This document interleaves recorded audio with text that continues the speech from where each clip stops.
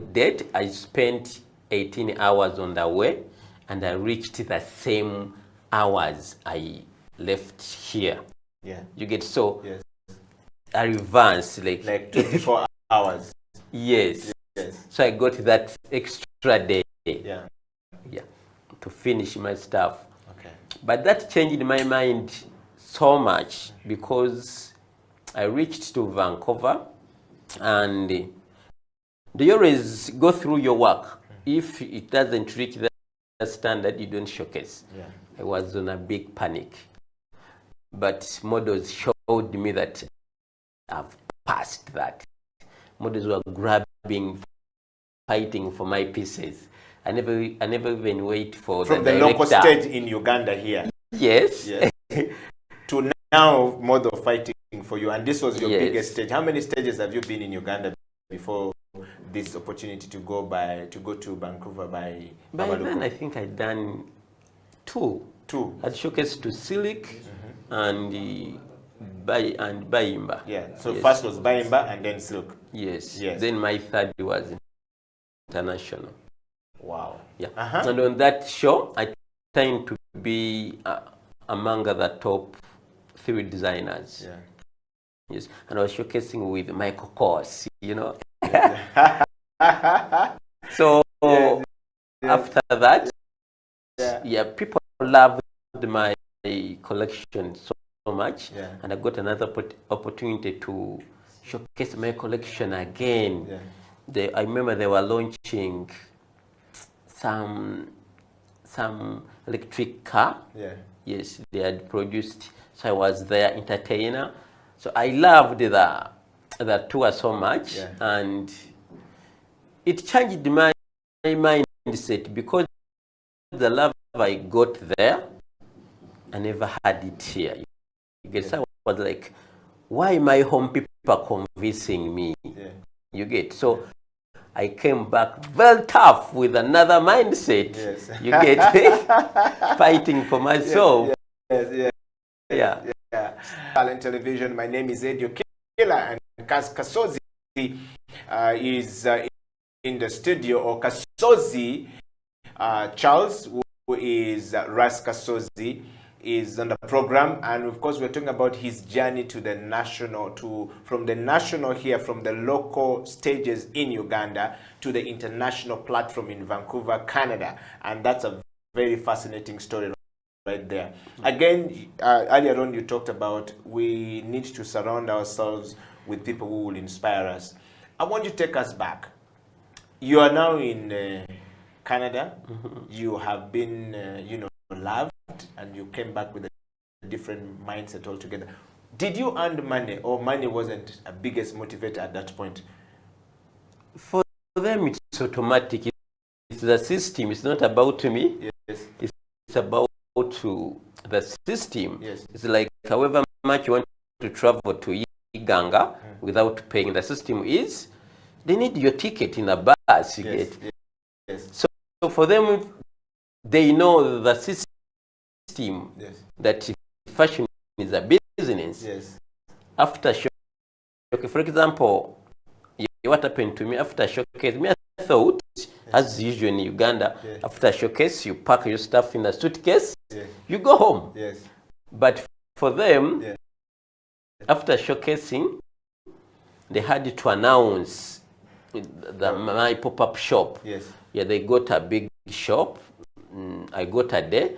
They put everything they had aside and display my stuff. Yes. So people came and purchased everything, and they loved the way they did it. They were asking me, like I had a manager that time. Yes. She was called Christine. Yeah. She asked me how much this jacket, and then she had to teach me, now, in Canada, you can't sell something from the runway $300. That's very cheap. Yes. Yeah, like expenses are here high, and also the platform you get. Yeah. So it helped me. She helped me to price. Know the pricing. Yes. She did that. So I gave her the authority to do everything for me.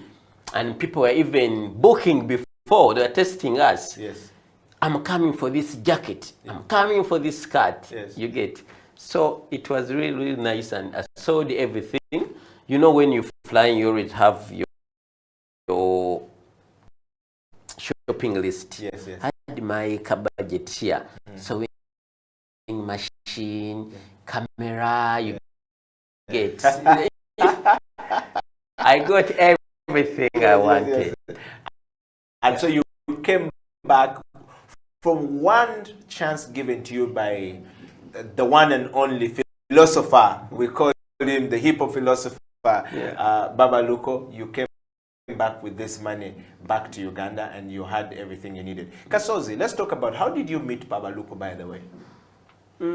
As a youth, I never had friends, like basically when I was growing, like, you know, our mom used to try to tell us, like, as we poor and it's okay. In this world, there are those rich people and then poor people. Yes. You get, so for us, we are born that way. Yes. And we shouldn't be struggling for things that are for rich people. You get. Yes. So I was very satisfied with my life. And I used to spend a lot of my time from home, within the house. Doing the art, drawing, working with a machine. But accidentally, I went to Laba. No, there was a festival at Kololo.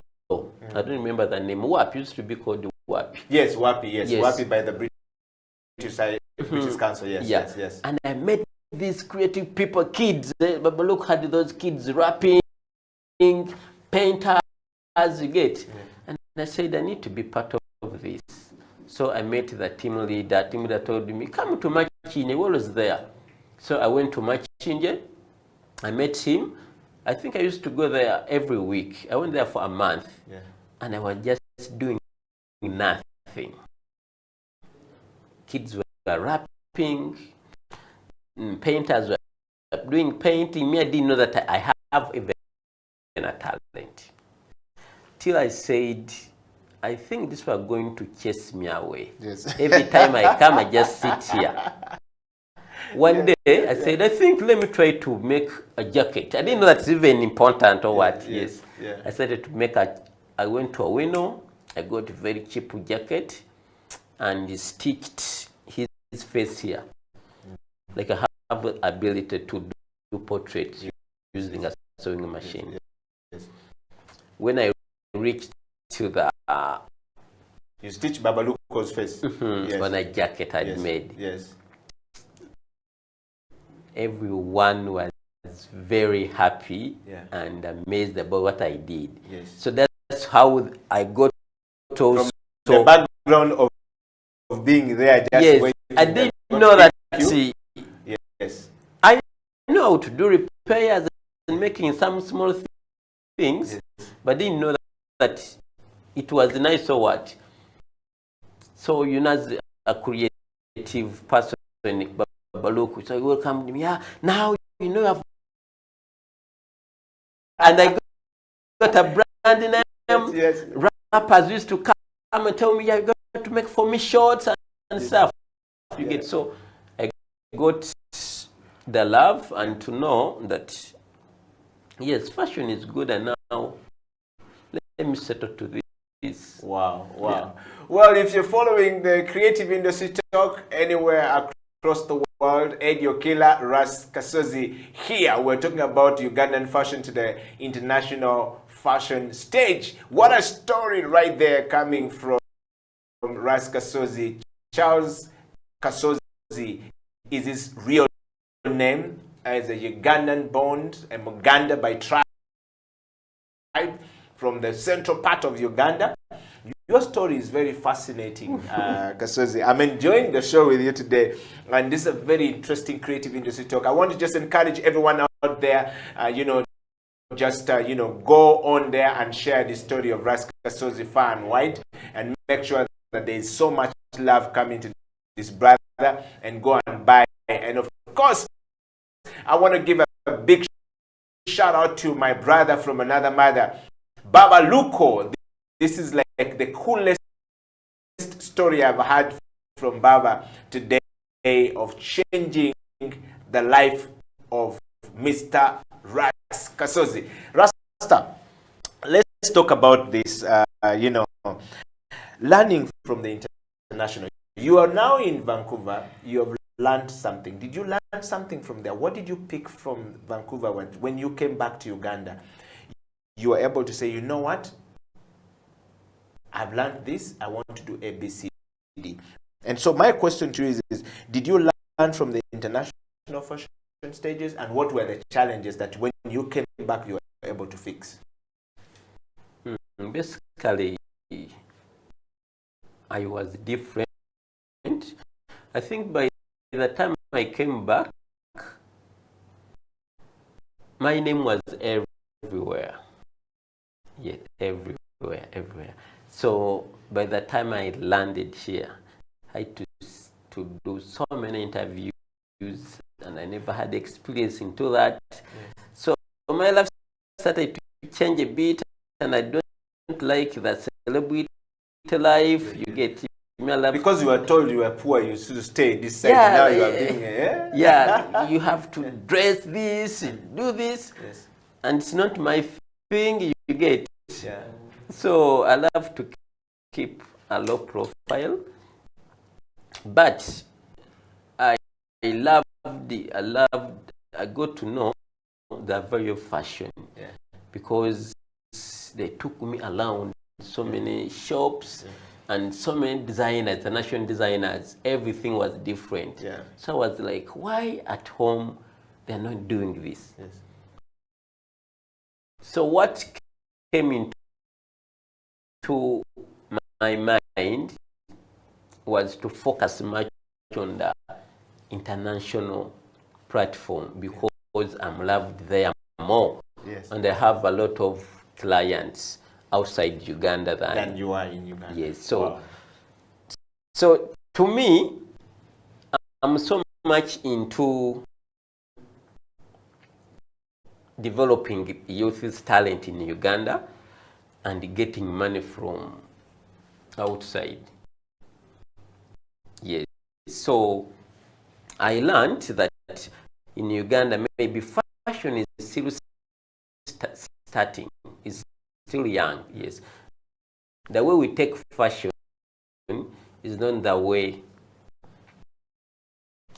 it's taken outside there. It's a big business, and here it's about talent. You get? Yeah, the same thing I've told you about fashion shows here. Fashion shows are about entertaining. Yes. You like perform.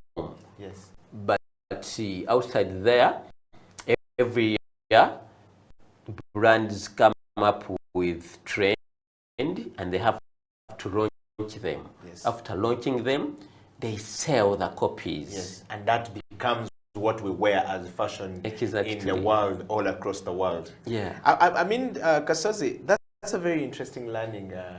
Did you face any challenges along the way? I was super excited. I think I was young, yeah. And people loved me so much. So I was just receiving, yes. learning everything. Yes. Yeah, just I remember I used to tell them, like they used to make joke out of me. I never wanted to drink water. Like they know for them water is life. Yeah. And with me, I used to know I take water because I'm poor. Yeah. Now I'm in Canada, I don't take water. I totally refuse to take water. And they were making fun of me. Wow, yeah. wow. But the biggest challenge was, how do you leave Canada and come back to Uganda? You get, whereby now you have learned, and what you have learned doesn't work back home. You get. So it's two ways. You live it or you challenge yourself. You get. So you know, now we have the internet. Yeah, so I live here, but try to make sure I'm connected to the world. Okay. Yeah. Wow, wow. Thank you so much, Kasozi, first of all, for that moment, and thank you very much, everybody who is watching the show from all across the world. Thank you for being part of the Creative Industry Talk, growing bigger and better. We're going to take a break, and when we come back, Kasozi will tell us a little bit more about, you know, the new program he's doing called the Seed Program, which video we're actually going to play right now. And of course, you know, what are the advice that he can give to the young people who have not been able to, you know, get opportunity like him, or were looking for such opportunity like, you know, Baba Luko gave to Kasozi to go across the world. But also, we would want to know from him, which other stages has he been to since, you know, the Vancouver, you know, experience and the collaboration that have been happening. Stay right there. Creative Industry Talk will be right back after this break.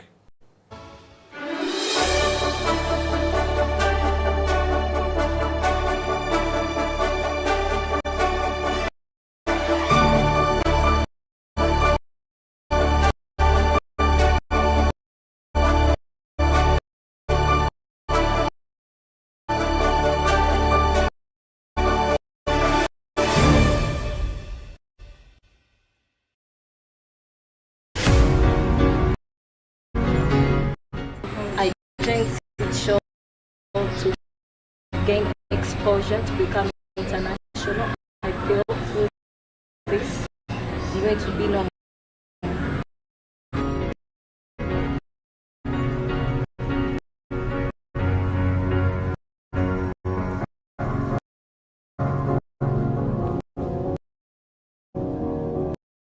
Cause you're a sky, cause you're a sky full of stars. I'm gonna give you my heart.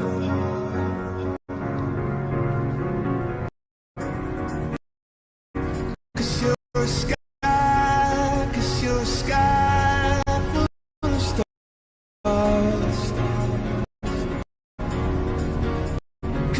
Cause you light up the path. I don't care, go on and tear me apart. I don't care if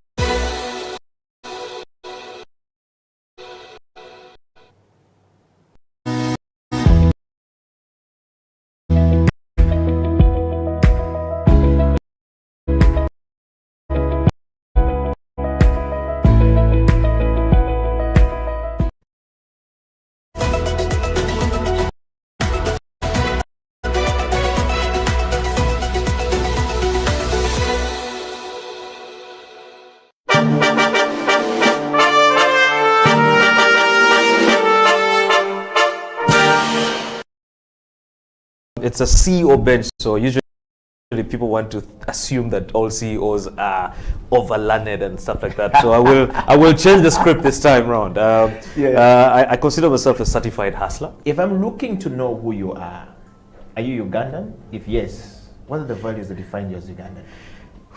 That's the easiest question, I think, to answer.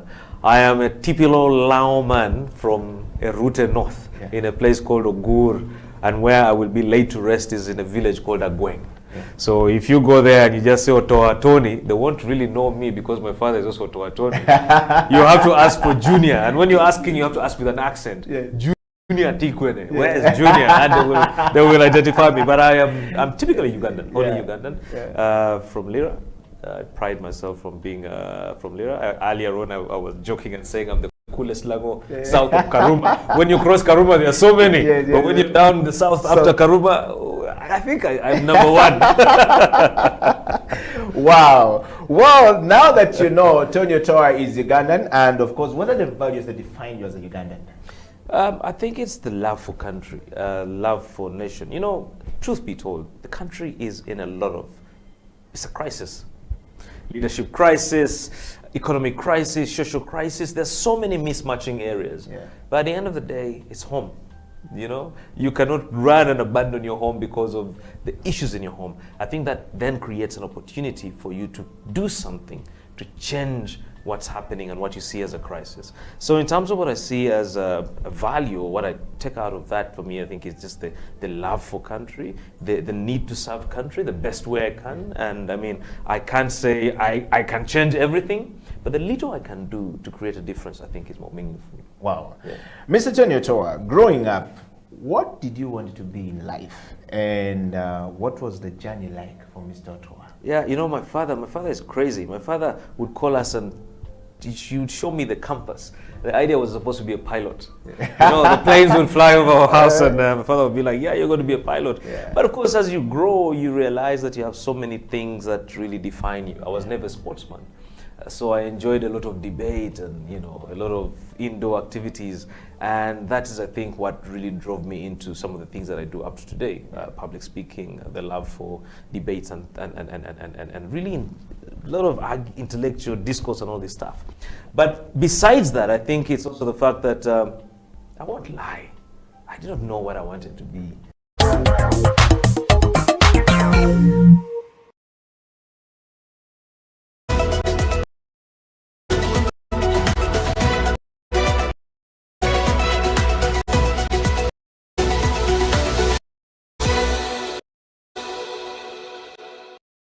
First and foremost, thank you very much for hosting me. I'm really, really humbled, and I'm blessed to be here. Yeah, surely. Talking about basketball, personally, my journey of basketball started from far, very, very far. That was in high school, and in a situation whereby we did not have enough exposure. We didn't have coaches. We didn't have the facilities like we do have them right now.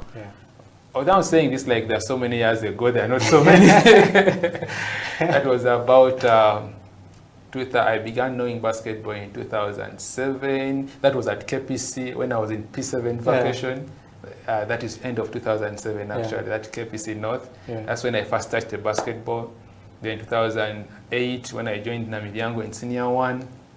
I saw people playing. Actually, the people whom I saw there playing and inspired me were Sally of, he played for Chambogo Warriors, if you remember him. The left-handed. Yes, and Omongin. Omongin, last I saw him playing for City Oil. Those were the guys whom I found in Namibyango. I was in Senior 1. These guys were playing basketball at another level. And we would actually just go there to watch them. You know, for us by that time, they couldn't allow you to step on the basketball court that those guys are on, because they were senior 6s, you are a senior 1.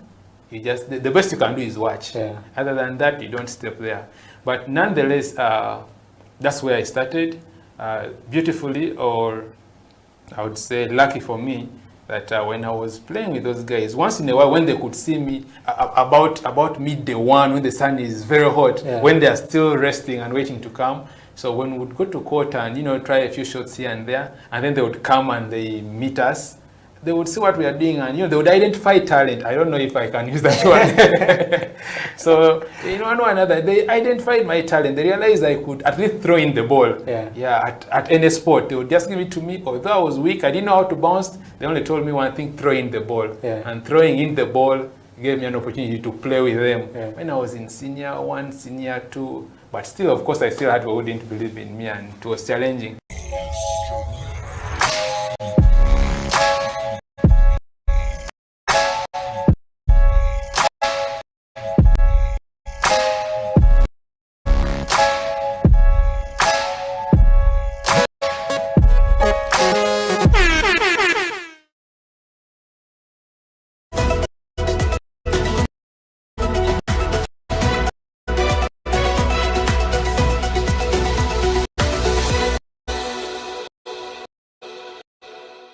And one thing I would like to allude to or tell the other youth out there is we have to start creating our own solutions for our own problems. Otherwise, no one else is going to come from, Europe, America, or wherever to try and fix our own issues. So I would like to urge other youth, the other creatives out there, hit the ground running, go in there, try and solve the problem that your neighbor has, the problem that your friends have.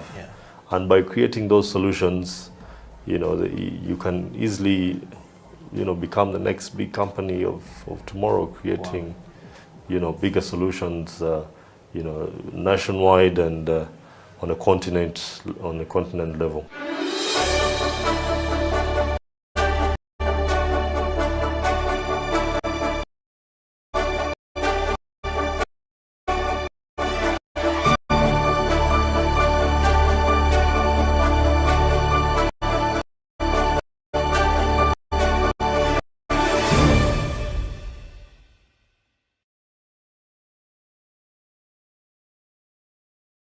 You have to know each equipment. You have to know the brew ratio. Actually, brew ratio is very important. The most important brew ratio. Now most people may not understand. It is the ratio of the coffee powder to water, and the yield. Water in this article will bring us into the yield. If I put 10 grams of coffee into my portafilter, how much of it am I exactly? So if you don't master the brew ratio, everything is going to turn out a mess. You understand? Even if you know that knowledge and you don't master the brew ratio.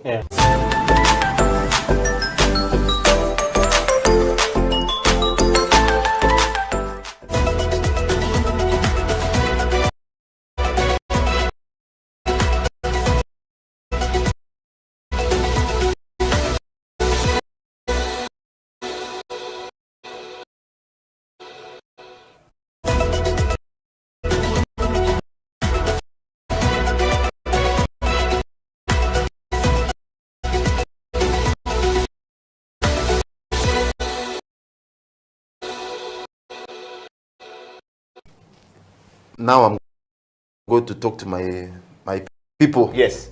Because I like what, as we are saying, vive la France, vive la francophonie.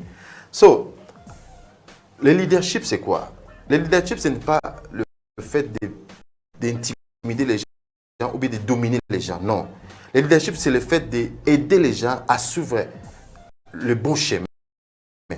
Parce qu'il y a des gens qui sont là, ils ne savent même pas par quel chemin emprunter. Il y a des gens qui ont même étudié, mais ils ne savent pas quel business ils doivent faire. Maintenant, l'idée, quand tu rencontres une personne pareille, tu vas l'orienter. Non, tu peux faire mieux que ce que tu fais. Non, la peur que tu as là ne va pas te tuer. Tu peux aller au-delà de la peur. Et l'idée, c'est comme j'avais donné l'exemple, allow me to go a little bit pas. J'avais donné l'exemple ici en français, en anglais, pardon. La vidéo que j'avais vue à propos de chiens. Il y avait un groupe de chiens au niveau du Canada et il n'y avait pas de l'eau. Pourquoi? Parce qu'il y avait la neige, il n'y avait pas la place pour que tout le monde puisse boire de l'eau. Mais il y avait seulement une petite place pour le boss que je vais appeler. Et il ne voulait pas que les autres puissent venir boire de l'eau. Comme il était boss, il intimidait les gens. Mais il y avait un petit garçon, un petit chien qui était là à côté. Il a eu l'idée de briser la glace là où il y avait pas, parce que l'eau était en dessous et il n'y avait pas moyen de boire. Mais le petit chien a brisé et tout le monde a vu ce qu'il faisait. Ils sont venus, ils ont commencé à briser et tous ont profité avec l'eau potable. Et le boss était laissé comme un vaurien. Personne ne le faisait confiance parce qu'il n'était pas là pour les aider. Il était là simplement pour le faire peur, les intimider.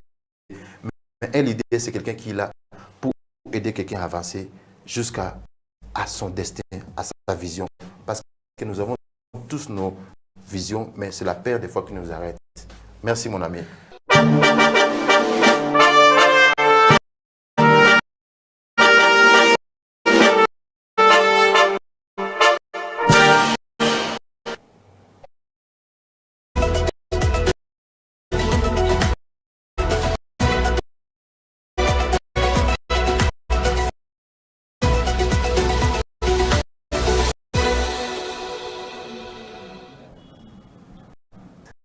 What can the men do, okay, to promote women's sports or basketball for that matter?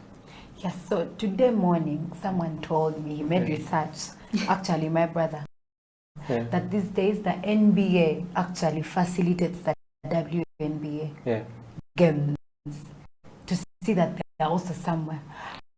How about the NBL men that's doing something, not totally like investing in and all that, but it can be with the support system. It can be one very good thing, seeing that creating more opportunities for these ladies, putting up different games like, so as like women can be like seen or showing that these guys also like care. It can start with support, and then with time they can also like recommend whoever facilitates them to like partially have his thoughts somewhere on the women's team, so that like they can all go about like together in solidarity. I think that can work. I don't think it's something big. It can start with support and then financially with time.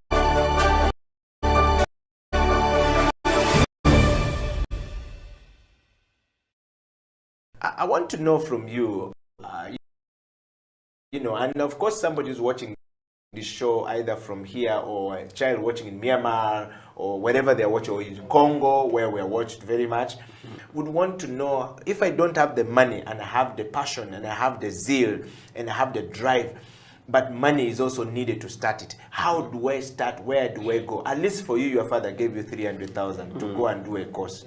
We don't know whether you spent the whole school fees or you only spent 1 month, took part of the school fees. What happened? How did you start, your fashion? Did you get money from somewhere? How should one start if I want to start? And I was like Kasozi. I think we should try to be close to people who love what we do, basically. Because even me, I managed to skip from that low level to another. surprisingly, I got a text from Gloria. Customers have been looking for you over the last 3 months. Then my mind was like, the daughter of a tycoon is looking for me. I was even moving on Loom Street. So that changed my mind and started respecting myself a bit. Like, somehow I'm important. If someone important is looking for me, that's opened my mind and start to know that I need to be serious, have a skill, have a business, and also work more with my fashion, because by then I was still an amateur. So I never had money to go to buy books, and no designer could invite me, So I got to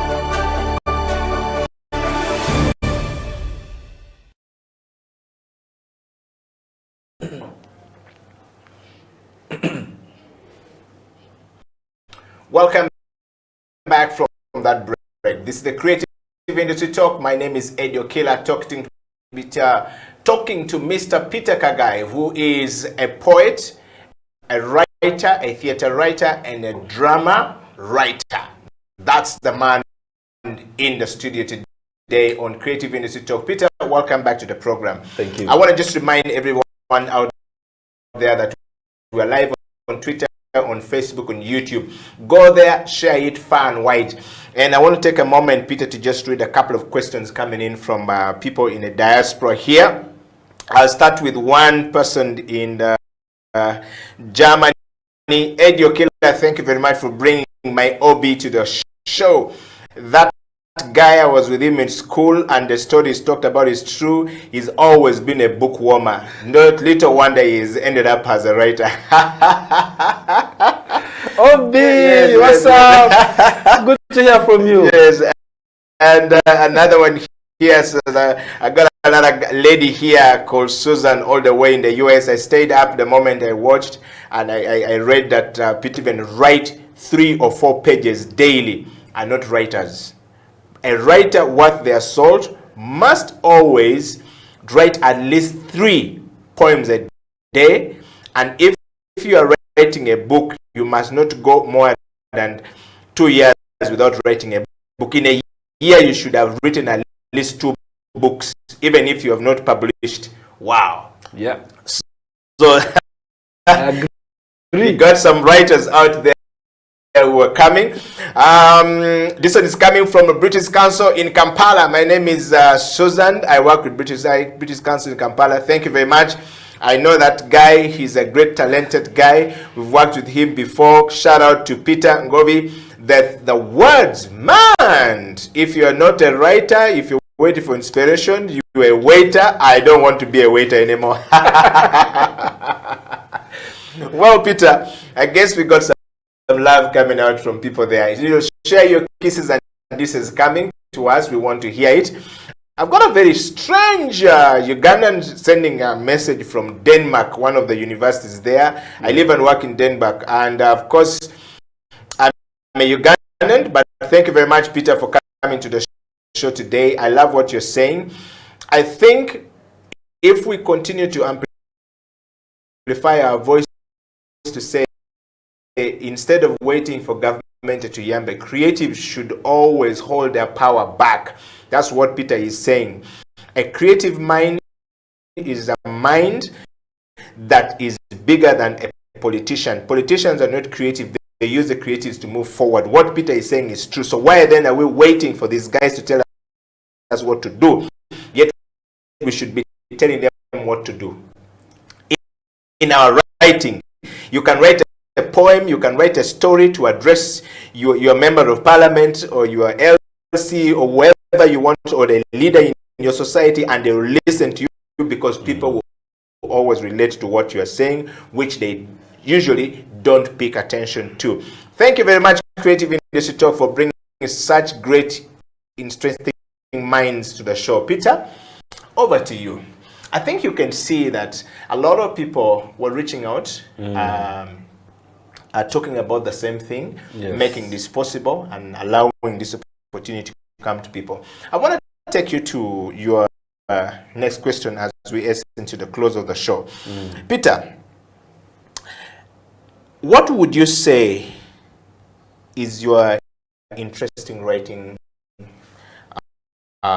quirk? What quirk? Yes. Oh, what do you mean quirk? If you don't mind me asking. The word quirk is Quirk. Ah. Yes, the one that you poets likes to use the most. Quirk. Yes. What is your most interesting, what I would say, the most interesting writing time of the day? I'll break it down that way. Yes. Okay. I write anytime. Okay. The point is, when do I edit? That's where you've got the quirk. Yes. My quirk is at 3 a.m. Okay. I believe in the night. I believe in the quietness. When it all feels like the world is fast asleep, and you attend. I mean, when silence speaks to you. Yeah. But for me, the effort in writing, actually, the great work in writing is not in the writing itself. Yeah. It is in the polishing of the writing. Okay. Yeah. So I can even write a poem right now, off air. Yeah. I can think of lines, but now the whole idea of now, interrogating the thoughts, developing the patterns you want it to have. Yes. Thinking of the listening audience, all those 3 a.m. Wow.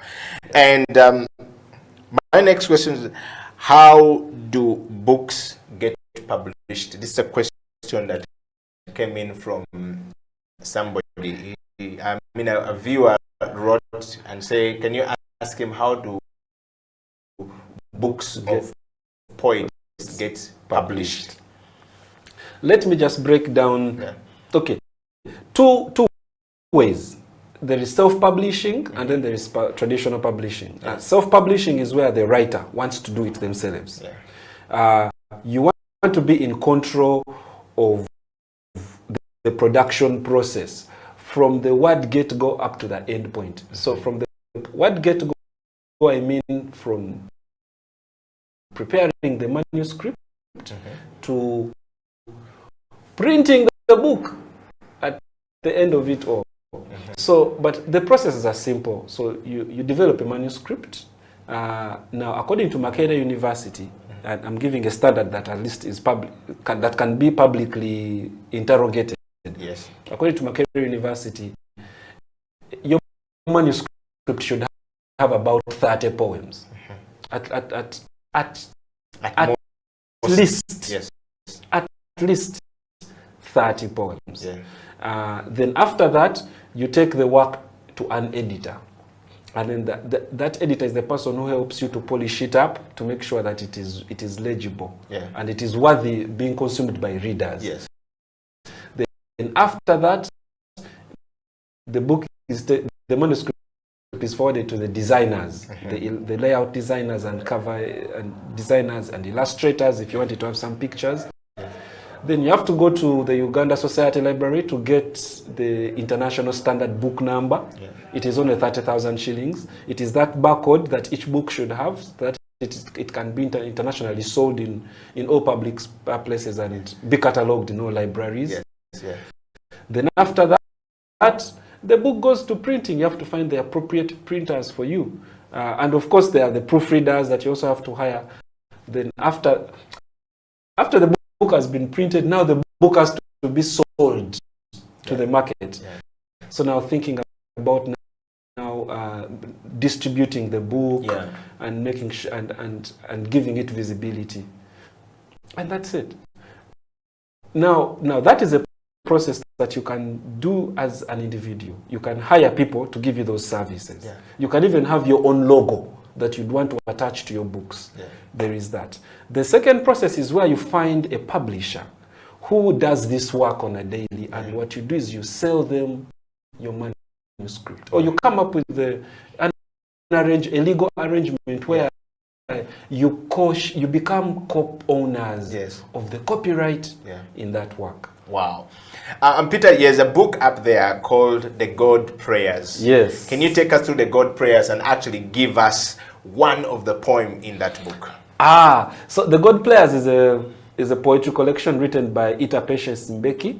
Mbeki she's now a PhD student at Makerere Institute of Social Research. Yeah. But by the time we published it, she was a teacher at King's College, Budo. So what we were doing then was promoting literature among young people by encouraging their teachers to also write. Wow. Because the idea was, if the students see their teachers publishing, then they would also want to they'll be more confident to also think of taking on publishing. Yes. Unfortunately, I don't have all the poems in that book Yes.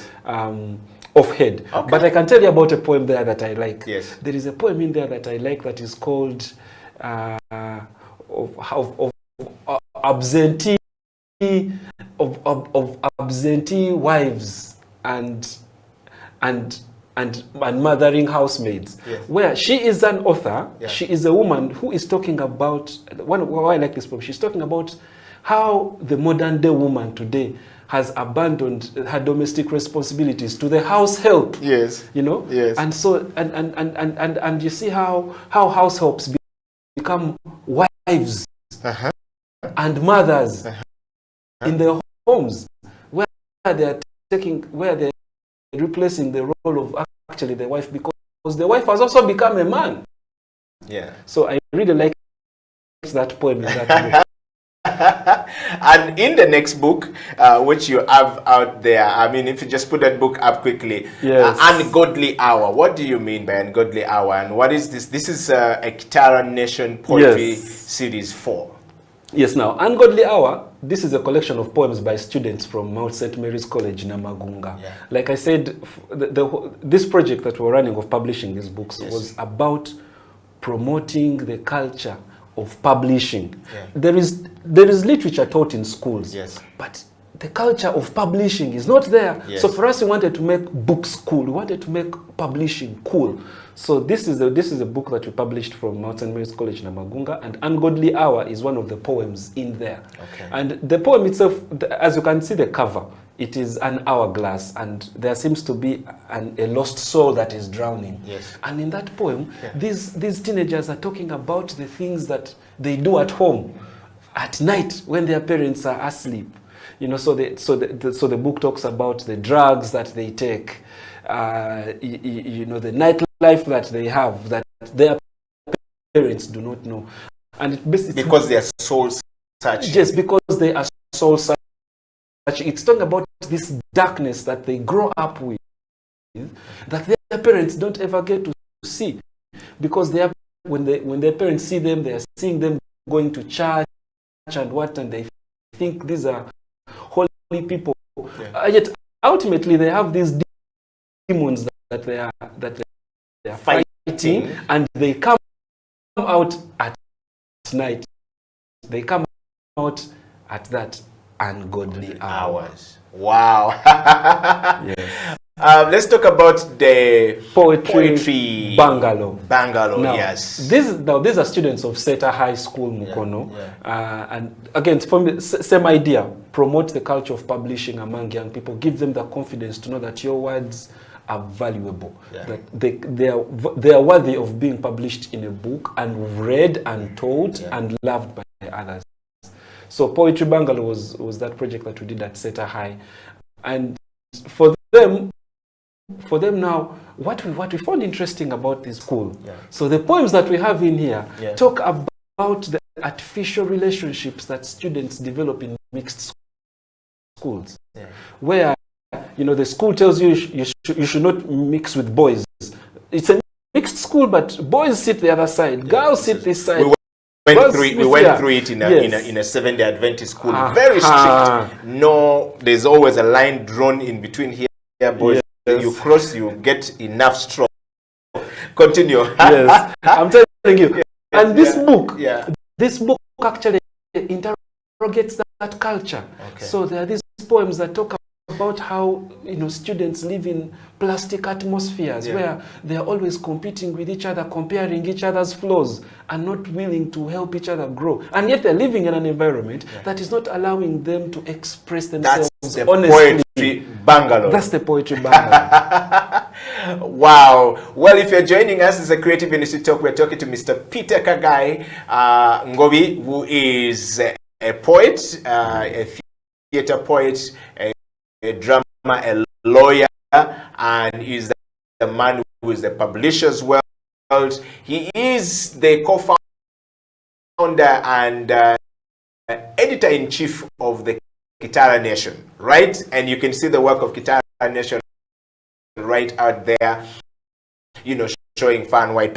Peter, I want to ask a question coming from the viewer up here that says, thank you very much, Peter, for that answer on the publishing. That's really good. I wish you could have people talk more about this for young writers like some of us. I didn't even know that you have to go through this. Looks so very elaborate, but thank you. My question goes to Peter. Where do you get your information or ideas for your books, Peter? The viewer is asking, where do you get your, where do you get your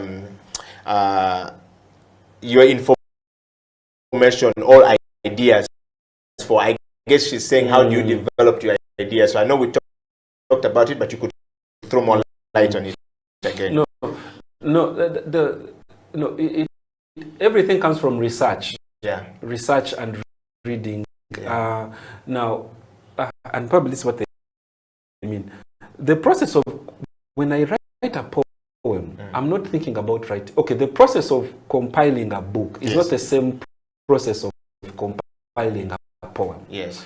When I'm compiling a book, I am getting a collective of my thoughts I have gathered over time. Yeah. And I want you to know me. Yeah. Through my poems I have written. Yes. So that means that first thing that I have to consider is what are my interests? Yes. What are the things that speak to me when I'm writing? Yeah. Because when you want people to know you, you want them to know you about the things that are personal to you. Yeah. So that's the first thing you consider. Second thing you consider is who is going to read. In what language do they speak? In what language do you write? Yeah. So I am a Musoga, but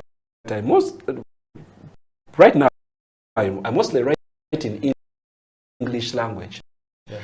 So when I'm putting my books together, I know that I am targeting English language readers. Where do I find them? How do I find them? How do I market to them? Yeah. So you think about, for me, most importantly, a book, even a poetry book, it is a storybook.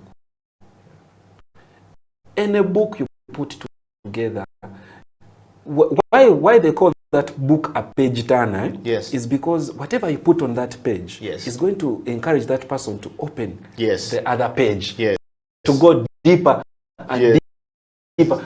So you have to be careful on what you put on the first page, the second page, the third, the fourth, because it must be connected from the first cover to the next cover. Eddie, thank you very much. Just before you end the show, can you please ask Peter, when did he first publish his first book and how old were you? No, I first published when I was I first published when I was 29. My first book, the headline that morning. Yes. It was the first book myself published. But before that, my friends in the Lantern Meet had published. I'm a Daniel Nuamanya. yes, Daniel Mutembesa. Yes, Say, right? Yes. Wonderful. Yes. That generation. Yes. I have been around that circle. Yes. Surprised. I'm surprised. So our first book was in 2012. Yeah. And by that time, I was already out of campus. Yes. It was called Broken Voices of the Revolution. Yes. Now, the first book I worked on with my own hands was in 2013. It was for my students at Nabisunza Girls School. They were in S4. Yeah. Yeah. And we published for them a book. Okay. And then I have a last question here, which is coming and saying that, what do you like to do when you are not writing, Peter? When I'm not writing, yes. What do I like to do? Yes. Do I like to do it? Anyway, we know you're already not practicing law when you're not writing. No, I am. When I'm not writing, I am reading. If I'm not reading, I am watching. I am blessed to be a publisher. Okay. So either I'm reading other people's works, or I am scouting for talent. So I'm going through social media looking for writers to publish. My work is, honestly speaking, I am a writer. I do most 99% of my life. I'm either writing or reading. Yes. And as we hasten to the close, before we take the next steps of question about being on stage and performing on stage, Peter, what does one, or rather, what was one of the most surprising thing that you learned in creating your books, or creating books for others, or writing books for others? What's the surprising thing they can talk about as a publisher, as a writer, at that point? Yes, those ones are many. Remember we're talking about defining and distinguishing. I think the poet, the prose, and the drama in it. I think there are quite a number of surprising things. Yes. One is, don't ever expect your friends to support you. Yes. I think the biggest mistake you can ever make as a writer is to listen to people tell you, hey, you publish, we shall buy. Me, I'll buy 100 books. Yes. I'll buy 10. Yes. And then you bring the book, and then that's when they remember, I have bills to pay. I think for me, the biggest lesson I have learned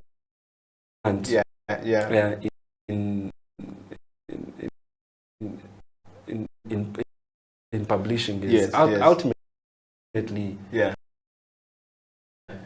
if you want to make this a career, and you want it to be a success, avoid marketing to friends and family. Okay.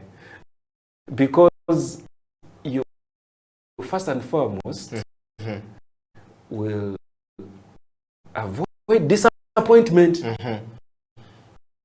And that disappointment that brings disillusionment. Yes.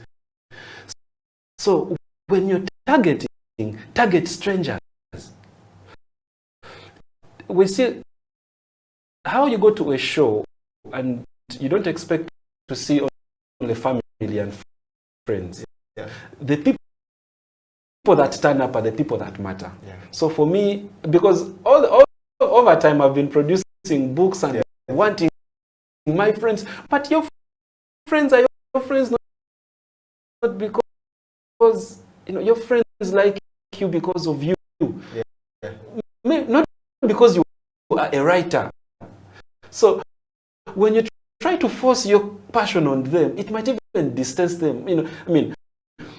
I have siblings who have never read my books, and we meet every day, but reading is not their thing. So if I become emotional and I'm like yo, Enoch, you're my kid, bro, not even buying my book, Yes. then I'm actually killing off a market. I'm giving off a wrong vibe. Yeah. But if I target the reader, who is a stranger, but that person who loves reading, then that person is always even going to help me grow my business, because they're going to market me to other readers. Yeah. So I learned that very fast. Avoid the obvious. Avoid thinking that your friends will support you, your family will support. They love you as you, not because of in fact, they don't even understand your art things. So look for the people that art, and for me, by the way, this is very important, because most of us get frustrated when we don't see our friends supporting our hustle. It is not that they don't want to support us. These things are not for them. They also have their own passions. Yes. So I learned that. Secondly, third, actually, money. I want to talk about money. Yes, third is the money. Yes. Whether you like it or not, you will not escape the question of resources. Yeah. And you must have answers. And you can't produce all these things without resources. You must have, no, God is, look, unless you're going to wait for manna and quail to drop from heaven, but you must provide the answer to that no one else is going to.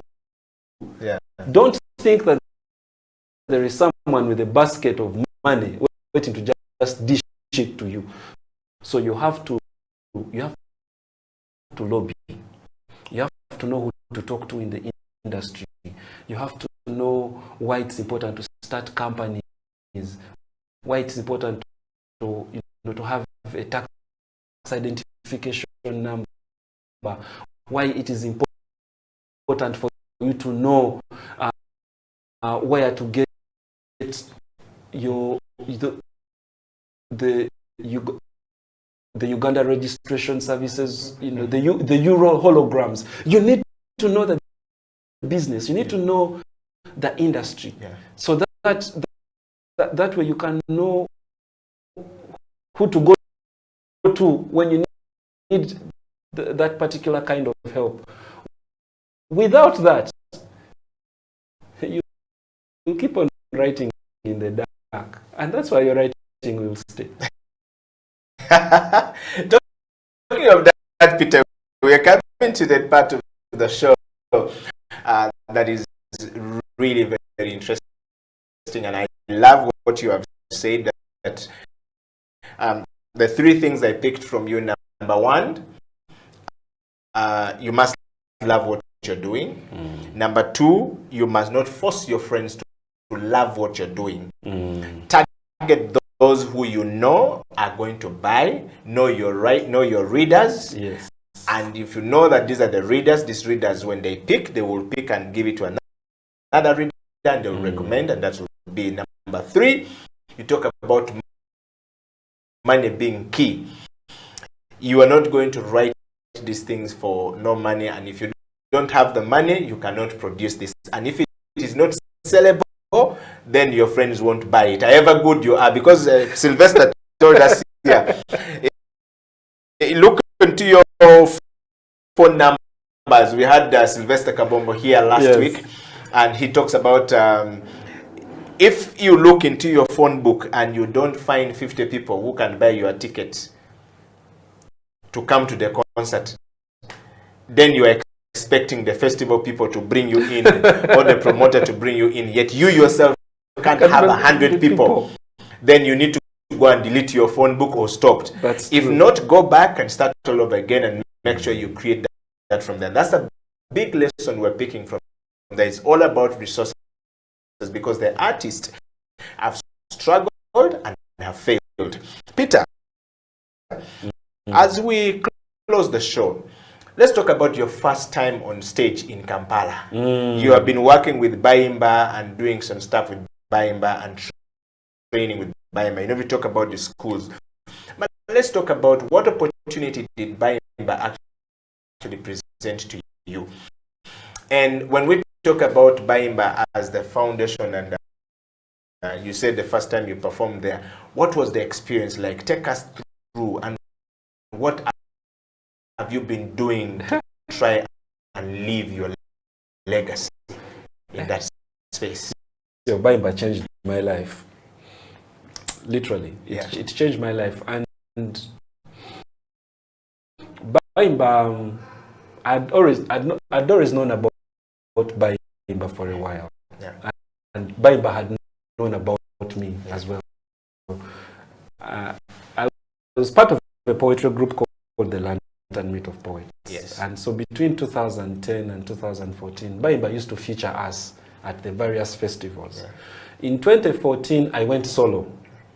And I started, and I was still at Nabisusa at the time, and wanted to do a poetry festival.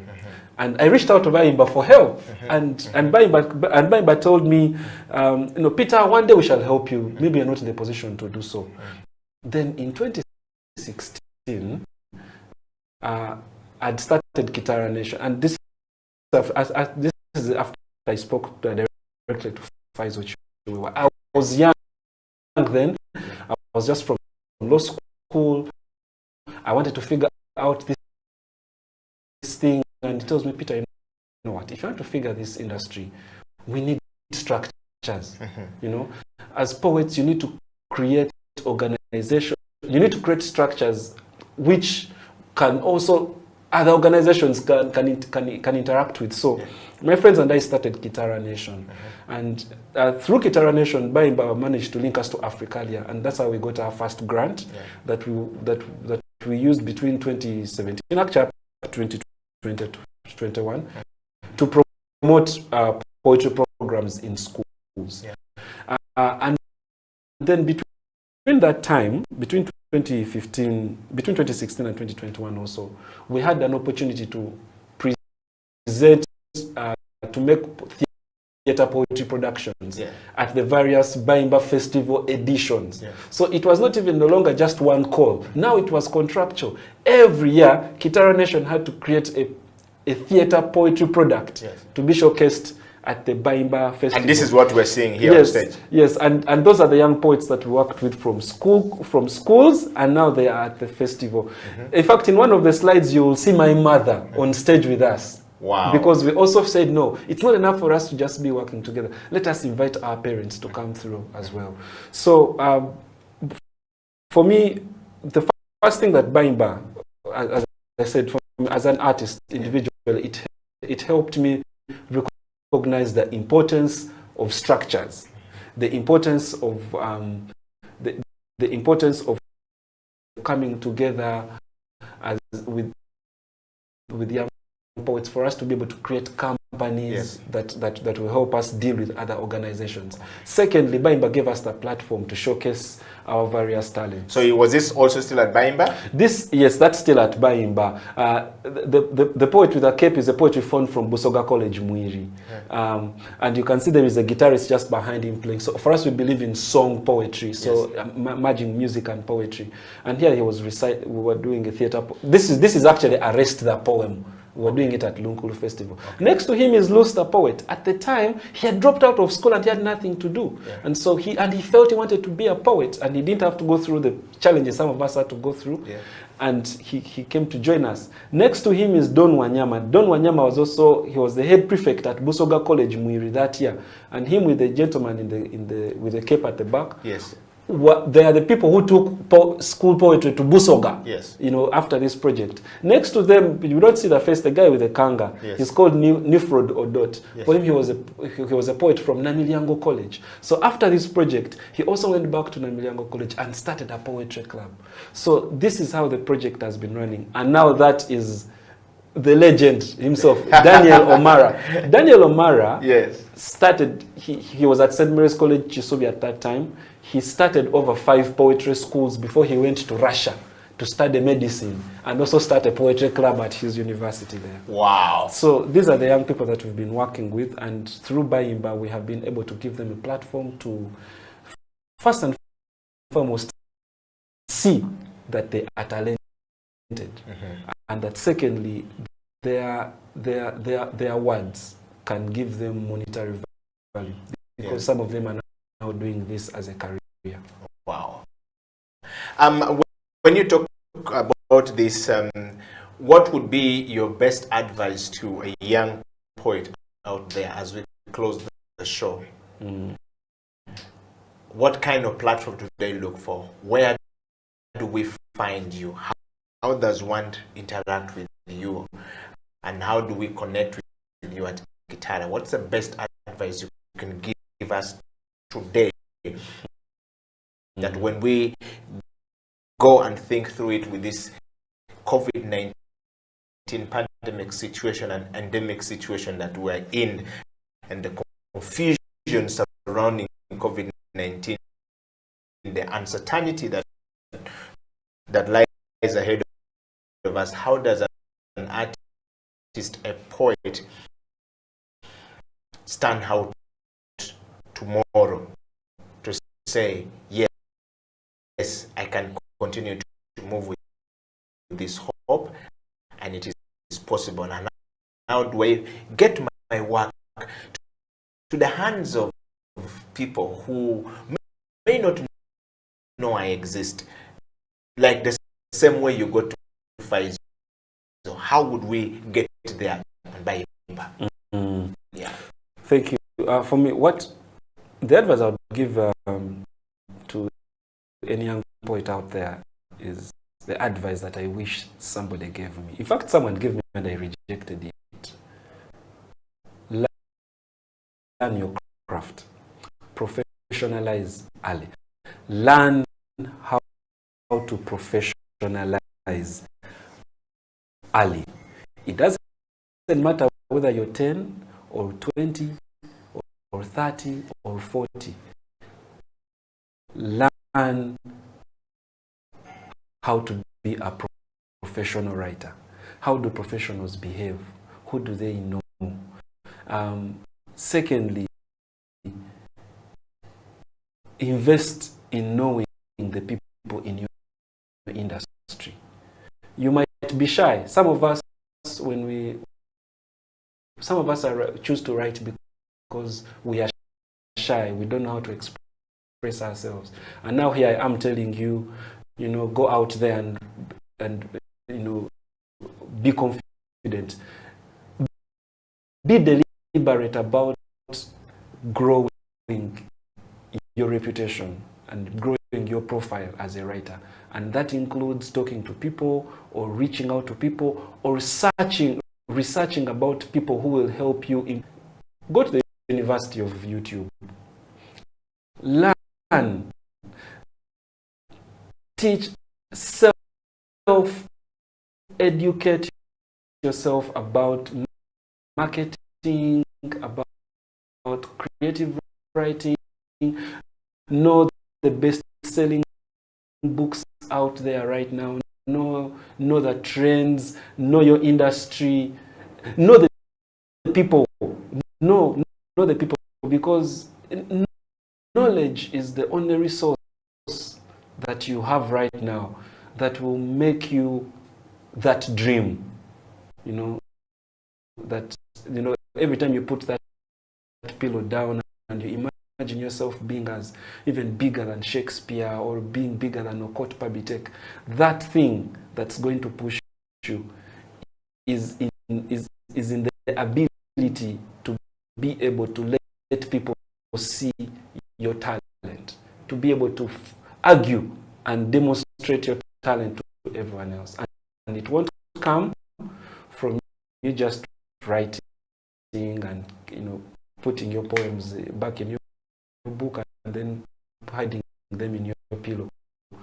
You have to be at the forefront of your career. Finally, Peter, 2021 is coming to a close. We're going into a new year. Yeah.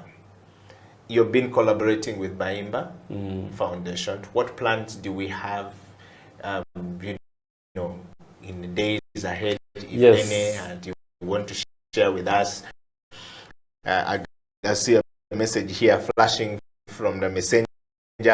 Too many messages, over 500 on messenger. I can't read all the messages on messenger, but thank you very much, everybody. But this one saying that how do I get into the program with Bayimba that Peter is talking about? He's a poet, he's a drummer himself. He says a drummer artist. I don't know what that means. He's the actor, but want to know how do they get, and is there any program for them in days ahead? Could you share some more light as we close? All right. So if you're interested in publishing poetry, for example, you can reach us. You can reach out to Kitara Nation. We have a website, our social media spaces. It's all Kitara Nation. Facebook, Twitter, Instagram. Our email is kitaranation.uganda@gmail.com. Reach out. Let's start a conversation. Yeah. Now, if you're interested in learning how to perform and how to write and how to perform, it's the same way. You can reach us. You can reach out to us on our various media platforms, and we shall be able to help you. Now, for those of you who have programs or projects that you want to run and you want to reach out to Bayimba, again, you can go through their social. The beauty about the social media these days is that it has made it easier, to access some people where previously, you have to write a letter or you have to write an email. These days, just a messenger message is enough for to get you through that door.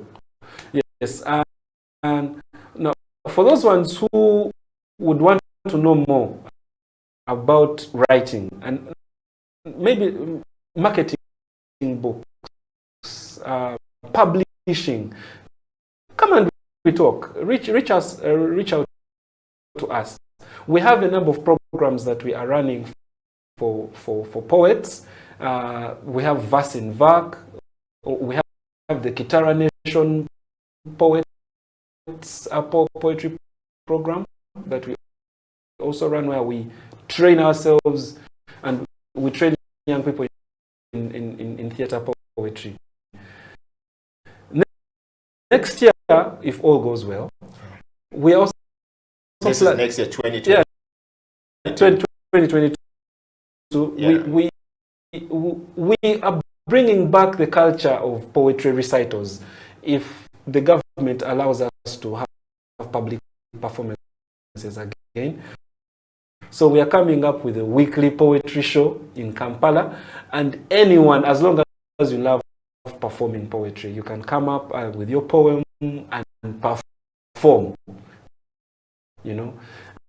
and again, if you have a manuscript and you want to publish, we are your guys. Just come and we talk. Thank you very much, Peter, for coming to the show today. And first, I want to put a topic up there, and just to remind everyone, that we've been talking about defining and distinguishing poetry, prose, and drama in Uganda and across borders. When we say in Uganda and across border, locally here in Uganda, within the boundaries of Uganda, do we have? Is it distinguished? Is it defined? Is poetry clear? Do we see the prose when people perform? Do we understand what it means? That's what Peter has been sharing on the show today. And then, of course, we have been talking to Peter Kagai, who is the co-founder of Guitar Nation. Guitar Nation is one of the publishing house, and Peter himself is the publisher. He's a writer. He's a poet. He's a drummer. He's a theater writer. So if you have projects for him, please reach out to him. And we'd like to say thank you very much to everyone. We would like to say, Peter, that it's been really great,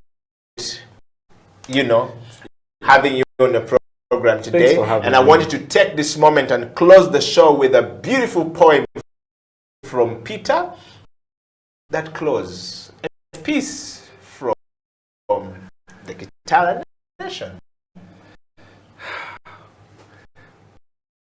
Wow.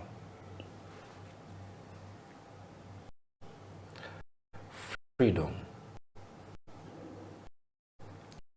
Freedom is the music of voices stretched in our throats, reaching out to our hearts since our voices were once ghosts. Freedom is the music of voices remembering the ones we have lost in fright and in fear. Freedom is knowing in the morning you can open your heart's window and let the sun in. Freedom is knowing why a caged bird sings. Freedom. Freedom. That's me. Thank you so much. We've come to the end of the show today. We want to say beautiful day. Stay in freedom, and please, freedom is opening up your heart very hard in the morning and let the sun in. Until then, Creative Industry Talk has come to an end. Edio Kila and Peter Kagai Ngobi signing out.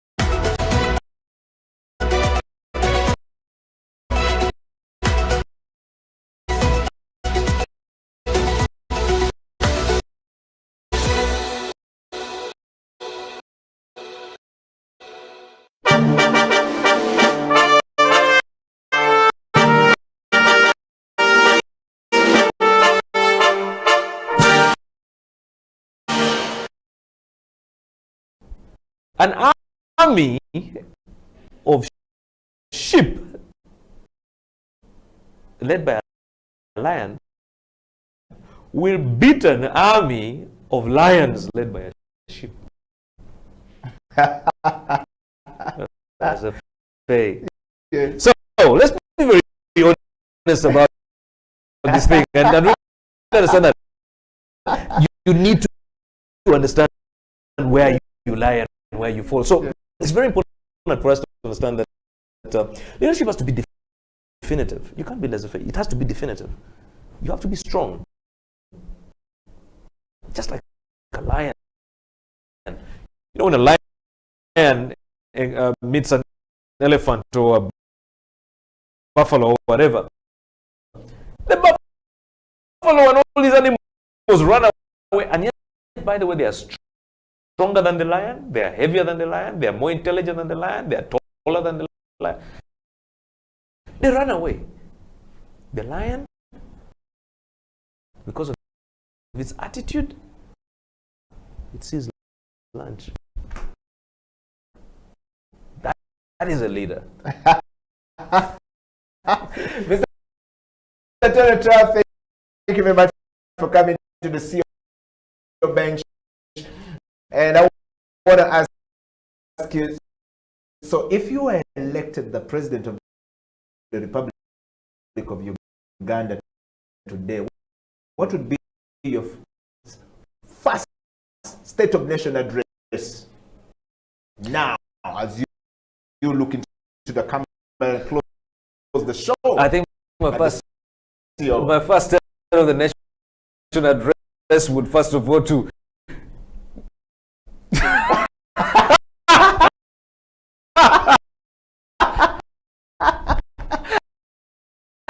I think I'll just close it there.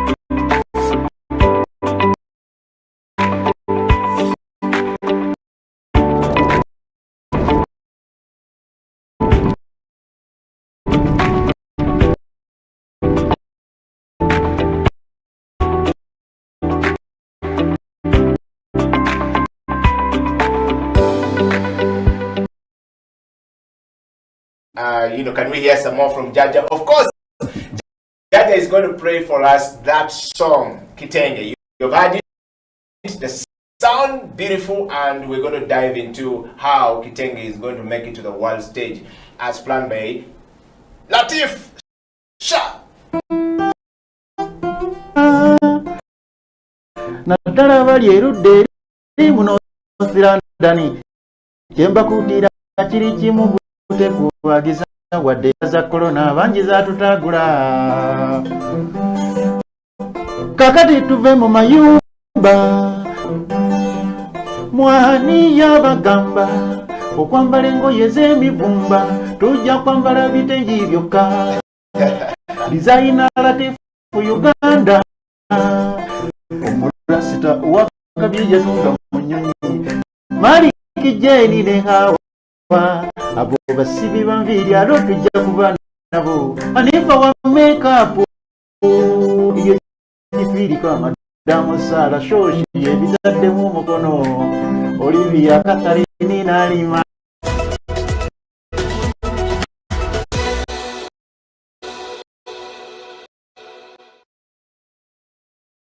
What does it mean to be a community artist? What does it mean to to work within a community whereby you are all in the same boat but in different boats? Yes. Yeah. So I think here for me, if you are working for a community, there are certain things expecting to earn from. Yeah. And if you're working for yourself, it doesn't mean that if you're working for yourself, you don't work for the community, or when you're working for the community, you don't work for yourself. So I think there is a need for a differentiation here in terms of like, what do I do for my community and what do I do for myself? Yeah. Because at the end of the day, you need to survive. You need revenue. You need to pay your bills or support your mom as well with your siblings. So I think you are doing that because you want to earn. Exactly. So that you can improve onto your life, so that you can, like you said. So for me, I think the advice would be like, what is the relationship between your community work and the work and your business? You know, if you think your community work is your business, then you have to have a model that is going to work to help you to earn from that community work. But then it ceases to be community and it becomes your business. You get what I mean? So when we work for our communities in the arts community, we work for them. We actually invest in them, you know, and then for us to survive as individuals, we have to find other alternative sources of revenue. And that's where I think Abdul has to think around and say, okay, my graffiti, my community education, my art, my area is where I feed my community with my skill and time and investment. But for me as a person, I need to find my own business revenue. So in other words, Faisal, what you're saying is that what we're seeing are being put on the screen. It's public art. So for example, Abdul, what Faisal is saying, that you can sell that art piece. So that should be in somebody's office. That should be in my office. That should be in Faisal's office. That should be in my sitting room. It reminds me that this work is painted by a community, by Abdul in this community, and I have it in my home.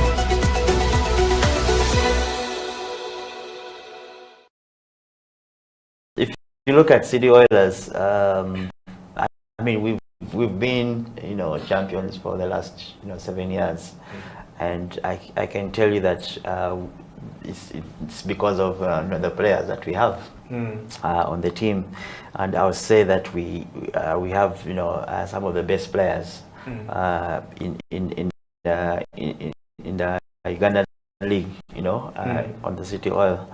So as a coach, you want to pick your best players in the country, to play, and I will not say it is unfortunate that they all come from City Oil, but you know, a lot of those players, you know, are City Oilers, and I really, you know, don't want to see it that because I'm a City Oilers coach and management is City Oilers, it's just purely on statistics and in summary, I think it's purely based on merit. It's definitely based on merit.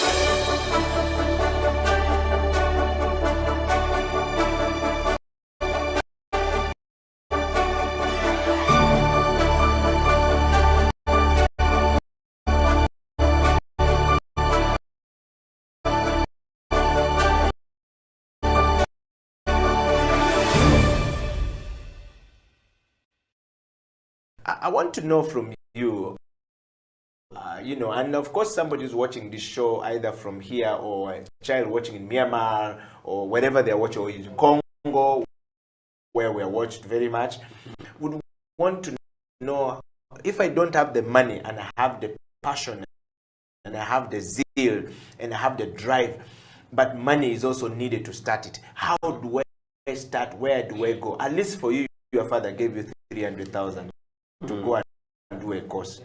We don't know whether you spent the whole school fees or you only spent 1 month, took part of the school fees. What happened? How did you start, you know, your fashion? Did you get money from somewhere? How should one start if I want to start? And I was like, Kasozi, I think we should try to be close to people who love what we do, basically. Yeah. Because even me, I managed to skip from that low level to another level because I had networks. Yes. Just me and Mia meeting Gloria Wavamuno changed my mind. Because I used to be Muyayona Street. So someone introduced me to Gloria Wavamuno, that I'm good. Me, I didn't know. To my phone, like over 2 months. Yes. So surprisingly, I got a text from Gloria. Kasozi, I've been looking for you over the last 3 months. Yeah. Then my mind was like, the daughter of a tycoon is looking for me. I was even moving on Loom Street. Yes. So that changed my mind and started respecting myself a bit. Like, somehow I'm important. If someone important is looking for me, that's opened my mind and started to know that I need to be serious, have a skill, have a business, and also work more with my fashion, because by then I was still an amateur. Yeah. So I never had money to go to buy books, and no designer could invite me, So I got to know basically all the knowledge through Aristotle, but I couldn't afford any book. I could go open and feed the mind. I move out, I make notes before I forget. Yes. Yeah.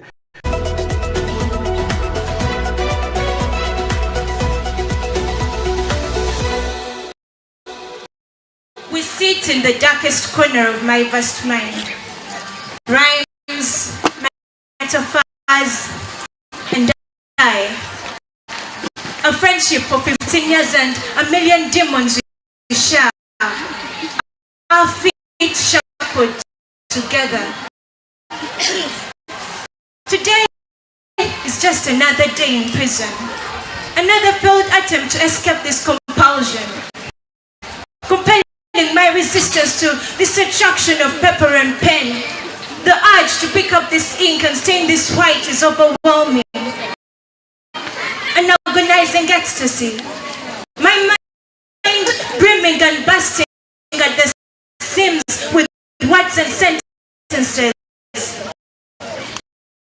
drowning me, choking me with desire to write. So dark, so painful, so sweet, allowing me no peace until these words are allowed to flow from the gooey matter of my brain, through my veins, out of my fingers, into this pen, through the ink with which I jot this down. In this moment, I realize I've become a prisoner of my talent. Yes, I say talent not with vanity. I say talent because in days such as this, it ceases to be a privilege. It turns into a jail cell I've tried to break from, but each time I attempt to escape, I fall right back harder. Now I realize this was never my decision to make or to change. I am part of a separate entity of spirits. We live by the pen. We teach, we correct, we rearrange, we give thoughts, opinions, and ideas wings with which to fly. And so, at a time like this, when these emotions are running, is an obligation.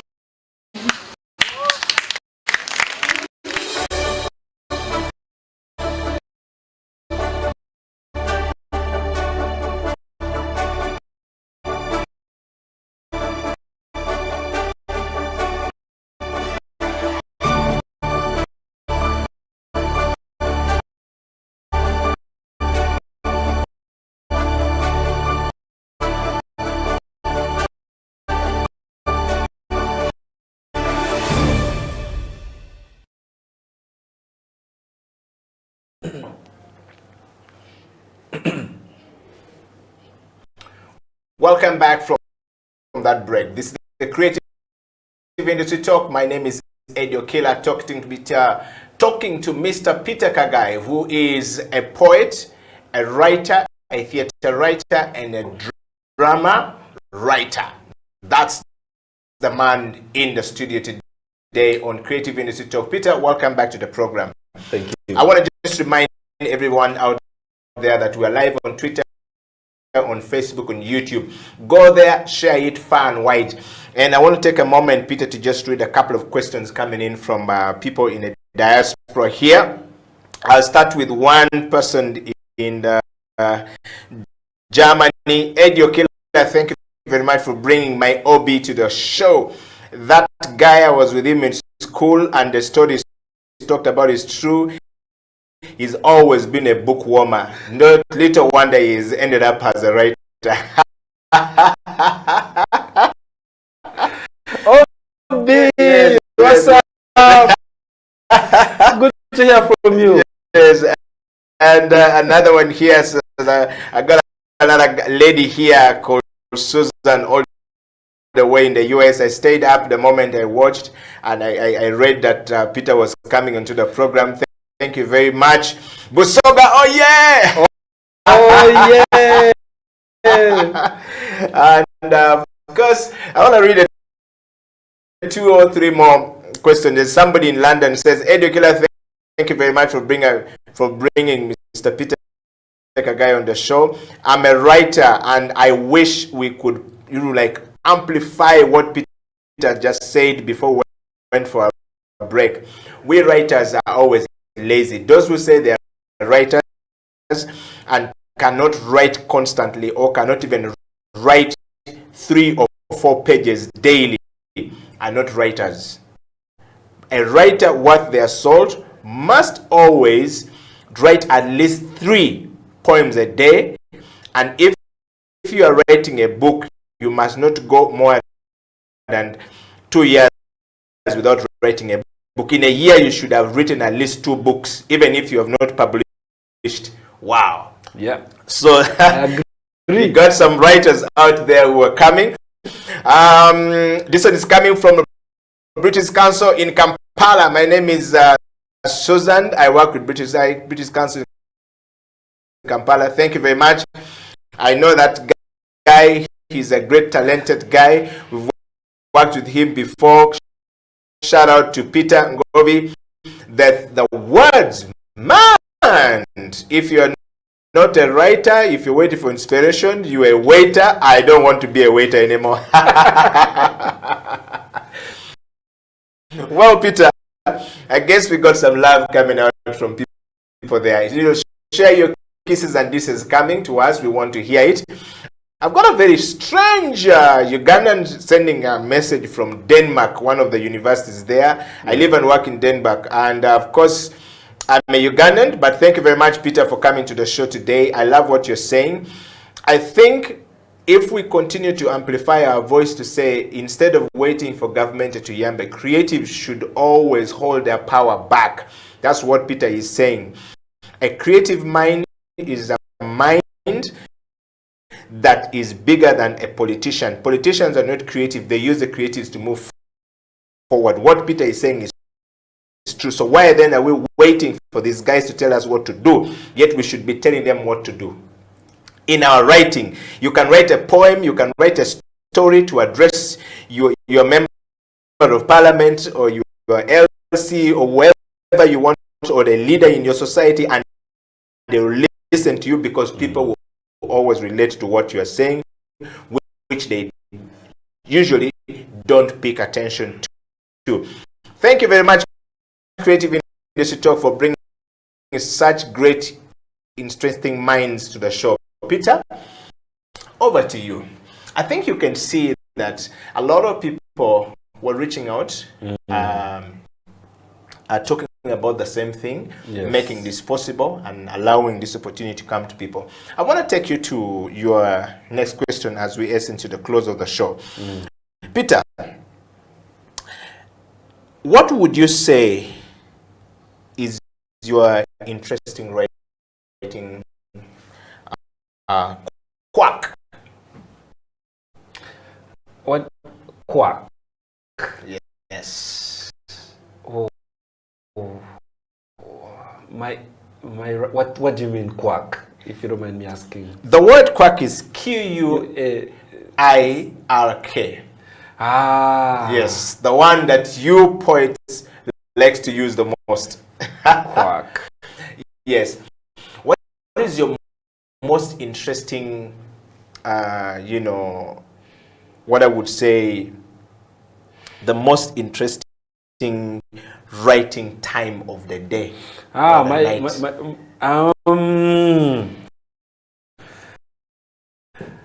it down that way. Yes. Okay. I write anytime.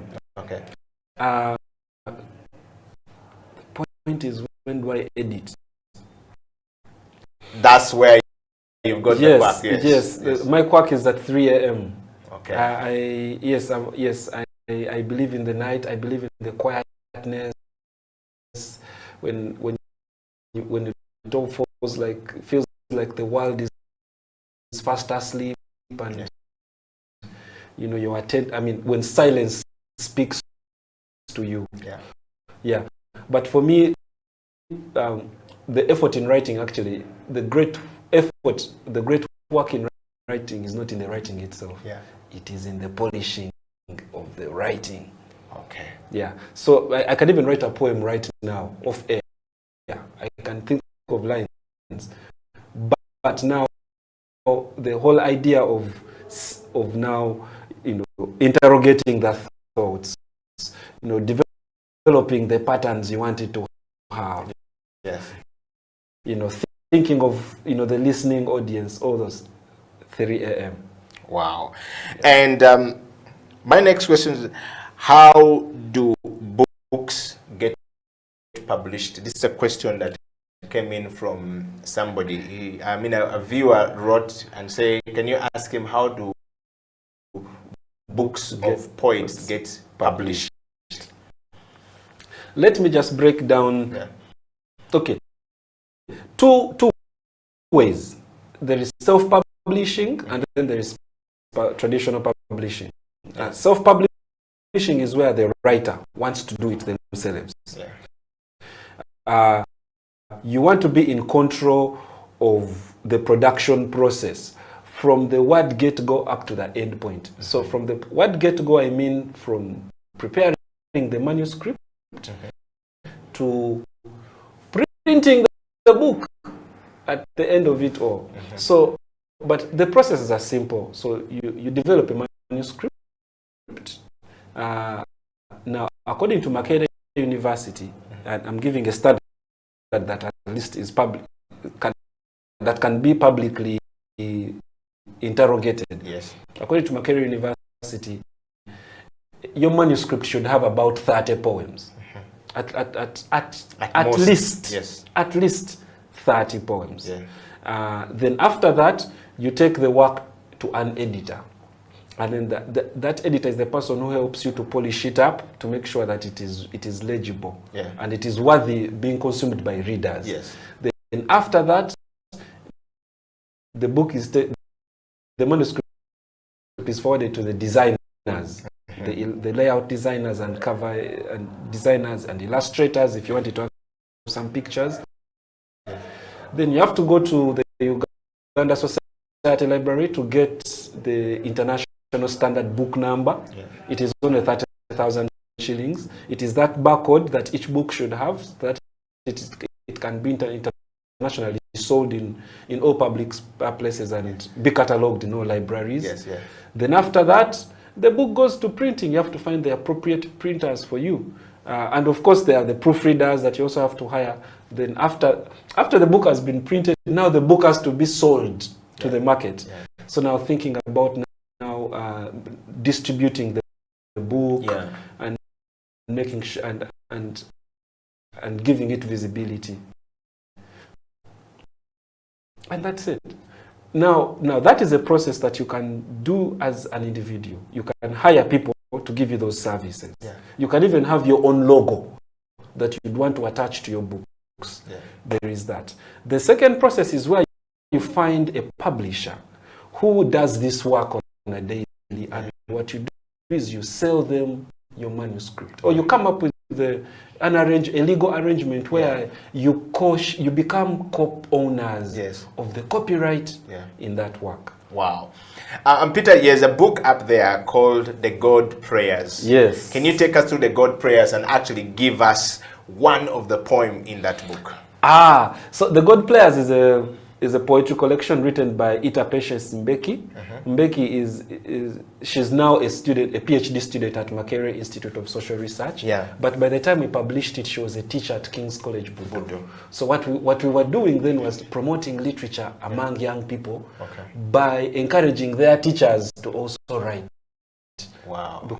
Because the idea was, if the students see their teachers publishing, then they would also want to be more, they'll be more confident to also think of taking on publishing. Yes. Unfortunately, I don't have all the poems in that book, yes, offhand. Okay. But I can tell you about a poem there that I like. Yes. There is a poem in there that I like that is called of absentee wives and mothering housemaids, yes, where she is an author. Yeah. She is a woman who is talking about, why I like this poem, she's talking about how the modern day woman today has abandoned her domestic responsibilities to the house help. Yes. You know? Yes. And so and you see how house helps become wives, uh-huh, and mothers, uh-huh, in their homes, where they're replacing the role of actually the wife, because the wife has also become a man. Yeah. So I really liked that poem in that book. And in the next book, which you have out there, I mean, if you just put that book up quickly.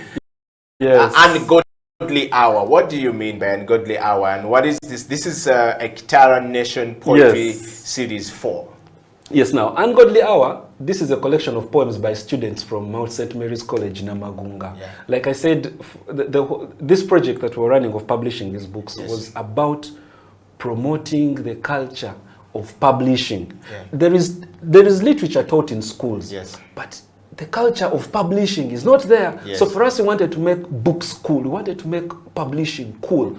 So this is a book that we published from Mount St. Mary's College Namagunga, and Ungodly Hour is one of the poems in there.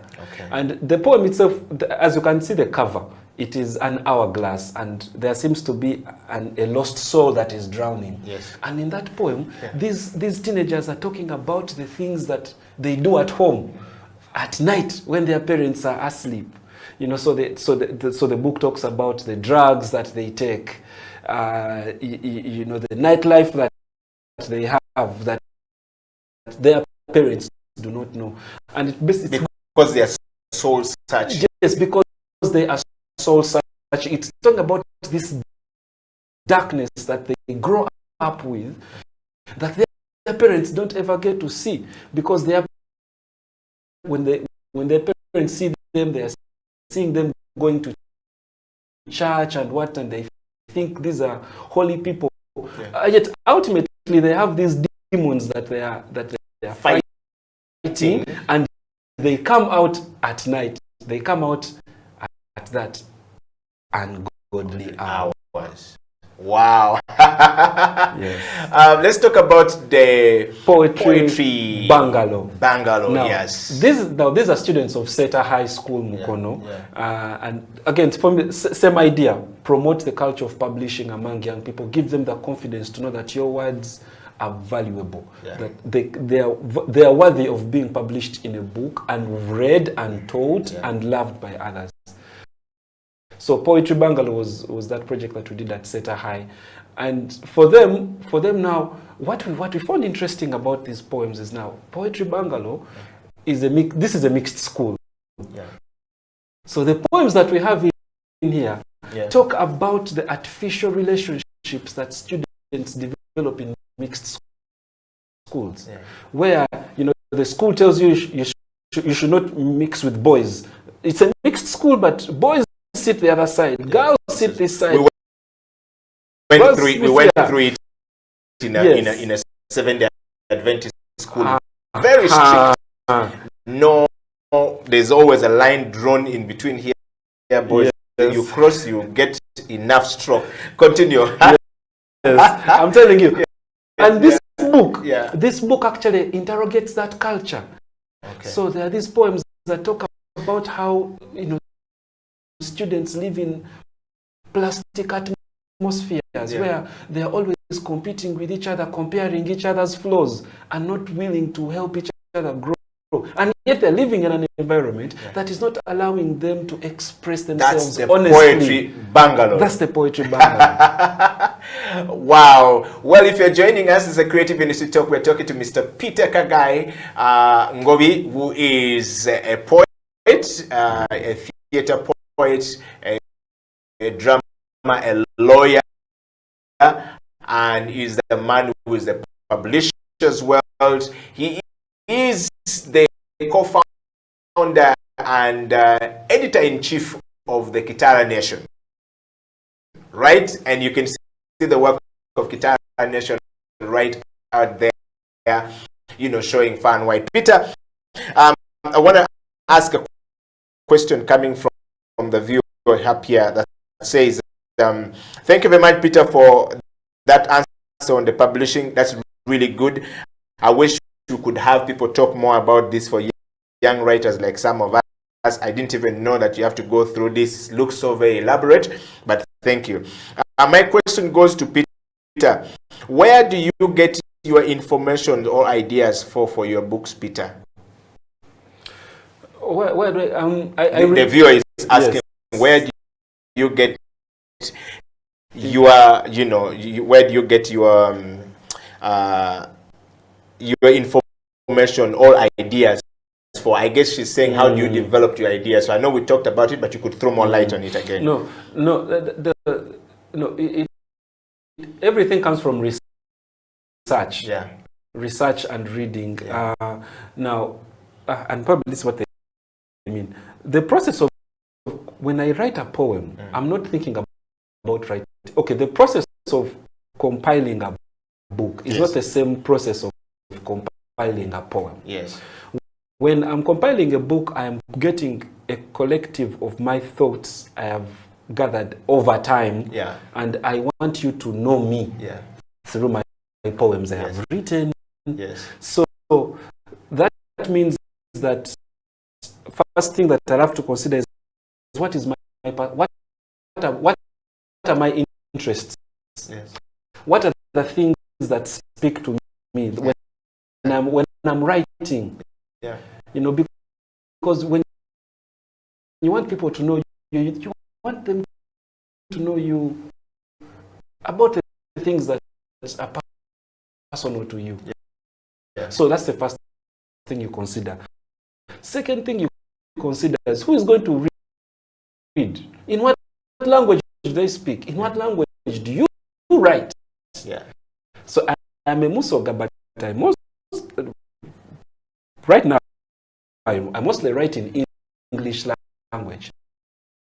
So when I'm putting my books together, I know that I am targeting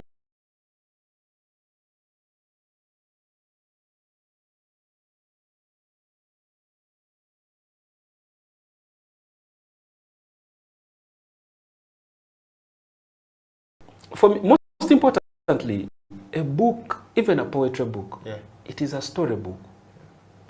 Any book you put together, why they call that book a page turner? Is because whatever you put on that page is going to encourage that person to open the other page, to go deeper and deeper. So you have to be careful on what you put on the first page, the second page, the third, the fourth, because it must be connected from the first cover to the next cover. Eddie, thank you very much. Just before you end the show, can you please ask Peter, when did he first publish his first book and how old were you? No, I first published when I was actually I first published when I was 29. My first book, the headline that morning. It was the first book myself published. But before that, my friends in the Lantern Meet had published. I'm a late Daniel,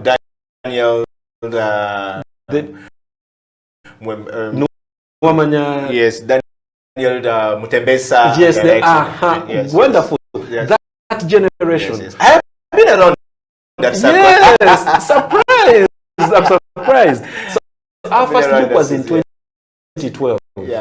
And by that time, I was already out of campus. It was called Broken Voices of the Revolution. Now, the first book I worked on with my own hands was in 2013. It was for my students at Nabisunsa Girls School. They were in S4, and we published for them a book.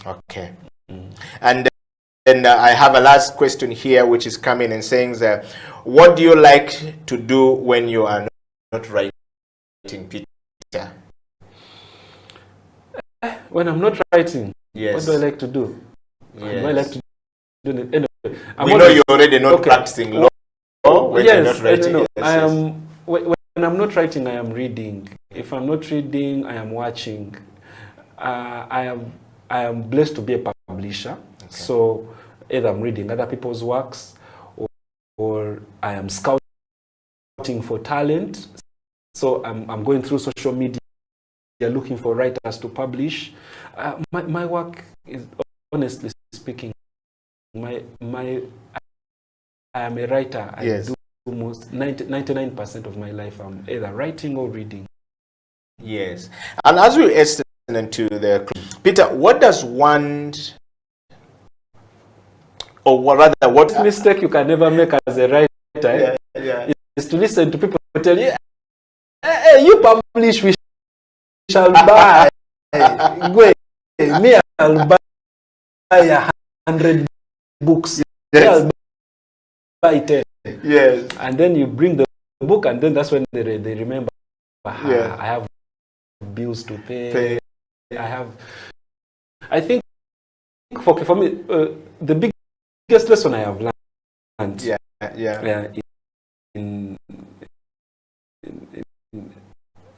in publishing is ultimately, yeah,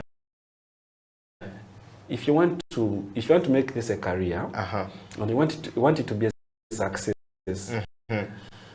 avoid marketing to friends and family. Okay. Because you first and foremost will avoid disappointment, and that disappointment that brings disillusionment. Yes, yes. So when you're target strangers. We see how you go to a show and you don't expect to see only family and friends. Yeah. The people that stand up are the people that matter. Yeah. So for me, because all over time I've been producing books and wanting my friends, but your friends are your friends not because your friends like you because of you. Yeah. Not because you are a writer. So when you try to force your passion on them, it might even distance them. I have siblings who have never read my books, and we meet every day, but reading is not their thing. So if I become emotional and I'm like, yo, Enoch, you're my kid, bro. You're not even buying my book. Yes. Then I'm actually killing off a market and giving off a wrong vibe. Yeah. But if I target the reader, who is a stranger, but that person who loves reading, then that person is always even going to help me grow my business because they're going to market me to other readers. Yeah. So I learned that very fast. Avoid the obvious.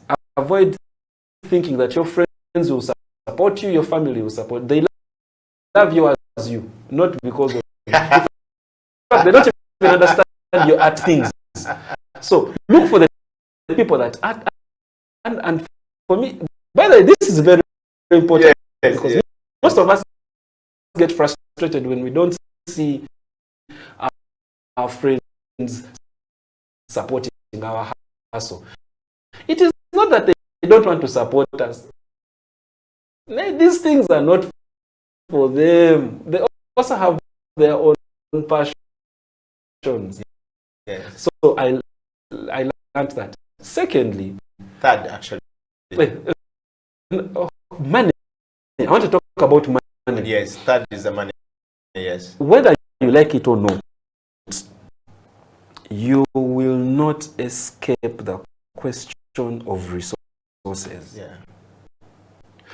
And you must have answers. And you can't produce all these things without resources. You must have, no, God is, look, unless you're going to wait for manna and quail to drop from heaven, but you must provide the answer to that no one else is going to. Yeah. Don't think that there is someone with a basket of money waiting to just dish it to you. So you have to lobby. You have to know who to talk to in the industry. You have to know why it's important to start companies, why it's important to to have a tax identification number, why it is important for you to know where to get your the Uganda registration services, the Euro holograms. You need to know the business. You need to know the industry. Yeah. So that way you can know who to go to when you need that particular kind of help. Without that, you keep on writing in the dark, and that's why your writing will stay. Talking of that, Peter, we are coming to the part of the show that is really very, very interesting, and I love what you have said, that the three things I picked from you. Number one, you must love what you're doing. Number two, you must not force your friends to love what you're doing. Target those who you know are going to buy. Know your readers. Yes. And if you know that these are the readers, these readers, when they pick, they will pick and give it to another reader, and they will recommend, and that will be number three. You talk about money being key. You are not going to write these things for no money, and if you don't have the money, you cannot produce this. And if it is not sellable, then your friends won't buy it, however good you are. Because Sylvester told us here, look into your phone numbers. We had Sylvester Kabombo here last week, and he talks about if you look into your phone book and you don't find 50 people who can buy your ticket to come to the concert, then you are expecting the festival people to bring you in or the promoter to bring you in, yet you yourself can't have 100 people. Then you need to go and delete your phone book or stopped. If not, go back and start all over again and make sure you create that from there. That's a big lesson we're picking from there. It's all about resources, because the artists have struggled and have failed. Peter, as we close the show, let's talk about your first time on stage in Kampala. You have been working with Bayimba and doing some stuff with Bayimba and training with Bayimba. You know, we talk about the schools, but let's talk about what opportunity did Bayimba actually present to you. And when we talk about Bayimba as the foundation, and you said the first time you performed there, what was the experience like? Take us through, and what have you been doing to try and leave your legacy in that space? Bayimba changed my life. Literally. It changed my life. And Bayimba, I'd always known about Bayimba for a while. And Bayimba had known about me as well. I was part of a poetry group called the Lantern Meet of Poets. Yes. And so between 2010 and 2014, Bayimba used to feature us at the various festivals. In 2014, I went solo.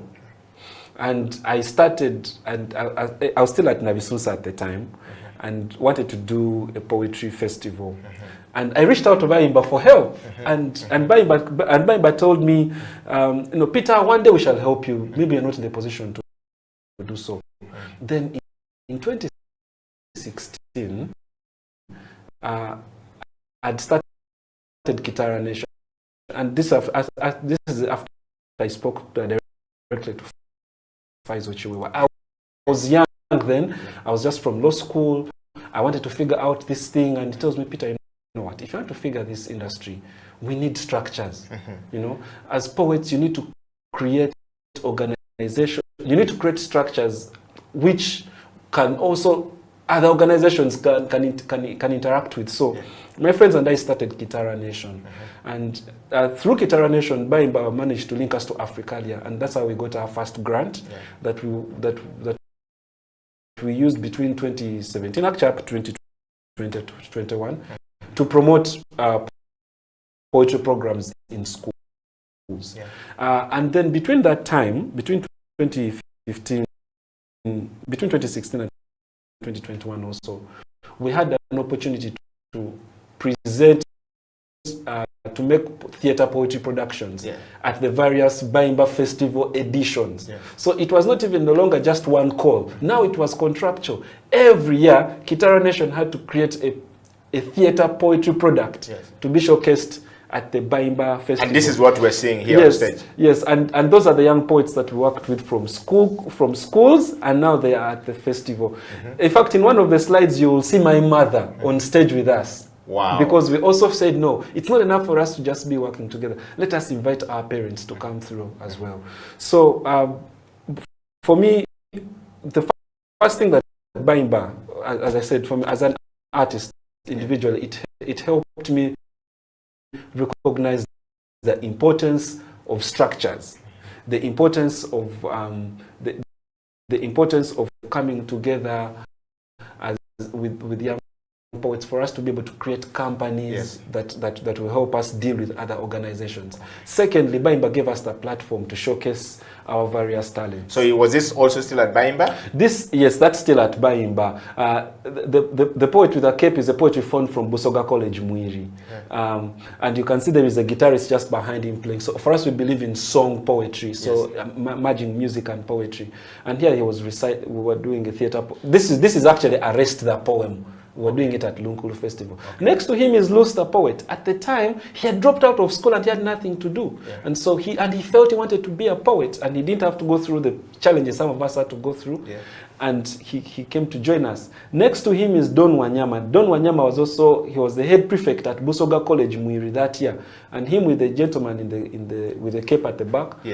They are the people who took school poetry to Busoga, after this project. Next to them, you don't see the face, the guy with the kanga. He's called Nifrod Odot. For him, he was a poet from Namilyango College. So after this project, he also went back to Namilyango College and started a poetry club.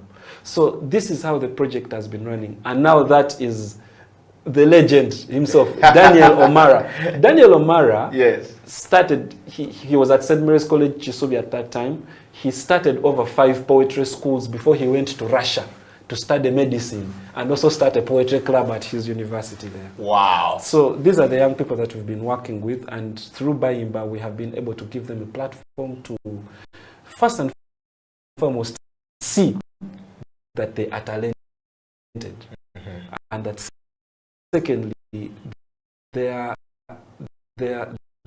words can give them monetary value, because some of them are now doing this as a career. Wow. When you talk about this, what would be your best advice to a young poet out there as we close the show?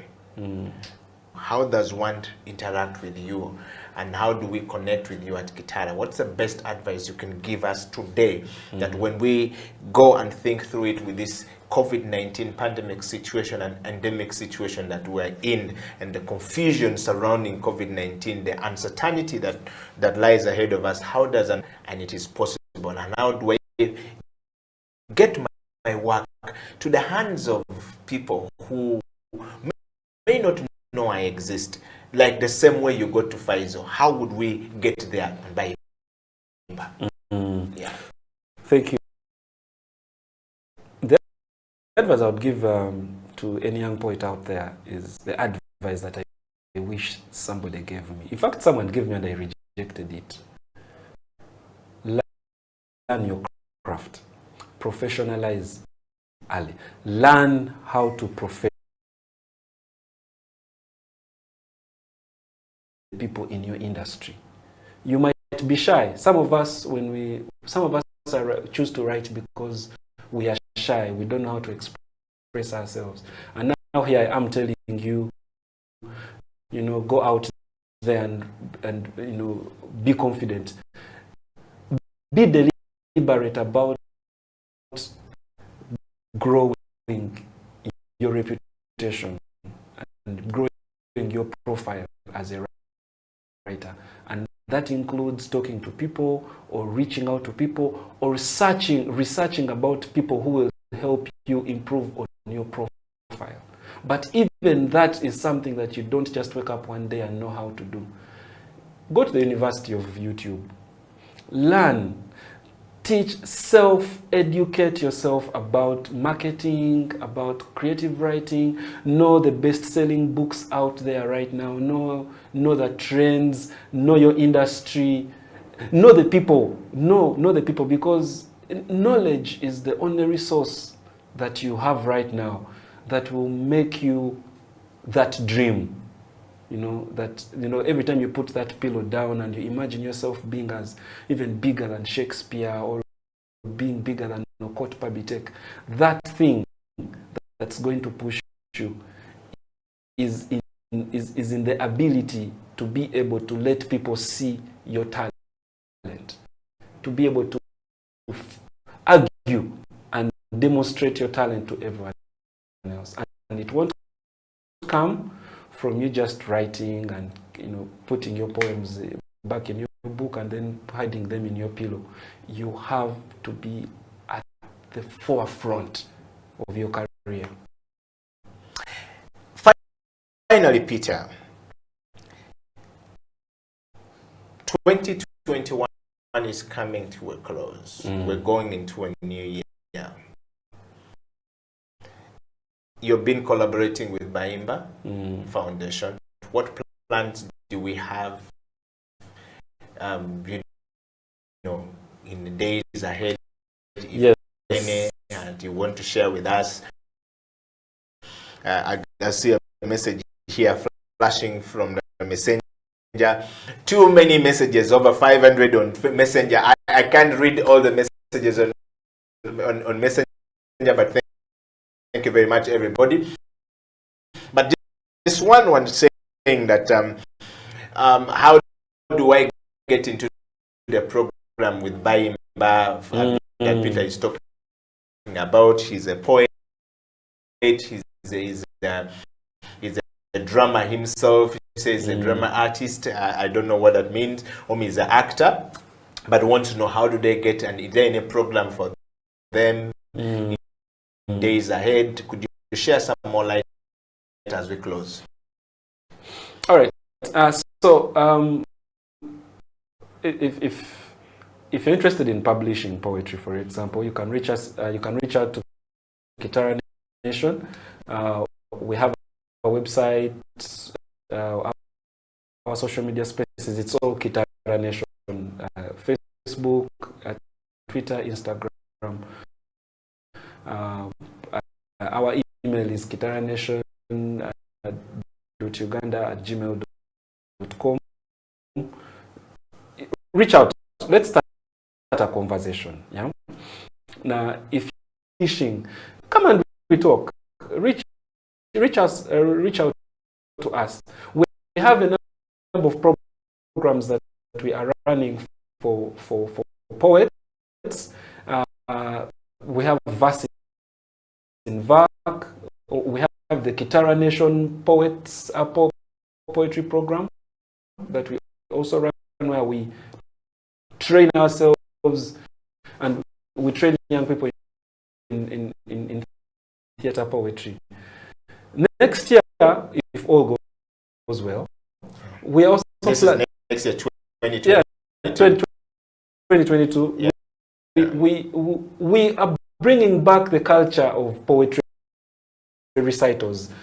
If the government allows us to have public performances again, so we are coming up with a weekly poetry show in Kampala, and anyone, as long as you love performing poetry, you can come up with your poem and perform, and again, if you have a manuscript and you want to publish, we are your guys. Just come and we talk. Thank you very much, Peter, for coming to the show today. And first, I want to put a topic up there, and just to remind everyone, that we've been talking about defining and distinguishing poetry, prose, and drama in Uganda and across borders. When we say in Uganda and across border, locally here in Uganda, within the boundaries of Uganda, do we have, is it distinguished, defined? Is poetry clear? Do we see the prose when people perform? Do we understand what it means? That's what Peter has been sharing on the show today. And then, of course, we have been talking to Peter Kagai, who is the co-founder of Kitara Nation. Kitara Nation is one of the publishing houses, and Peter himself is the publisher, is a writer, is a poet, is a drummer, is a theater writer. So if you have projects for him, please reach out to him. And we'd like to say thank you very much to everyone.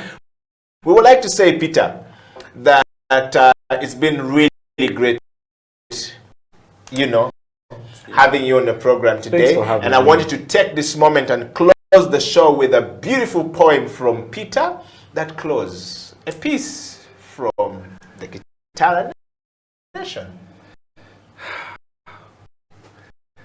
Wow.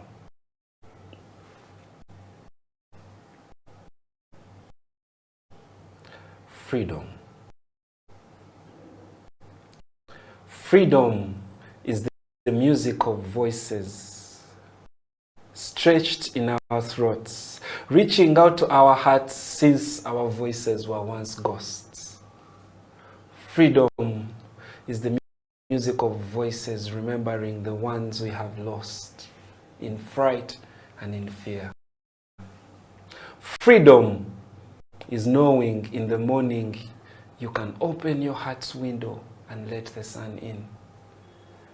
Freedom is knowing why a caged bird sings.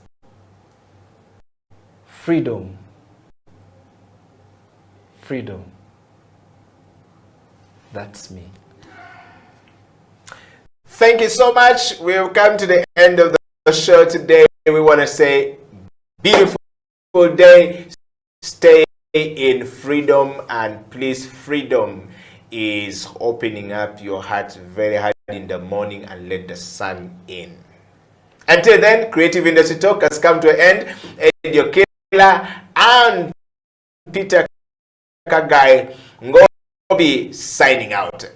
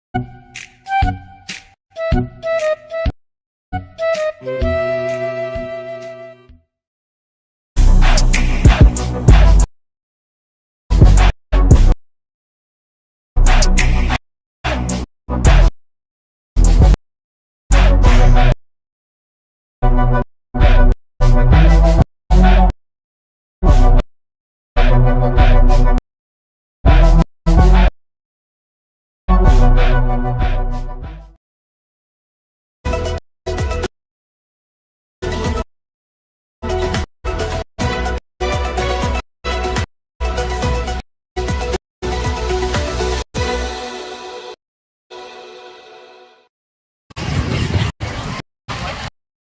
you're alive, it's easy to forget that you will die. Or even that death actually exists.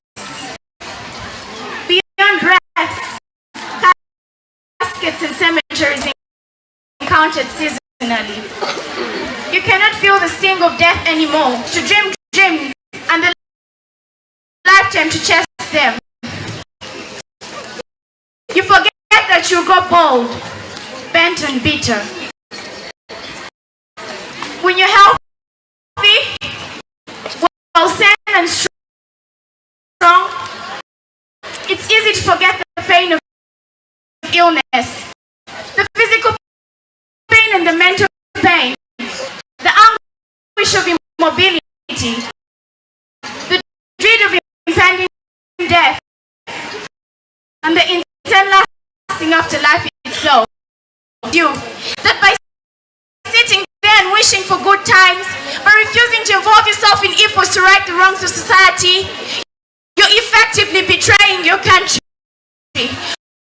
When you're young, it's easy to forget that by not speaking for justice and writing for justice and walking and marching for justice, you're effectively as guilty as the corrupt robbing public funds, as guilty as those parasitic politicians for killing pregnant mothers due to lack of medicines in hospitals, as guilty as those reactionaries for selling the soul of Uganda to force yonder. It's easy to forget.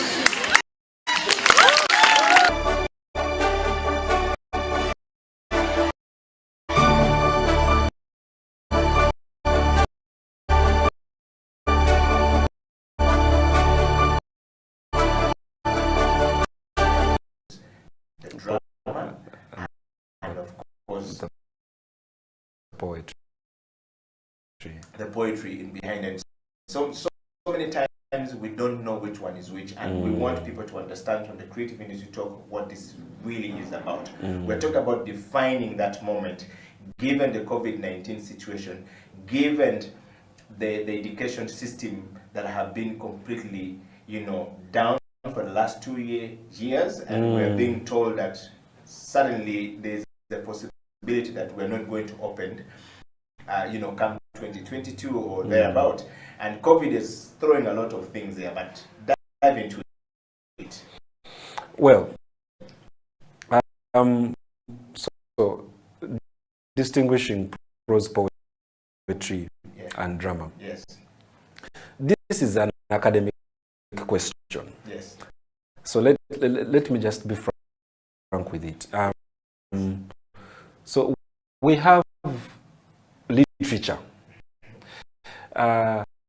Literature can easily, simply be defined as the creative expressions of a given culture, of a given people, and it is normally done through writing, through singing, through speaking.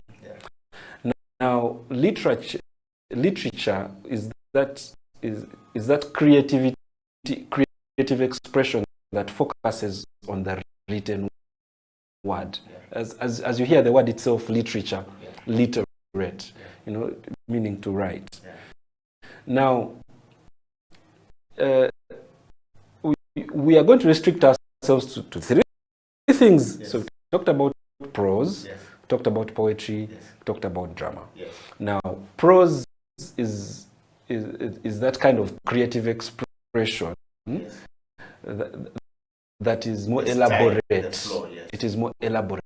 So if you're reading a novel, if you're reading a short story, if you're reading a biography, that falls within the, if you're an essay, that is in a form of prose. Yes.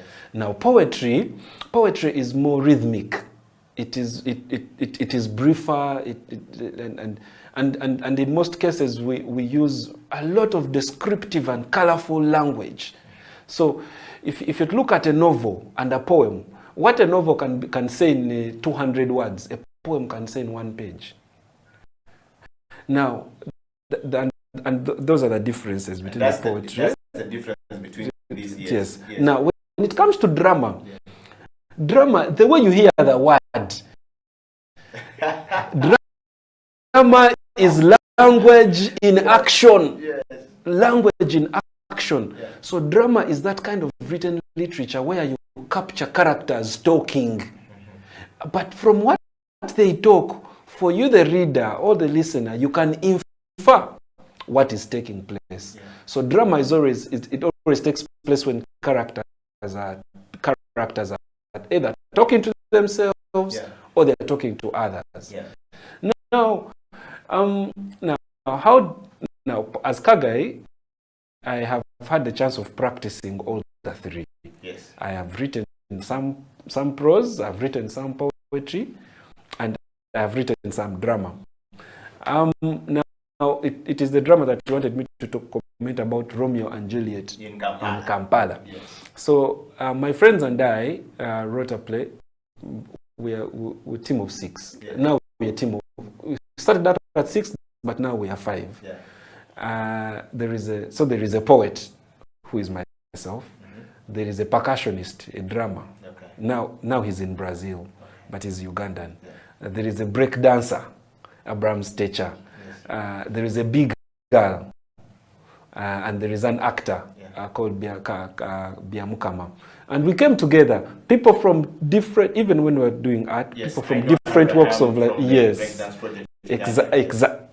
that's the guy. Yes.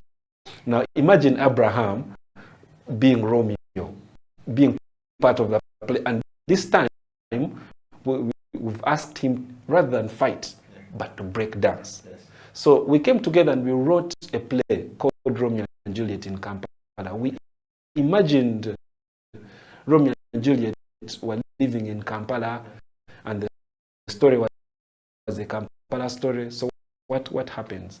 So we wrote it in 2019. We staged it here in Kampala, and then also staged it in Germany and we did it again this year at the Africolon Festival. We basically Ugandanized Shakespeare. We Ugandanized the story. Then I've also worked on other plays like Arrest the Poem, which we featured at the Baimba International Festival in 2018. We wrote another play called Tokubatota. Tokubatota was also featured at the Baimba International Festival in 2017. And then I wrote a one-man play called The Audience Must Say Amen. That one was adapted from my poetry book, the first one that I published, called The Headline That Morning. Yes. And it also featured at the Kampala International Festival and also the Africolon. Somehow the Africolon Festival loves my works. Yes. To the writers out there, for me, what I would want to advise you is that when you are a writer, in as much as it is important to know your voice and to know your niche, it's also important to also be flexible. Now, for me as Kagai, my poems have been adapted into drama. You know, where even when you are writing a poem, you don't remain rigid and say, for me, I only wrote my poems, they're supposed to be published, they cannot be performed. I think as an artist, you must allow your works to grow beyond you. Team up with visual artists and see what pictures they can draw out of your poems. Team up with fashionistas, see what kind of costumes they can develop. With songwriters, see what kind of songs they can develop. Because if you don't allow your literature to grow, then it cannot feed you. And for the times that we are living in like these, for these COVID times we are living in, it's very important that as artists we allow our works to grow into all the genres that they can grow into. So if you're a poet out there and you write your poems and you keep them in your books and then, put the book under the pillow, let me tell you, that is not a place where your poems should be. Your poems should be outside there with musicians. They should be with the graphic artists. They should be with fashion designers. They should be with theater directors, so that you can allow them to become products that are beyond just poems on a page. Yeah. Wow. On that note, Peter Kagai, we want you to just give us an understanding of the three things that you have talked about in a poem. In a poem. Yes. Right now. Now, yes. On the spontaneous, if you're looking at, if I want to see the good example of prose, of a definition defining and distinguishing between the poem, the prose, and the drama. Yes. Yes. I know you match three of them in one go. Yeah. We're going to put you in a spotlight just so that somebody out there can actually understand exactly, practically what you're talking about. Okay. Yeah. All right, everybody. Here is Peter, and we want to hear from you. If you're a poet, if you're a drummer, if you're a writer, please. I think that Peter is giving you something very interesting. Let's dive into it right now.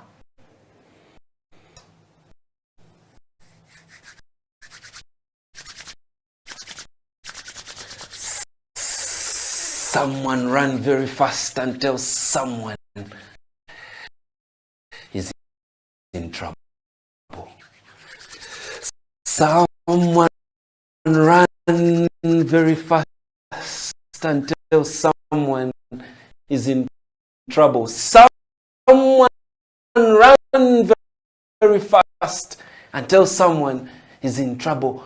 But before you go, turn your ear towards the night sky and hear the sound of the raging storm. Hear the vociferous fury. The Sandra Brigade is seething as it comes together to march in a single force. Someone run very fast and announce the trouble. Someone run very fast and tell someone is in trouble.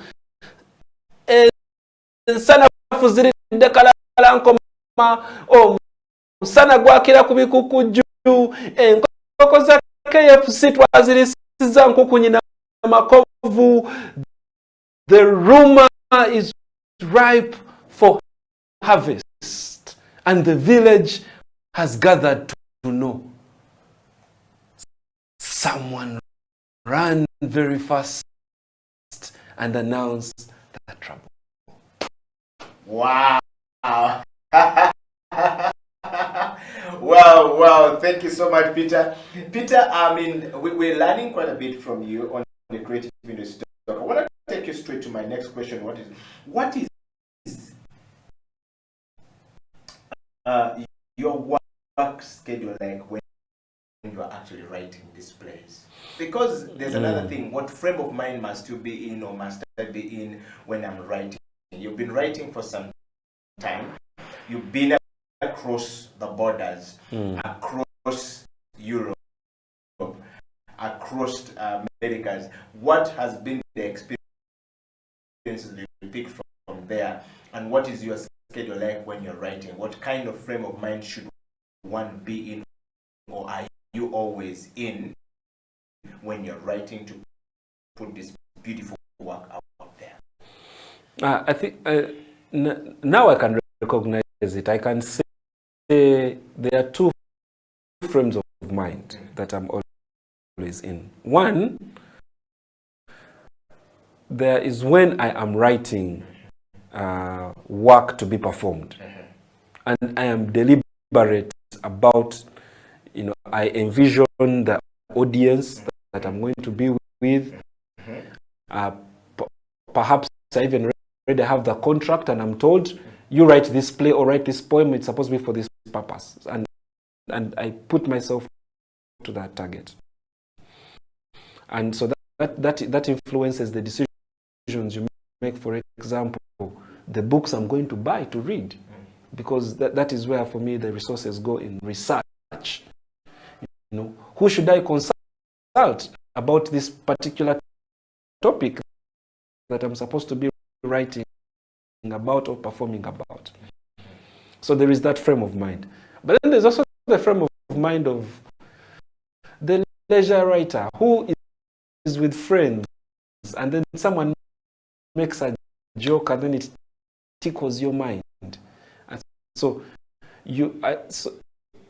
where you are writing for yourself, you're not really writing to deliver. You're just writing a beautiful kind of work. So for me, there are two types of frames of mind. So for the very first one, I have a process. And for me, the process is, I take it like an assignment. So I'm going to write about a topic, I write the topic down. I ask myself about in what languages do I want it to be, I take note of that.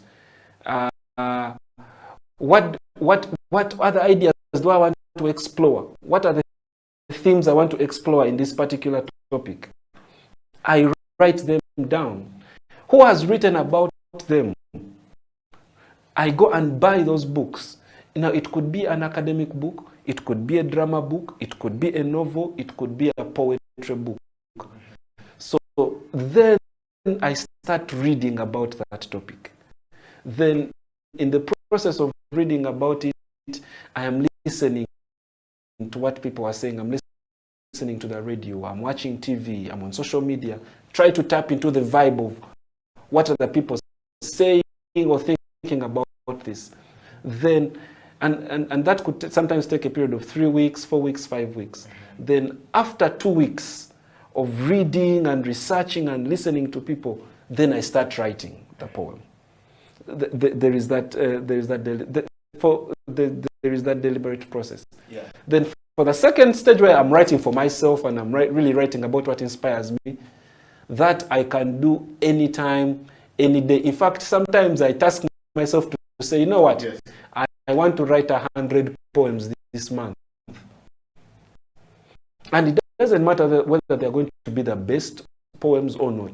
For me, what I want is my deliverables at the end of the month. Yeah. At the end of 30 days, I must have written 3 poems every day. So you write a poem and I say, I'm going to write a poem when I wake up. I'm going to write a poem after I've had my lunch. I'm going to write a poem before I sleep. And I'm going to just be writing about the things that are happening in my day. So you sort of document your life, or you make a diary of your life through poems. Yeah. And these are things you're not going to share with anyone, things that you may not even like. So, but what I recognize most importantly is that the moment I decided to become a writer, I said this is my 9 to 5. The same way a lawyer wakes up, an engineer wakes up, they leave work, they go to one office, they have a boss they account to, they have deliverables at the end of the month.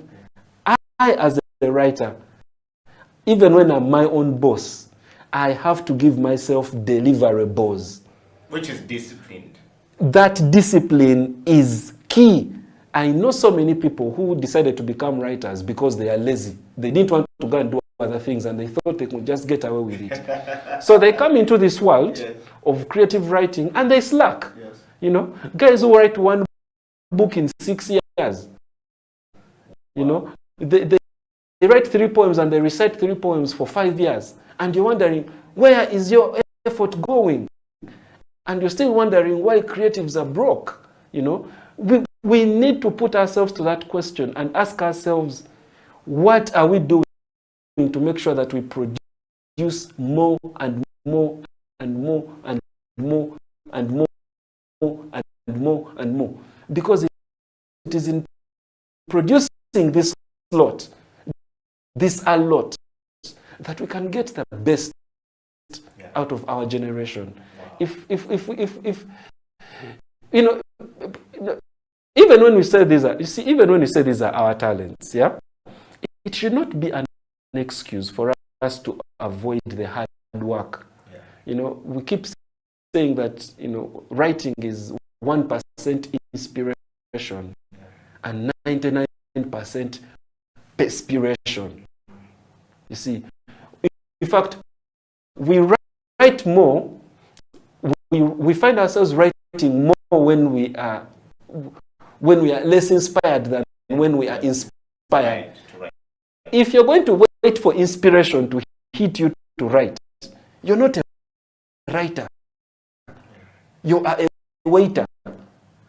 Writers write. Like lawyers, and engineers, engine things, doctors. We writers write. Whether you like it or not, whether you're unwell or not, whether you're broke or not, it's what you do.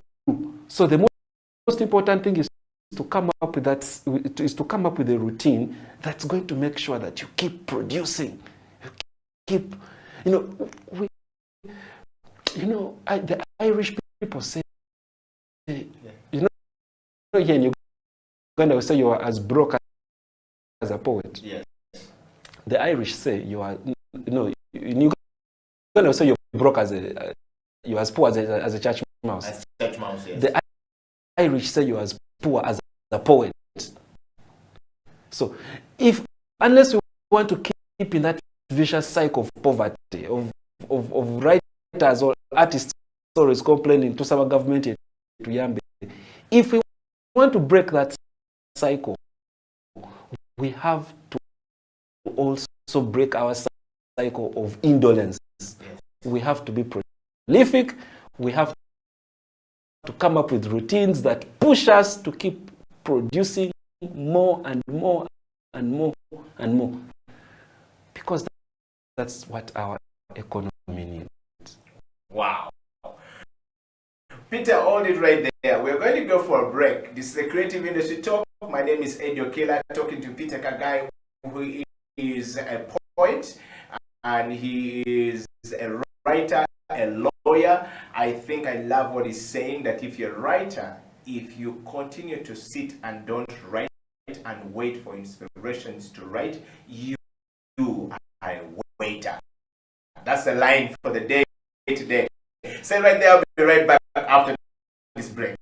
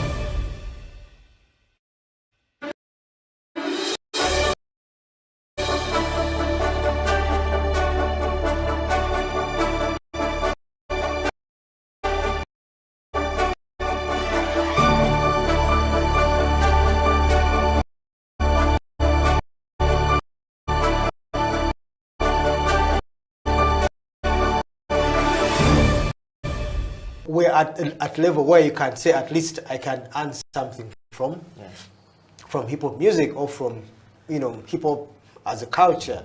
So we're at that step now. But now finding ways you can do it is very, very important, because a business is a commercial activity. Yes. It means that if something is not commercial, it's not what? Yes. So the business. Yes, yeah. So how are you going to make it a business? That's where you have to look through, either get people to understand that most of the time start as solo artists. You find that as a solo artist, you have to do everything, everything for yourself. That era of I remember way back, some people used to say like, I'm looking for a man, like that, like the statement, I'm looking for a manager, used to be very common then. Yes. Because people used not to accept that there are no managers until you do something. Yes. Yes, until you do something for yourself. So it used to be a common statement for artists. I'm looking for a manager. Oh, I'm looking for a manager. I have music, I'm looking for a manager. Yeah. But the industry, our sector is different. Yeah. You have to do something. If you sit on yourself and you say you're looking for a manager, then you never get them. Yes. Because most of the managers we have in Uganda, by the way, come after an artist has blown up. Yes. He has done something. And then he's down hiring the manager. Yeah. But if you're looking for a manager who's going to hire you and then invest in you, that's going to take time. So as a solo artist, you find that you have to do almost everything, and then along the way people come and support, So looking at your craft, how you can make a business out of it, either directly or indirectly, it means you need to, you have to think, but you need a team. They might not be your permanent team members, but share a word with someone like, okay, how can we make this a business?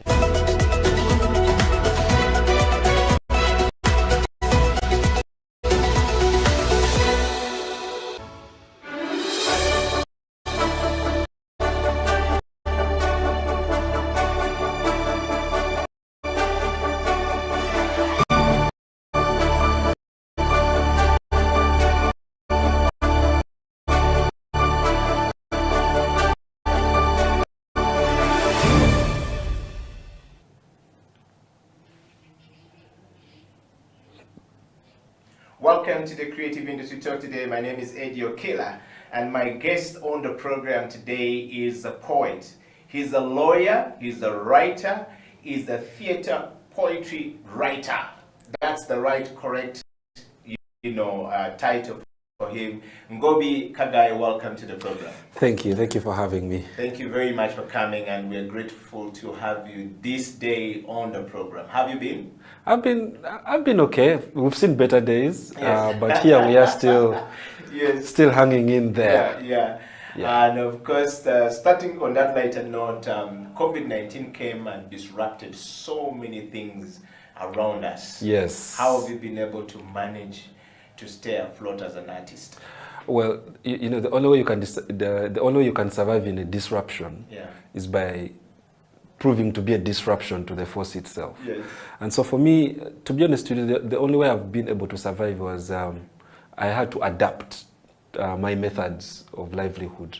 As a person who was always performing and being always there, putting my works out there to see how people can come to theaters. Theaters were closed. Now we had to come up with new means, and that is when I went into publishing. So for me, I just started creating products for our audiences to start reading. So if previously they were watching, now we wanted them to read our stuff. They had time to be home, so there were no excuses. Yes. Yeah. Wow. What a very fantastic turnaround on time there. I want to take this moment to welcome all of you guys to the program. The Creative Industry Talk exists for all of you creative people out there, and every creative thinker out there, every creative mind out there. This is a platform for you to share ideas, to expose your work, and to make sure that if you have work like Ngobi has said, make sure you find a new means to share it out, and this is one of the means to share it out, and we're going to definitely be showing some of his works here while we do the interview. We're live on Twitter, live on Facebook, live on YouTube. Go there, share it far and wide, love it, share it with your grandmother, grandfather, you know, cousins, sisters, everyone all across the world. And to all the guys in the diaspora who always stay awake to watch the show, we're ready to rock and roll. Ngobi, yes. Coming back to you. Yeah. If I'm seeing you for the first time and I'm wondering who you are, yes, what would you say is the right definition of you? Are you Ugandan? Who is Ngobi Kagai? Are you Ugandan? If yes, what are the values that define you? From the ancestry point of view, which part of this beautiful country do you come from? Yes, thank you. I am Ugandan. I was born in Jinja. I come from Uganda district, but I was born in Jinja. See, if I call myself the book guy, you know, like every time you see Kagai, think of books. Every time you see me walk, every time you see me breathe, every time you see me talk, I want you to imagine Uganda's best literature. I want you to imagine Uganda's freshest young writers. I want you to imagine the future of the literary culture that East Africa portends. Wow. Yeah. And from the family point of view, I mean, are you the firstborn, lastborn? Usually, how did you? Those things. So I'm the firstborn for my father and mother. Yeah. But by the time those two lovebirds met, they had had children. And my mother had a daughter, and my father had a son. So I am the thirdborn for both of them, but I'm their first as well in a family of 4. Okay. Yes. So growing up, how did you become a poet, first of all? I became a poet. I'm a late bloomer. I became a poet in my 3rd year at Makerere University. It was not even in the plan to be a poet or to be a writer. I was humbly and diligently studying to be a lawyer. I swear, until one day, some young lady who is, to be honest, I used to fancy, tells me about poetry. And she says, Peter, if you like me, you better come and watch me perform at the National Theatre. And I said, okay, those things are for girls. Who wants to be there to start listening to flowers and stuff? But I went to the National Theatre, and man, from that time, my life changed. Because there are so many stereotypes that were debunked. First, indeed, there was a group of poets, but majority of them were guys. Secondly, there was poetry about culture, about patriotism, about Pan-Africanism, about love, but there was a lot more to poetry than just things that I thought it was just about flowers, and the auditorium was packed to the brim. So I was surprised that there were people in Kampala who, like me, loved literature, loved poetry, but we didn't know that we existed. So that's when I joined the group. For me, the plan was always to be a lawyer. I was raised properly, you know, to get that white collar job. But after my 3rd year, immediately after graduation, I became a writer, because from the time that I first stepped in the theater, I knew this is where I belonged. I felt I had found myself. Wow, what a fascinating story right there, Kagai. I want to just, you know, before we get into the lawyer point of it, was any of your parents, you know, poets or writers or teachers? Yes. You know, because sometimes children tend to gravitate to what is around their space. Yes. Take us through that. No, for me, I grew up. My parents are both my parents are primary school teachers. At least now they are retired, and they were both teaching English language, and so we had so many. For me, where in the house I grew up in, our toys were books. We could destroy everything in the house except books. Our parents loved reading; they treasured books. We saw the way you see parents today on their phones every day. Now, for us in our home, our parents were always reading books. We used to fight for the newspaper every day. Every time our father would come back home, the first thing we would fight for was the crossword puzzle. We were that kind of family. So we grew up in a family that treasured reading, that valued reading as a vocational activity. And my father, nobody really fancied poetry, but my father had poetry books. So for me, I started reading poetry when I was young, but it was a private fascination. You don't go to your friends, when you're playing soccer and you start telling them, guys, first wait, I want to recite for you William Wordsworth. No. So it was something that I nurtured from home, domestically, but privately. The first time I had the chance to publicly show my love for poetry was in my third year.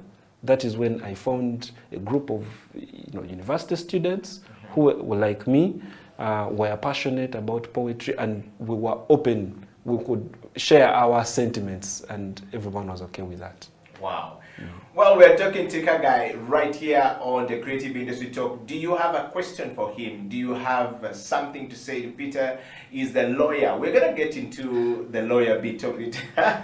Reading to become a lawyer. Yeah. And along the way, flipping to writing. It brings me to the first question. When did you first realize you wanted to actually be a writer? Man, the first time I walked into the National Theatre stage. And for me, what attracted me to it was I was in the audience, and I'd been invited by a friend of mine who I didn't know took poetry this seriously, but I sat there and I felt moved by the words these young people were speaking. As I studied literature for 6 years, I honestly had never met a Ugandan poet in blood and flesh. Yeah. I always thought writers were dead, like by the time they are teaching your book in school, at university, you must be dead. Yeah. So the idea of coming across a writer who was alive was alien to me. So the first time I walked into that stage, I saw what these guys were writing, I felt what they were writing, and I said to myself, I want to do that. I want to have the power to write words and speak them and move audiences the way I feel I have been moved. Yeah. Yeah. Wow. And how long does it take you to write a book? You've been publishing. We're going to get into it just now. How long did it take you to write a book? My first book took me 6 years.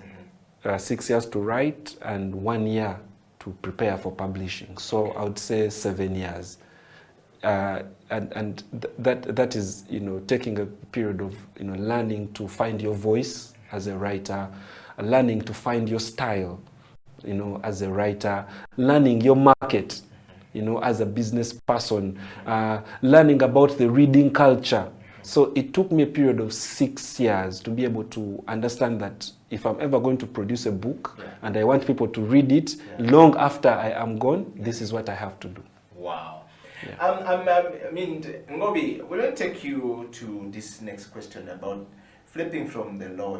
Yes. The first love being the law. And then now the second love became the first love. Have you ever practiced law? What did your parents see that you were not seeing? When you say to them, I'm going to be a writer, did your father or your mother loved it at the time? Can you take us through it? Because most times parents say, we want you to be a doctor. We want you to be an engineer. And most of those, traditional parents like yours back in the days were typical teachers who lived in a career path that either a doctor or a lawyer, and I can see you're into being a lawyer. Yeah. What happened when you finally say, Mom, Dad, I'm sorry, but I think I gravitated towards this is where I want to be? What was the reaction from your parents? Just so that we can learn from you, for somebody out there who may not know how to turn around that. Well, first and foremost, I practiced law for only 1 week. Actually, not even 1 week. I think for 4 days of the first week. And I spent more time writing poems than writing legal briefs. All the days that I went to court, honestly speaking, the judge and the lawyers were making submissions. I was writing poems. So at the end of the week, I had to be honest to myself, and this was a question I asked myself. But Peter, what do you really want to do with your life? You are at a law firm. but you are writing poems more than actually attending to the legal work. So why don't you? Why are you cheating yourself? So why don't you focus on this thing that you're calling your passion? Try to nurture it and stop living a fake life because you're pretending to enjoy this lawyering thing, but you are not. Yeah. So I went and I talked to at the time I was still at LDC. Yeah. I'd graduated, I had a bachelor's in law. Yeah. And I was studying to get my practicing certificate. Yeah. And we were in term 3. Yeah. And so, but the time, but I was doing some practice, some paralegal work, and I said to myself, I'm not just cheating myself, but I'm also cheating my parents. They had given me tuition to pay, but I made sure I wait for my father to come back home, and my mother was already at home. So I went and I told them, I am done, I am tired, and I didn't eat your school fees. Here is the money. Here is the cash. Yeah. I want to be a writer.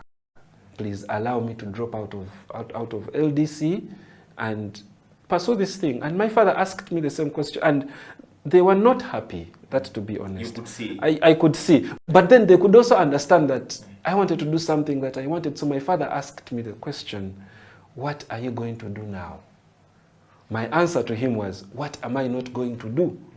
And because for me, I saw it as an opportunity to explore every other thing I always wanted to do with my poetry. So be it taking it to studio, be it taking it to theaters around the world, be it publishing it in books. Yeah. I felt I needed the time to grow. I needed the time to unlearn. I needed the time to practice my craft. And so they were not happy, but they were supportive. I mean, there are days I've gone home and I found my mother praying for my book, dedicating it to, and you walk in the house and she say, dear God, make my son a successful writer. Yes. So I recognize those efforts that my parents, and the pains that they had to go through to allow me to become the thing that I wanted to be.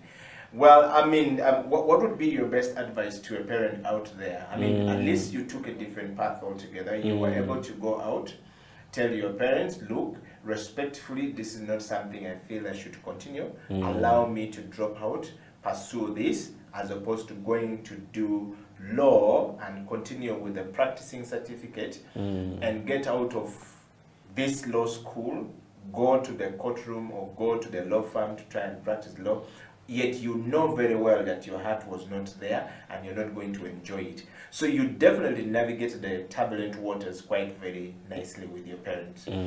Learning from the response from your parents and the decision you made then, what would be your best advice at this particular moment to children who want to make a turnaround? I mean, COVID-19 has come and hit. There is definitely a child out there who has turned around and realized that, you know what?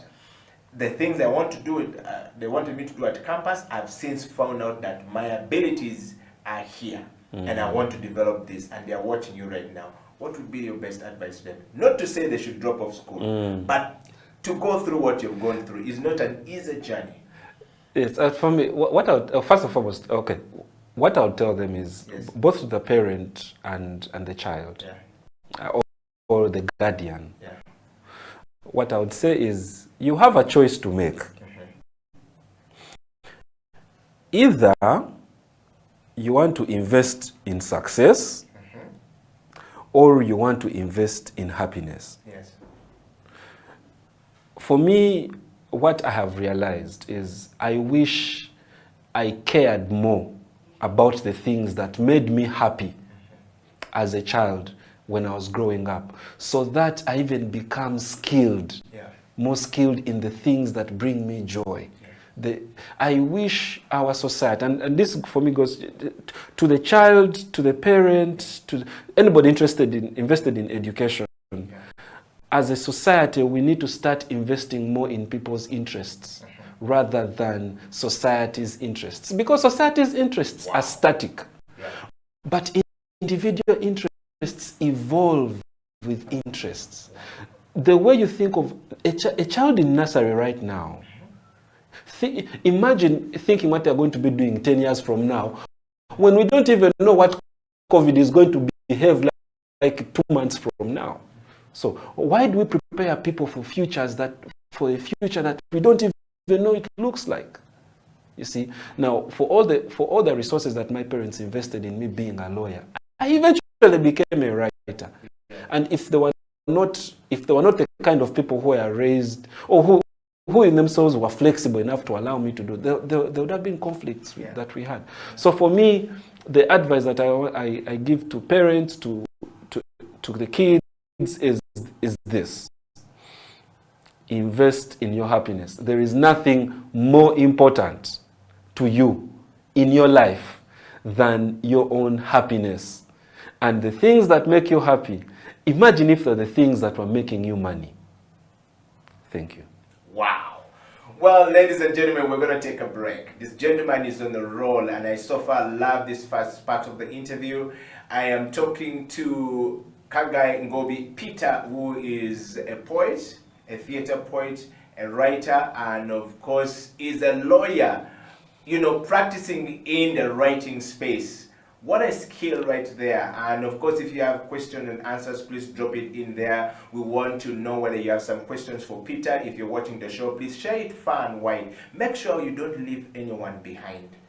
COVID-19 has come and hit, and we need to work with everyone. Stay right there. Creative Industry Talk. We'll be right back after this break.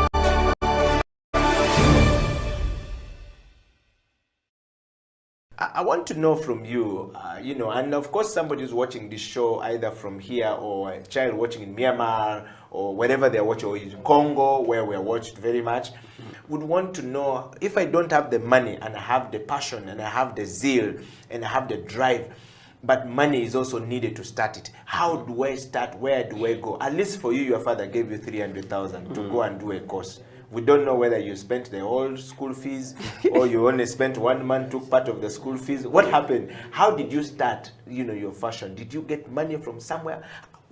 How should one start if I want to start? And I was like, Kasozi. I think we should try to be close to people who love what we do, basically. Yeah. Because even me, I managed to skip from that low level to another level because I had networks. Yes. Just me and Mia meeting Gloria Wavamuno changed my mind. Because I used to be in Muyayona Street. So someone introduced me to Gloria Wavamuno, that I'm good, me I didn't know.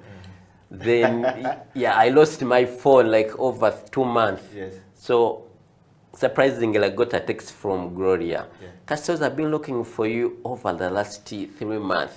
Then my mind was like, the daughter of a tycoon is looking for me. I was even moving on Loom Street. Yes. So that changed my mind and started respecting myself a bit. Like, somehow I'm important. If someone important is looking for me, that's opened my mind and start to know that I need to be serious, have a skill, have a business, and also work more with my fashion, because by then I was still an amateur. Yeah. So I never had money to go to buy books, and no designer could invite me, So I got to know basically all the knowledge through Alistock, but I couldn't afford any book. I could go open and feed the mind. I move out, I make notes before I forget. Yes. Yeah.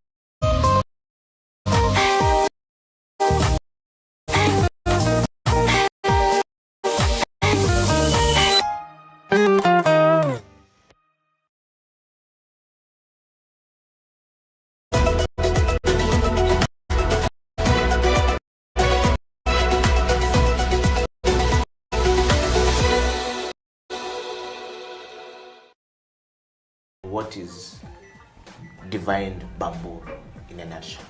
Okay. So Divine Bamboo is an innovative forestry and energy company. It's a Ugandan company. And our mission is to stop deforestation in Uganda. We do that through the promotion of bamboo as a sustainable alternative to cutting down traditional hardwoods. So that was my motivation really, because Uganda is losing so much tree cover. We are losing so much forest because mainly of the need to cook. So because of fuel wood in the form of charcoal and firewood, a lot of people don't have a choice but to go to the forest and cut down trees. Yeah. And so we wanted to provide an alternative to that. Okay. Yeah. And so when you started to provide an alternative to this, how has this been received by the people that you're talking to? So of course, with any new innovation, it's not straightforward. Yeah. You don't get the idea today and then the idea is mature. Yeah. First of all, the idea, the business model takes time to develop. Yeah. And in the same way, the audience, the customers also need time to adapt to the new products and like the new plant in this case. So it's a gradual process, but I would say that we are seeing very positive change. Okay.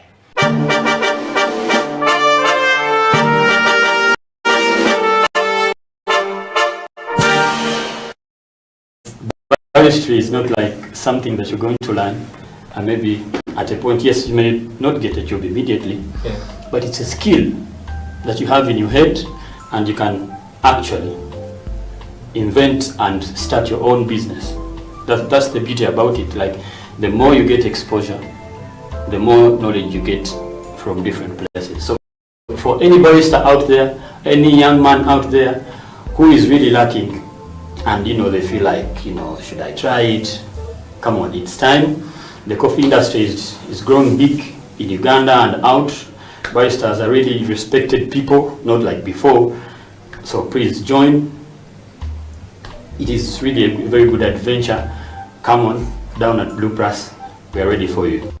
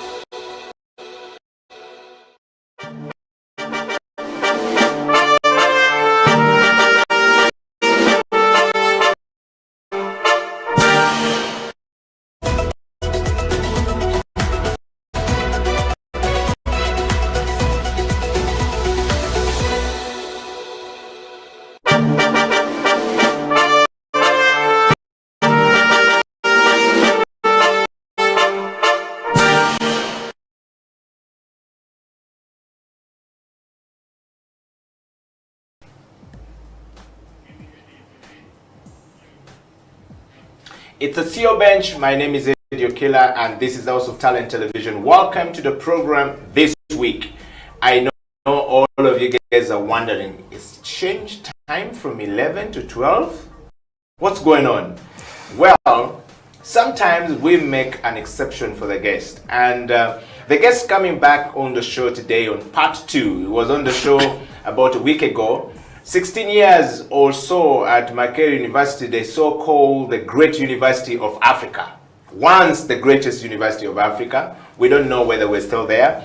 But he's been on that street and living there, going to refactory. People loved it, and so many people voted and says, can we have a part 2 of Michael coming back to the program? Yeah. And we want to just discuss a few things that you touched very, very, deeply last time, or you scratch on the surface, and this time around we want to focus on the CEO Bench, looking for people on the top. You were on the top at Makerere University, and you were handling quite a number of things then, and you left, and you went to, family, staying home for sometimes, doing your own things, and then before we know it, you were at Refactory. Yeah.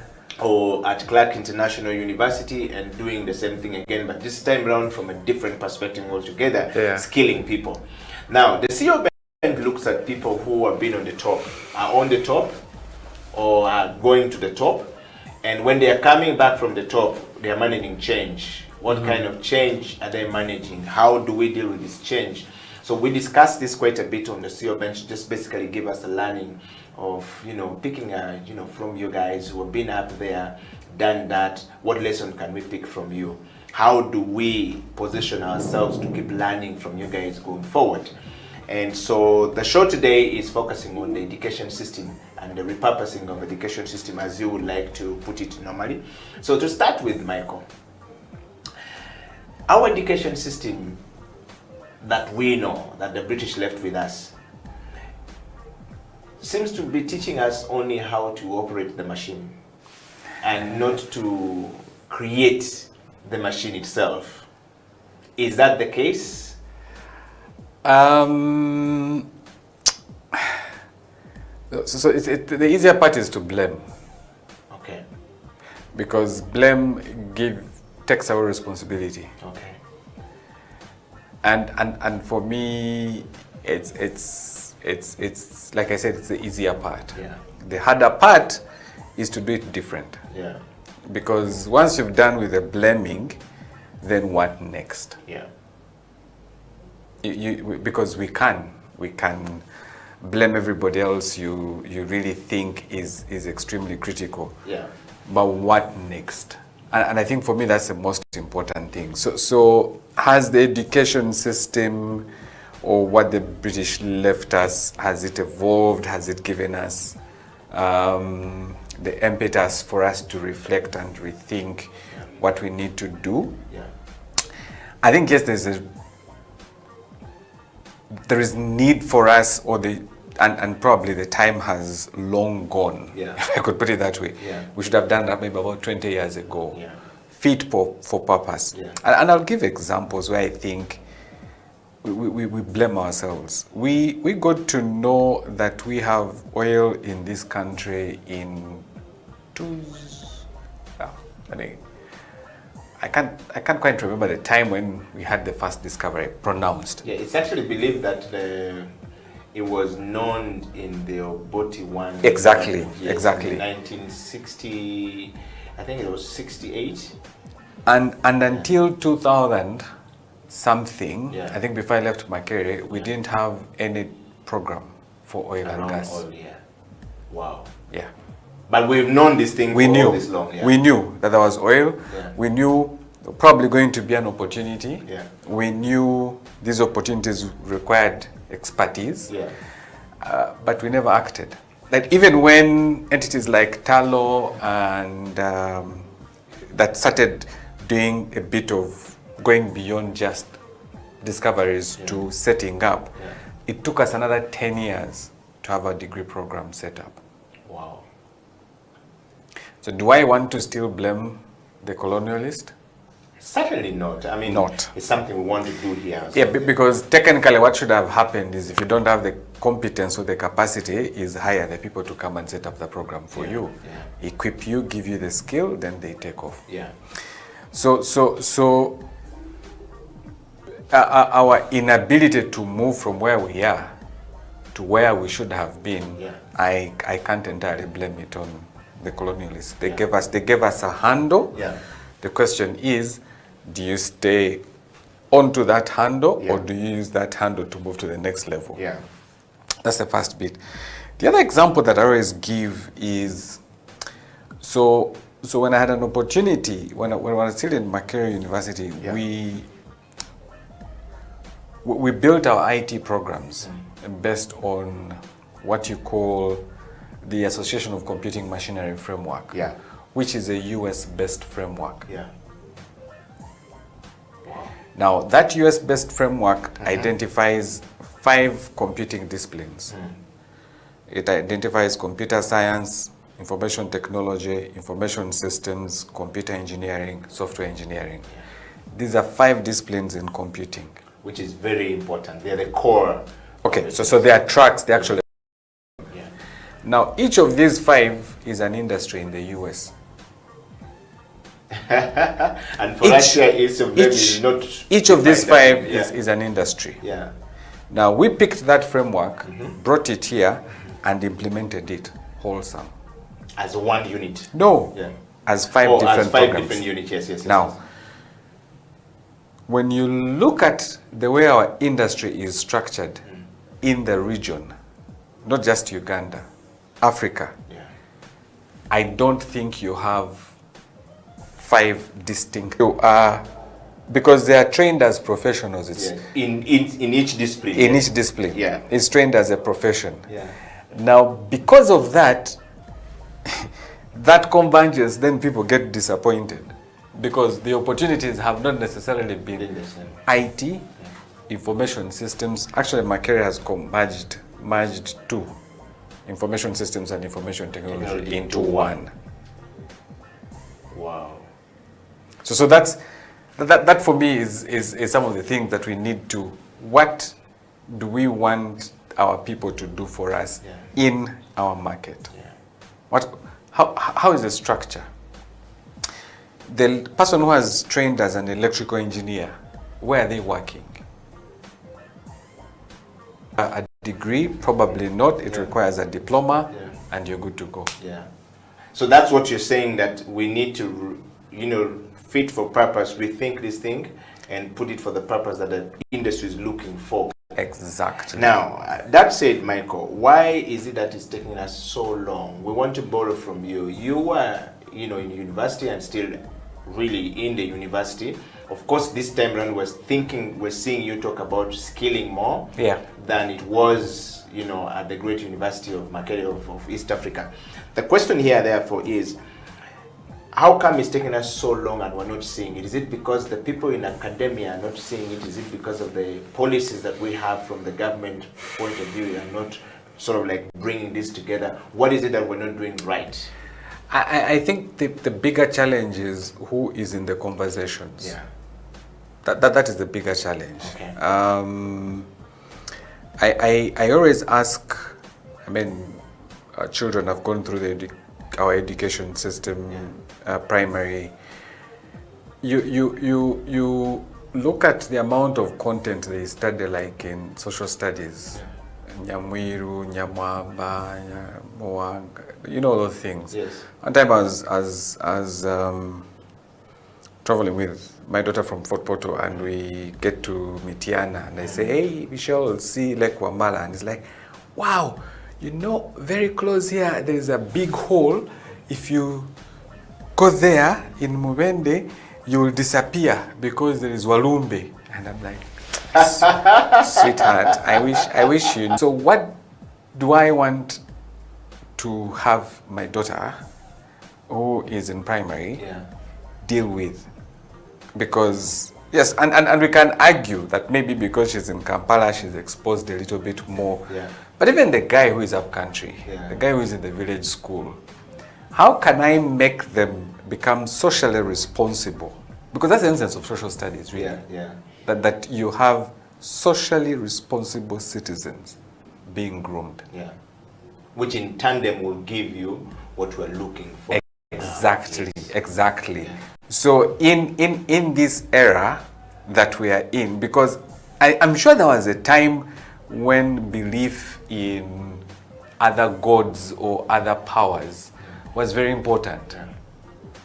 The god of the rain, the god of the sun, the god of whatever. But the question here is, Michael, just to interject, I don't see how relevant that is, because it's not a reality of things. It's not a reality. It doesn't help me with, it's where does it fit? Probably, Eddie, that's what I'm trying to say. Probably there was a time when that was relevant. Yes. Probably there was a time when that was relevant. Yeah.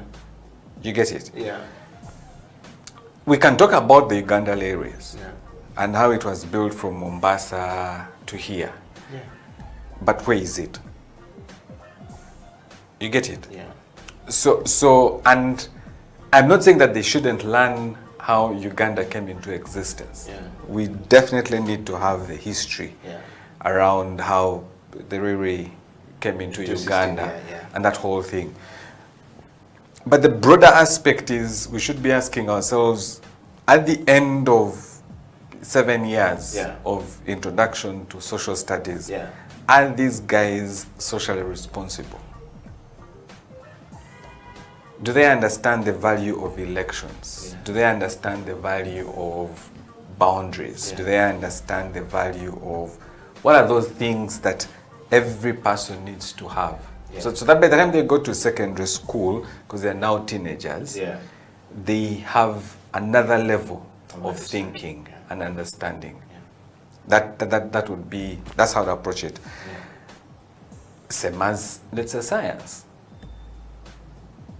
What are those things that they can relate with? I know they're making sense. Yes, you're making a lot of sense. So that I'm trying to process that information. Yes, so that in the day-to-day life, they're able to see the application of science. The challenge we have is that a lot of these things remain very abstract. Because there is no practical ability of this, we don't exactly. practice of it. Exactly. Because then they can see the real value. They can see the real value.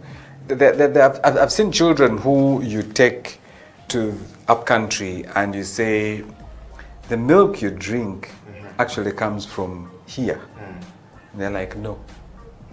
Because in their the value of milk, calcium, and all that kind of stuff. But yeah, so man, I can go on and on. No, it's actually very good. This is CEO Bench. We are talking to Mr. Michael Niyitegeka about repurposing education to fit the need of our times. You know, we are talking about these things and look like, you know, it's not serious, but these are really very serious stuff. You have a son, a daughter, how do they reason? Given the education you are now giving them right now, how are they reasoning with whatever they have right now? Forget about COVID-19 coming and setting us apart and, you know, putting us like miles way back from where we were. Maybe COVID has actually just presented us opportunity to be able to rethink about some of the things that Michael is talking about. And Michael, just before we take a break, I want to just, you know, pose this question to you. I know I wanted you to answer it, but where are we not getting it right? And how can we get back to these things that you've highlighted to actually start saying, you know what, these are the things we need to do? Because we have some really good brains in academia space. And we have some really, Uganda has some of the most educated people on planet Earth, I'm told. Well, yes. I'm not sure we the have brains, the most. I mean, the northern part of the people from the northern part of Uganda had, there are so many educated people, really serious degrees. And now we're beginning to see some of them in central Uganda and some of them in western Uganda. How come we're not taking advantage of this? Yeah, so education is positioned from, the value of education has largely been based on academic ability. Yes. So ability to pass the exam. Yeah. That has been the basis of education, if I could put it that way. So the person who is able to pass the exam is rated the most brilliant. Education hasn't looked back to say, can we also give an opportunity to the person who is able to do? And I'll give an example. One time, we wanted to, there was an opening at Makerere University in the Faculty of IT. And that opening was for a junior, a teaching assistant, which is, the requirement is first degree. Now for me, in our wisdom, we were like, okay, we are looking for somebody who has demonstrated ability to pass on knowledge. The requirement is to become a teaching assistant is you need to have a first class. Well, it's really based on academics. So the person who was given the opportunity was from another university who had a first class degree. And yeah, I will leave it there. I'll leave it there. So how does that make you feel like, Michael, when you probably you're seeing the difference between the reality and the deception, that all of them are placed in close proximity for you to see it, and how do you go ahead to convince, to say, look, this young man may not even ever get a first class degree, but the impact of what he's already doing at this level is greater than the impact of the person who has a first class degree? Is there a case like that? He missed first class by not such a huge margin because he had an upper second, which is like second to first class. Yes. But the fact that appointments board threw this out, and guess what this guy did? This guy went and set up a training academy in Wandegea. And we were sending our students to go and do internship in his academy. and he met me and told me, he says, in his first cohort, he made a turnover of over, I think, close to 100 million. And a net profit of about 70 million. Wow.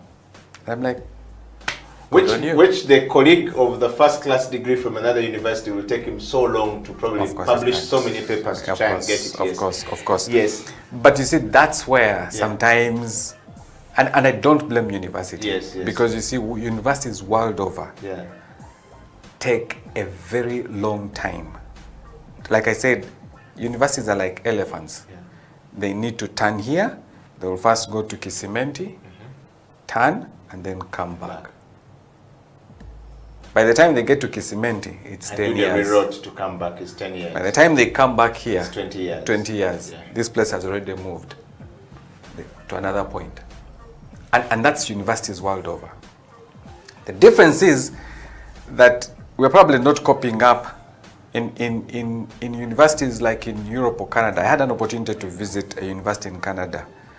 And they have already created positions of professors of practice. So, Eddie, based on the work that you're doing right now here, you would be appointed a professor of practice in the mass comm department because you are in practice. You don't need a first class degree to go and teach. Which is better than the person who is teaching without practice. Exactly. Now, when you look at our education structure, you, other than the teacher, secondary, primary education, at university level, you get a first class, upper second, you're the one who is retained. You go ahead and do a master's, you go ahead and do a PhD, but you've had limited practice. In secondary and primary, the people that have failed to make it to university are the ones who end up in education. Technical schools, yes. And the technical schools.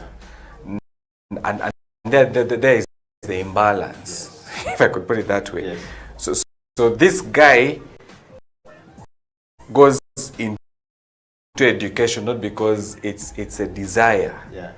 It's because that's what is pushed there available. Because he failed somewhere. The education system. I wouldn't want to, because the education system defined you as less academic qualified to join university. But does that make you less competent in other fields? Probably not. That's absolutely true.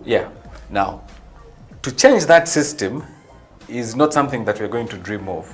Like it's going to happen. And so opportunities like Refactory are there to demonstrate that we can actually remodel. Now, for me, the advantage I have is the agility. I am agile. Yes, the flexibility as Refactory. So, what is industry looking for? I change it. Now, my hope is that I then have the ability to infect positive infection here. I have the ability to infect the education system to begin rethinking some of the stuff they are doing. Wow. And that is happening world over. That's happening world over. And we can coexist. We can coexist and say, okay, you do your main academic stuff, I'll help you in the skilling side, preparing people for the world of work. By the time they realize that they can actually do both, like I said, they'll first go, 20 years, come back. 20 years, which is 40 years. Well, 10, yes, 40 years. Yes, the CEO bench will go for a break, and when we come back, we will be looking deeply into the question of you failed in school, but you are more excellent at practice, and you are better than those who got the first class. And of course, The studies are quite very clear. We've seen these people who are academically very bright. They say it's very bright, but they are walking and drinking and they're mad on the streets. And the one who was never academically very sound in class is actually running a factory or is running an industry, or they've built a conglomerate of business, you know, structures, whatever we call it. That in itself is a disparity that needs a very big discussion to happen, and that's what that's what Michael Nietegeka is helping us to understand. It's also important to know that Michael has 16 years under his belt as a man who has been, you know, teaching, but also at some point he was directly involved in setting up exams at Makerere University, and of course, who better discuss this when he's talking about refactory, reskilling people. We're live on Facebook, we're live on Twitter, and of course we're live on YouTube. If you're finding any problem on YouTube, on Facebook, please dive to Twitter and please send us your kisses and disses. We want to hear from you. What are your comments about the education system and rethinking about the education system to actually fit the purpose that Michael is talking about? We'll be right back after this break. This is the CEO Bench.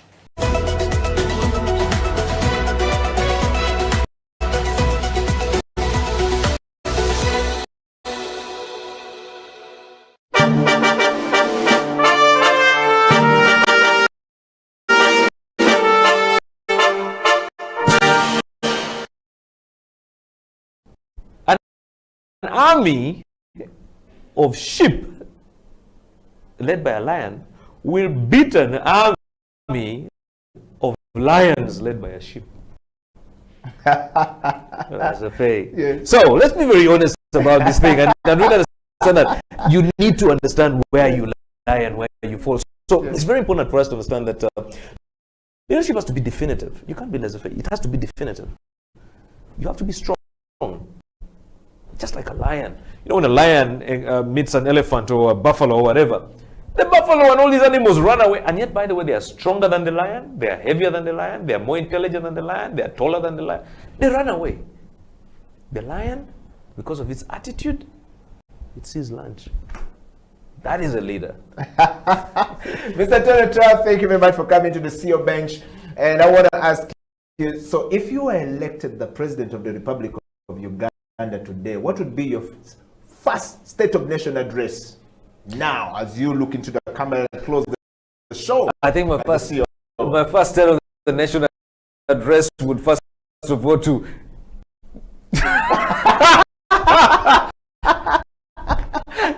I think I'll just close it down.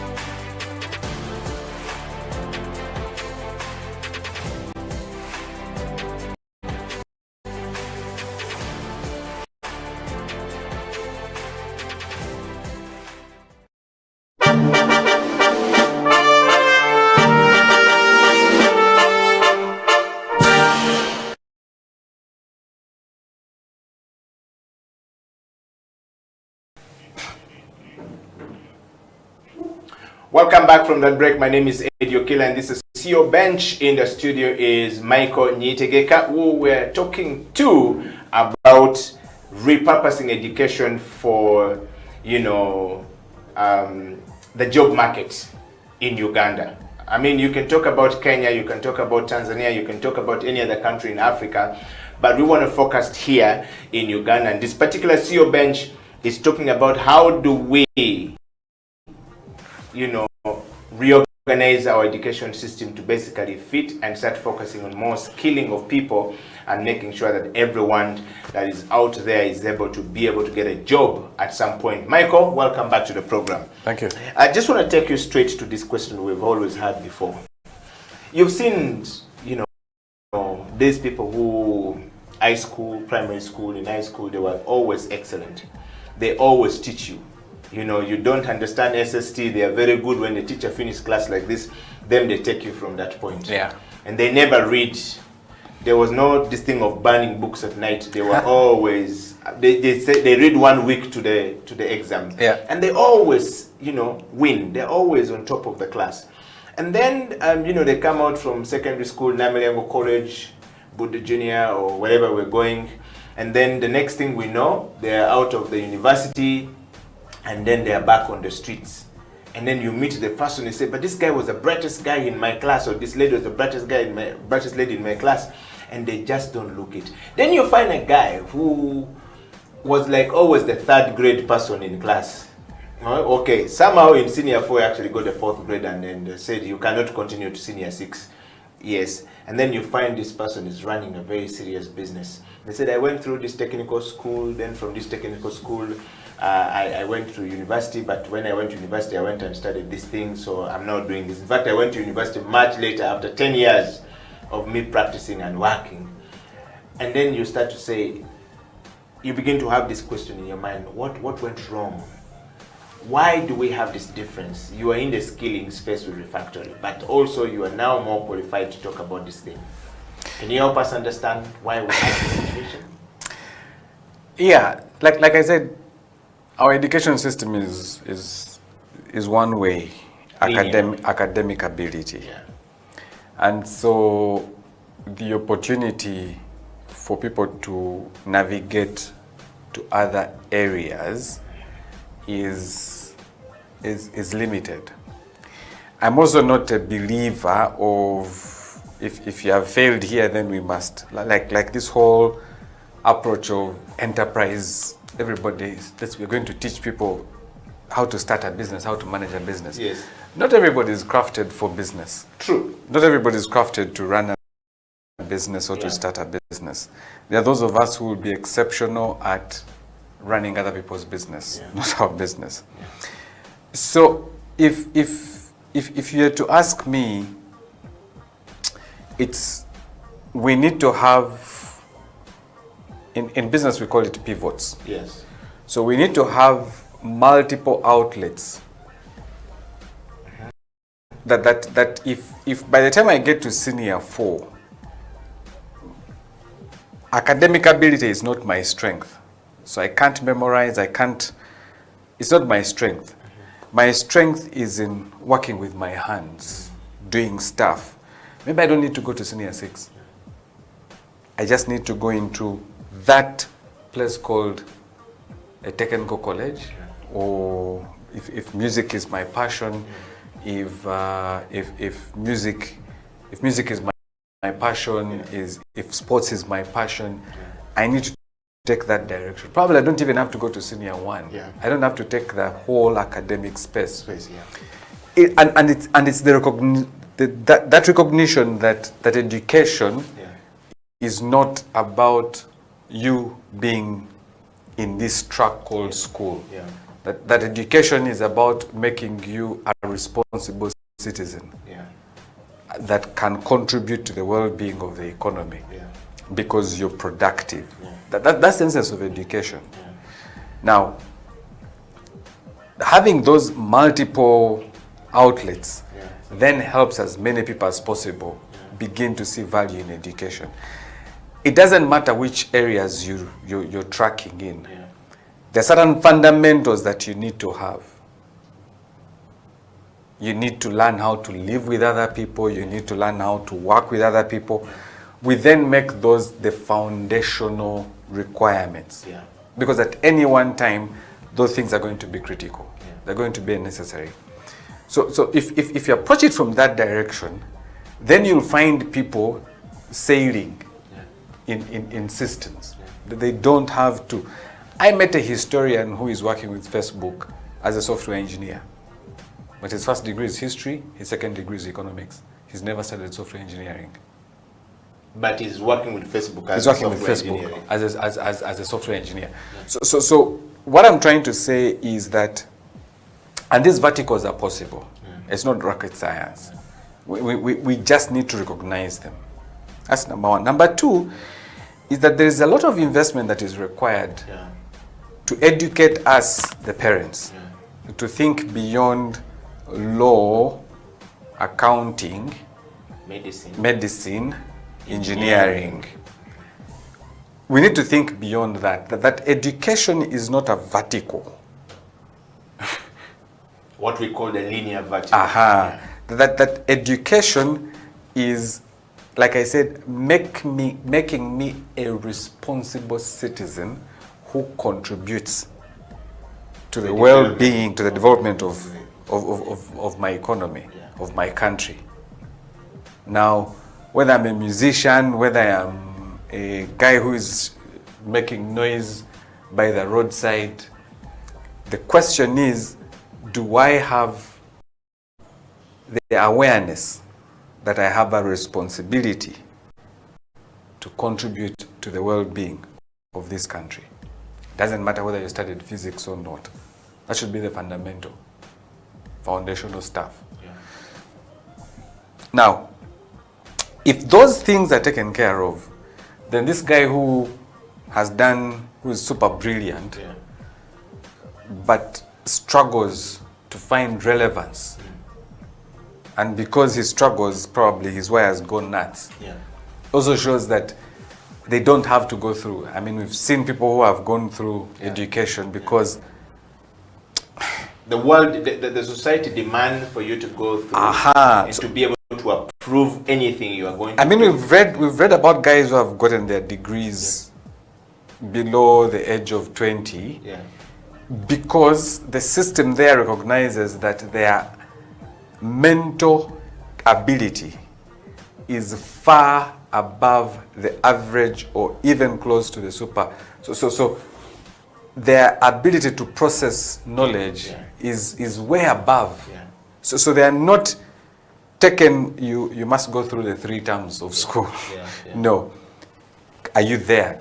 Do these things make sense to you? Quickly. Can we test you at the next level? Yes. Can we test you at the next level? Yes. Can we test you at the next level? That level of flexibility, you're saying, needs to be there. Needs to be there. Needs to be there.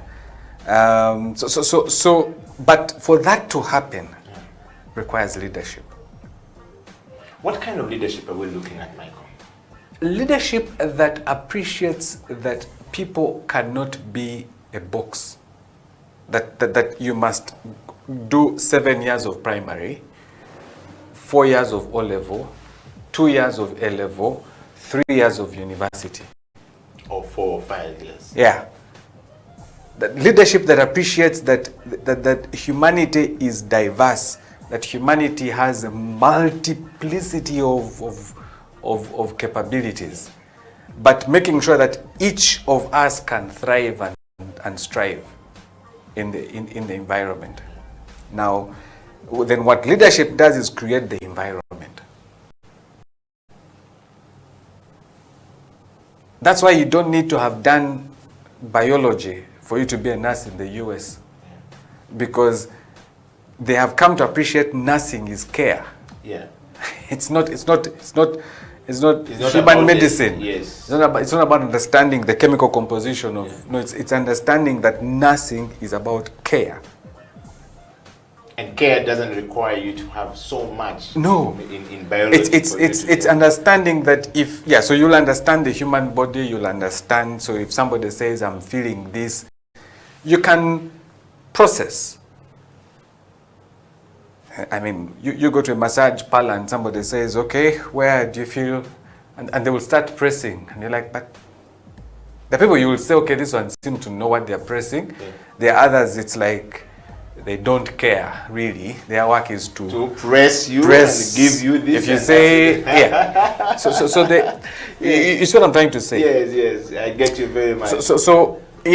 And that's how we are evolving and evolving rather fast. I mean, for me, that's the reason why at Refactory, I don't require any qualification to enroll. It's passion, period. If you can demonstrate to me you have the interest and passion, you're in. Academic qualification added advantage. Wow. But I don't even look at it.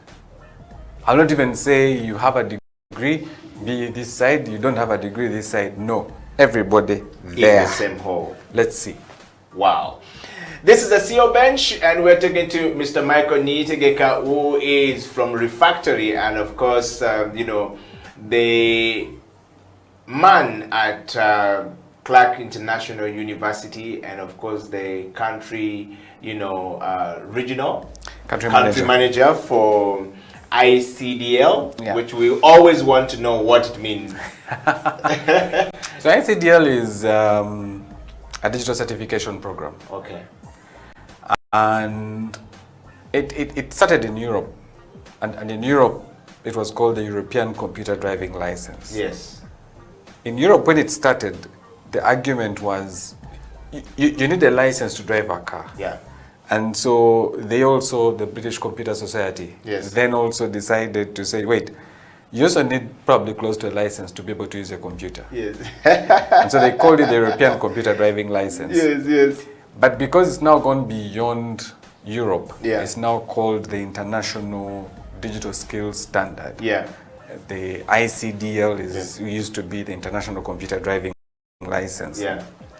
And our primary focus is to equip people with skills to use computing technology for productivity. Wow. Because there are quite a number of people who have laptops, but they never go beyond Microsoft Word. Yeah. And playing music. If they're good. Yes, on desktop. Because once you go to playing music, then you can navigate applications. Yes. Yeah, but that's the reality. Yeah. Or PowerPoint. The people who they struggle with PowerPoint. Yeah. They just pick text and dump it there, but they don't realize that there's a science, there's an art around having captivating slides that people want to keep watching and following what you're sharing. Wow. So that's what we really focus on. Okay. In a number of countries, this standard has been made a framework of skilling. Rwanda, Kenya, Egypt, Nigeria, they've made ICDL a standard. So anybody who is getting into the world of work, you need to have this as your standard. Wow. Well, I mean, Michael, thank you very much for so far. The first part of the show has been really very interesting. I have a couple of questions here for you on the Messenger, and I will start from a gentleman who says, Edio Killer, thank you very much for bringing Michael to the program. Part 2, I'm loving it. I waited for this moment to come. I've always had issues with an education system in Uganda and in most parts of Africa. We don't seem to focus on skilling. When you're in the African continent, you never see the gap until the day you step out of the continent and you go to another continent. That's when you realize it's all about skilling. I live and work in Germany. Germany is about technical skill. Germany is about skilling people. There is no job you're going to get in Germany when you don't have skills. When they say is an engineer, or you are an engineer who can do. I'm an engineer based in Germany, but my engineering is having a lot of repurposing and rethinking right now. I'm even back in school because some of the things they are able to do, I'm not able to do. Michael is spot on. Thank you. Edio Killer, thank you very much. I'm a Ugandan. I live and work in Nigeria. Okay, I move in between Germany and Uganda. Again, the same thing Michael is talking about is true. The whole of Europe is about skilling. They will never give you, you'll never find an engineer or a doctor who cannot create or invent something. So we need to really think about our education system. And the question I have for Michael, how come it's taking Uganda, for example, such a long time with all these brilliant brains we have in Uganda? And if Michael is coming from Makerere University, why is it that the big university is actually not taking care of this? But Michael has left university in Makerere. I left Makerere. Yeah, so Michael, there is a question for you, I hear him. He's saying, why is it taking us too long to repurpose and to rethink about this thing moving forward? I shared with you, Eddie, in the break, that it takes humility, especially from people who regard themselves as brilliant. Like you've passed, you're a professor. It takes humility for you to spend time with a guy who is in Katwe and he's recycling motors. it takes humility. To bring that guy in and use that guy as a basis for your training, it takes humility. So the reason we are where we are is who, let's go to the different entities or the different authorities. If you go to the National Council of Higher Education, brilliant people there, majority of them have come straight from education, mainstream education or universities. They are managing National Council of Higher Education. You would want to see a lot of industry play there, because then they would inform whether these programs are fit for purpose. The same as probably I haven't had an opportunity to be at the National Curriculum Development Center, so I can't ably talk about it. But it's more or less like what we are seeing with some of these education programs that are coming through. So my starting point is humility. As a country, we are not humble, or as professors? Well, I don't want to say as a country. Remember I said about leadership? It is that leadership. To say, okay, can we sit and work out something that works for both of us? Because at the end of it all, I don't want the person who has studied in Uganda not to be able to compete favorably with somebody who has studied in the UK. So where do we meet?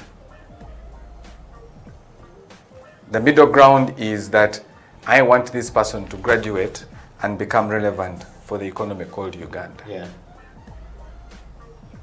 So you, the employer, called New Vision, when you are hiring a journalist, what do you look out for? So tell me the 5 things you want to see in any graduate. And how do I teach them? Because that's my practice. So it's co-creation. And so universities and any training institution needs to invest in that co-creation process. Wow. It needs to happen. Having been at Makerere and doing the things that I was able to do, when I left Makerere, I was like, is there a possibility to design a degree program that is able to, in IT, that is able to deliver a graduate who is responsive to the dynamics of this?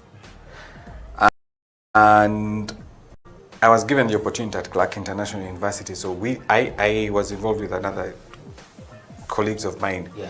We designed a program called the Bachelor of Applied Computing Technology. And that brings all the 5 facets that I talked about into one degree. In computing. Now, I then spent time trying to understand how our ecosystem is designed. And I found there are basically 3 key components in our ecosystem. Component 1 is infrastructure. A lot of guys must be involved in infrastructure. Component 2 is component 2 is applications. Component 3 is business, which is very important. So the degree program is designed on a stratum of 3 things. At the end of the 3 years, you will either come through the infrastructure piece, and that could have servers, could have cloud, could have, or the applications, which is about software development and that kind of stuff. And then business is how you deal with technology to sell technology. Wow, which is what they're calling the business, the enterprise part of the technology. Thank you. Wow. Well, it's a CEO Bench. My name is Eddie Okela, and of course we're talking to Michael Niyitegeka, Refactory. If you haven't checked out Refactory, probably go onto their website and check them out. And of course they are there to skill and to close the gap in the education system. The CEO Bench is on this topic today, refocusing the discussion on how we can make our education system fit for our market. Michael, just before we go for another break, and Something very interesting. I love another, message here from another Ugandan. Seems to be many Ugandans working in Germany now. Edwin says, I live and work in Germany, Edio Killer. One of the things that Mike has talked about, which is key right now, is skilling. I wish I had learned and known the things I know today. I would be much better. Sometimes I sit here and I'm asking myself, my entire 3 years doing a degree, 4 years doing a degree as an engineer did not help me that much. I came to Germany, and in Germany everything is about doing it your way and doing it yourself. Now, I needed to furnish my house, and I had no woodwork skill at all. Then I remember the only time we came close was something called art and craft. And that is the only skill I had, and it was short-lived. So I looked for somebody to put furniture in my house, and it was very difficult. Then I was told, this is a skill you don't need somebody to come for. And whenever you call the person to come and do it, it's too expensive. The next thing that I've always struggled with is plumbing. I now do my plumbing in my own house myself, living in Germany, because it's expensive to call that person to come and do that job, and they're extremely expensive. They're only hired by top big companies. So what Michael is saying, I like what Michael is saying about leadership. Now, can Michael break it down as a person coming from academia? What type of leadership is needed? Because we keep talking about leadership, but what kind of leadership? Can he break it down, knowing the intricate, matters that lies behind these things that he's talking about? He's used some big English words right there, Michael. That's Edwin right there, coming from Germany, and thank you very much. And we want to encourage all of you guys to basically share as much as possible, send as much as possible what you have, and Michael will definitely, be able to answer it. Michael, dive into it. Yeah, like I said, leadership that has that level of humility to appreciate that. You remember when I said when you complete senior one, what should be able to do on your own? Yes. When you complete senior 4, what should you be able to do? I went to St. Leo's in Fort Portal, and we had a metal workshop with all these machines. So they could repair the beds. They could, the workshop was self. 5, I think after I left, I went back recently, and metal workshop is no longer in existence. They shut it down? Yeah, because of the maintenance, the budgets and all that kind of stuff, and because the money they're getting from, let's say, the education ministry is not enough to support that kind of supporting. So let me give you an example. Before COVID, senior guys in senior 6 would complete exams in November, and they will not go back to school until September. And as a country, we didn't have any program for them. Yeah, we all went through that. In fact, I think this has improved. For us, we used to go for 1 year and literally and a half waiting for exams to come back before you go to senior 5 and senior 6. And yet, that is the time when you repurpose these guys. That's when you give them these skills for life. In Europe, they go for national service. Exactly. In America, they go for national service. In Nigeria, I learned yesterday that there's something you go for national service when you are done. Yeah, but you see, the challenge with national service has already been attached to military. It doesn't have to be military. Okay. You can be part of a road construction. You can be part of, if they're doing lorries, you can be in the guys who are doing the dams. The essence is that you get to work on a life project. And you're deployed. It could be, I was in Rwanda, and the youth in a given community are required to have one project. And that project could be building a latrine. That project could be building a classroom. That project, and they have to do it themselves. And if somebody is going to supervise? No, they supervise themselves. Okay. They supervise themselves. So that's the intentionality. They're either going to tailoring school, like those 9 months. By the time you go to university, you must have a certificate of completion. That you either did tailoring, you worked on a road project, you... Come to think about it, Michael, when I was young, when we were finishing school, there was this thing called secretarial studies. Yeah. And whenever we would do senior 4, we would go for it. And we learned how to typewrite immediately. We learned how to, typeset letters and, write official letters and how it's addressed. That's how I learned how to put the heading of the letter when I'm addressing. If they're addressing a letter to the president, this is how it looks like. If you're addressing a letter to, a mayor, this is how it looks like. If the formatting of the letter. Where went these things? We used to have them as secretarial studies. It's no longer there, and it used to be skilling. And we learned how to use typewriters. Yeah, the role secretarial has since been taken over because I no longer need a secretary. Yeah. But the skilling of being, of knowing what to do. I agree. Yes. And so the CEO now has to type his own letter. Yeah. The question. and it's no longer a letter. Yeah. It is an email. Yes. You get it? Yes. So there's been a shift. Yes. And that's some of the things we need really to pay attention to in terms of reality and context. Is there any, sort of like a skilling, program you have on how to structure digital the skills. email? So we go back to digital skills. Okay. Because we've moved. Yeah.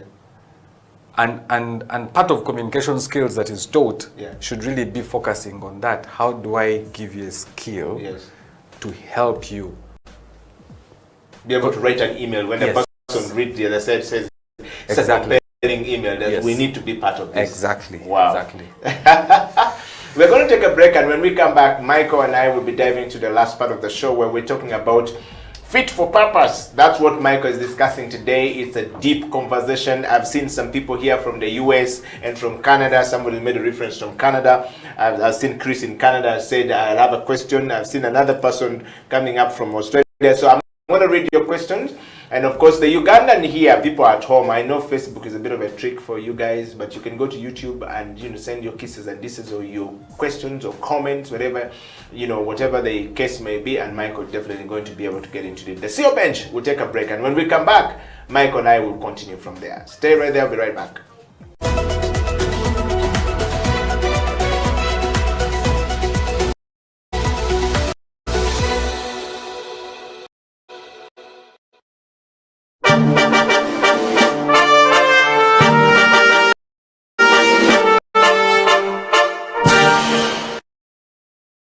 What is leadership to you, JP? So for me, the leadership, I would say there are different components, but the most important is the art of knowing people. Yeah. How you know your clients, how you know your associates, your colleagues, and all the different stakeholders that are part of the business, how you know your bosses, your investors, how you know the key people that bring you to business, the key relationship you must have in a market in order to make sure that thing goes smooth. Yeah. So I think this requires an openness of mindset. Yes. And I would say that for me, the fact, again, that I have two cultures, I live in different places, it helps a lot. Okay. You find similarities, of course. If I see how Ugandans are and how Brazilians are, they are not totally alike, but there are a lot of similarities. Yes. If I see how a French person is, or a German, or an American, they are very different. Yes. And difficult people. I know by the French side because I have my French family. I worked in France. I worked with French companies. Yes. So I learn how to deal with this. And so it's and now especially this past years working for Sheraton Group, it's more like Anglo-Saxon approach of hospitality. Yes. So this is also, so all these dimensions are very important. So it's knowing people, knowing the culture, the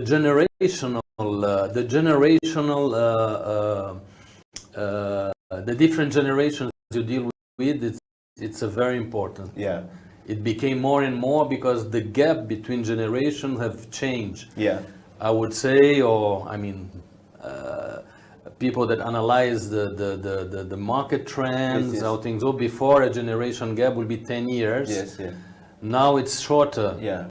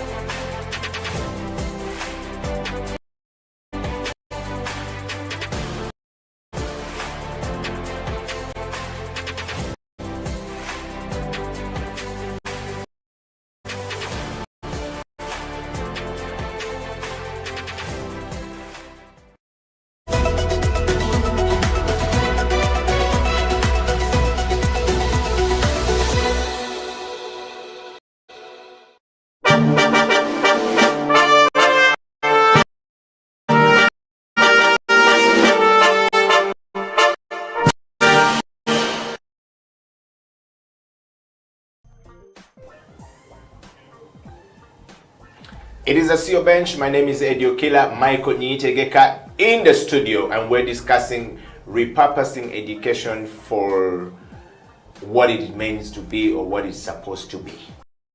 In summary, I'm not even going to use much English to to try and bring this around. Michael, welcome back to the program. Okay. Michael, we're in the last part of the show, and we just want to learn from you. A bunch of questions we're reading online are all coming as a result of people actually asking questions. Where do we start from? I have a very interesting comment here on Messenger. Eddie Okila, thank you very much for bringing Michael back to the program. I'm loving this thing. I stayed up late to wait for this program to come. I wanted to hear what Michael would say about his thoughts on education system as a man who has been there. My name is James. I live and work in Canada. Michael has quoted something very important.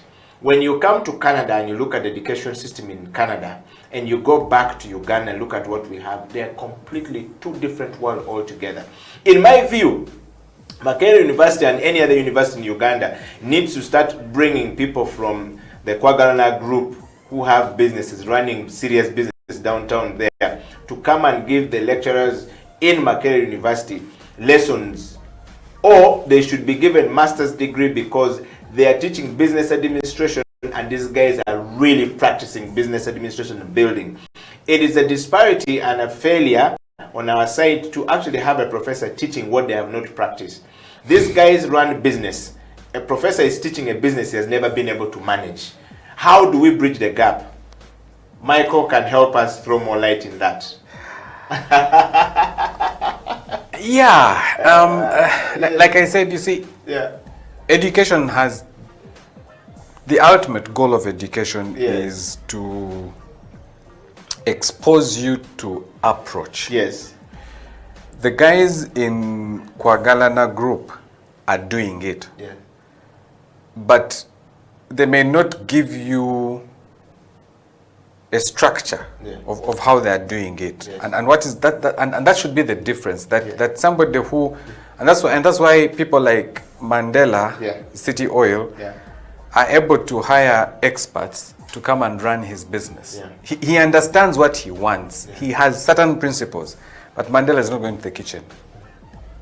Mandela wants the business to run. He wants the people that come to the restaurant to have a quality of service. And I think we should be asking ourselves the question, why are we seeing more Indians? And I have no problem with Indians in the hospitality business. And it used to be Kenya. But he told me, he said, look, the reason why I have these people is that because first they listen. Number two is when they do work, they do it with everything that it takes. Because they understand that their growth depends on my growth as a business. Oh yeah. You get what I'm trying to say? Yes. So the guys who are teaching tourism and hospitality at university need to spend time with Amos Wekesa, for example. Okay, so tourism business. People like Amos Wekesa, they don't need to take over the jobs of the lecturers. The lecturers need to spend time with Amos Wekesa To understand. To understand and contextualize their delivery. To fit the need. Yes. The reason why at Refactory we have a 93% placement rate is simply because we have spent time with the guys in industry. Some of the people that are teaching on our programs don't have a degree, but they have on their belt projects they have delivered and executed. And so there's room for us to coexist. And that's one thing I really want to emphasize. There's room for us to coexist. There's room for universities to open up and education institutions to open up and say, you know what? We're going to focus on X, Y, Z. Yeah. How do we make this place a place for you? Yeah. So how do I tap the knowledge of Kwagalana? What the universities need to be doing is doing case studies. Yeah. And that's why Harvard Business Review, or I mean Harvard has what they call Harvard Business Review. Yeah. They spend time in industry, yeah, and then they document that, and that's how they transmit knowledge. I have failed to understand why we don't have that very many case studies in Uganda being taught in business school. Maybe because we don't have the infrastructure that allow us. What infrastructure do we need, Eddie? To go and spend time, yeah, rather than teach about McDonald's, yeah, I teach about CJs. Yeah. Okay, now I understand your point. Why can't I write about Feed Right? Yeah. What is Feed Right doing? Yeah. About African food or even K2 restaurant? Yes. Like these are the scenarios. When I teach some of the modules that I teach, I give examples that are from Uganda, and people are like, what? I never looked at it from that direction. Perspective. Yeah. So I can talk about Coca-Cola. It's a brilliant product. Yeah. But there's this gentleman, Horace International. Yes. Yes. With their rock, is it Rock Boom? Rock Boom, yes. Rock Boom is a case study, boss. Yes. It is. It should be a case study. It is. I was counseling a young girl, and who recently got a problem, and she got a sort of like a mild stroke, and I was wondering, and the discovery to her was, I'm using a lot of Rock Boom. So I asked why. He says, because the first time I drank the Rock Boom, something about it, and since then I have been drinking too much. I'm like, there's too much caffeine. Yeah. So there's that aspect around it. Yes. But there's also a business aspect. Yes. There's something that he has discovered, yes, that has made him sell the product in the quantities that he is selling. Which is exactly what, in essence, what the girl was saying, and we don't know what it is. Thank you. Yes. So what we need, yeah, is, as academician, yes, to spend time, yeah, with those guys, understand, document what we have understood from them, yeah, and then transfer that knowledge to our students. Classroom, yeah. Because then you're contextualizing. Yeah. 80% of the case studies that we have are not here. They're not fit for our industry. Can't even relate. Yeah. Because they are from textbooks or materials that we've picked online. Wow. I was recently teaching, coaching Michael, just not very long ago, about a week ago. And I had this, I had the privilege and opportunity to teach transformational leadership, mm-hmm, which is at the core of my heart. It's something I really love. It's something I've invested a lot of time doing research. So I was giving examples of some of the leadership styles and the leadership, behavior to make them understand. And I remember in one of the classes last week, it was a 2-day class in a big organization in Uganda. In fact, about 3 of them. And one person stood up and asked me, this is a leader, and said, how do you go in to get this kind of information, yet we're in the industry and we're always having research and development? Says even we have information being released by people like Ipsos and all these guys. Yeah. But yet for you are giving us context and we've never looked at it. Then I ask him and says, but the context is right in front of you. I mean, one of the examples I used was Bobi Wine versus Mzee Yoweri Kaguta Museveni, and then Kizza Besigye versus Bobi Wine, and I used Kizza Besigye versus Mzee Museveni, and I gave them the context. And it was difficult for them to understand. And I was just trying to paint a picture of laissez-faire kind of leadership versus autocratic. And then I was trying to look at the transformative leadership approach versus a democratic leadership approach. They live within us, but it was difficult. So I realized, whereas some of us take time to study these things, and I am a collector of President Museveni's speeches, from I don't know how long, and whenever he speaks, I go through it, then I make notes and I put these things, and I love listening to all these things. And then I realized that the research and development, the way he designed in Uganda, is absolutely very different. It gives a totally different information. Now, you've talked about it, and I want to ask a question, Michael. Yeah. How do we help Ugandans to start going deeply to say it is okay for you to use an example of Michael Niyitegeka and a refractory case as a case study to move forward, to change and to repurpose the education system going forward, borrow from there? How do we get Ugandans to think that? Because we're always looking for something, but we never want to see what is good and with us. So Eddie, what I will say is it really goes back to how do we teach? Do we teach for discovery or do we teach for remembrance? When I teach for discovery, the way I will deliver content will be totally different from the way I teach for remembrance. When I teach for discovery, I'm a facilitator. Yeah. I'm a facilitator of learning. I facilitate you to learn. Yeah. When I teach for remembrance, I teach you how to make the coffee. Okay. And the instance is, remember, this is how you do this coffee. Yes. Here. Yes. When I'm facilitating you, I see what you're doing. I then correct you. Okay. Yeah. Very tongue twisting, Yeah. very brain. But that's the essence. Yes. So technically, what needs to happen? Yeah. We all need to change from being teachers to facilitators. Okay. And that shift is massive. Yeah. For it to happen and for it to be effective, it means that you, Eddie, needs to empower the student to take charge and step back. Which is not usually a very good case for Eddie Okila to step back easily, because I am very invested in this thing. It's authority. Yeah. It's about power. Yeah. It's about authority. Yeah. When I step in class, I come with authority. Yeah. When I step back, someone else is taking over. Authority. Yeah. So in summary, man.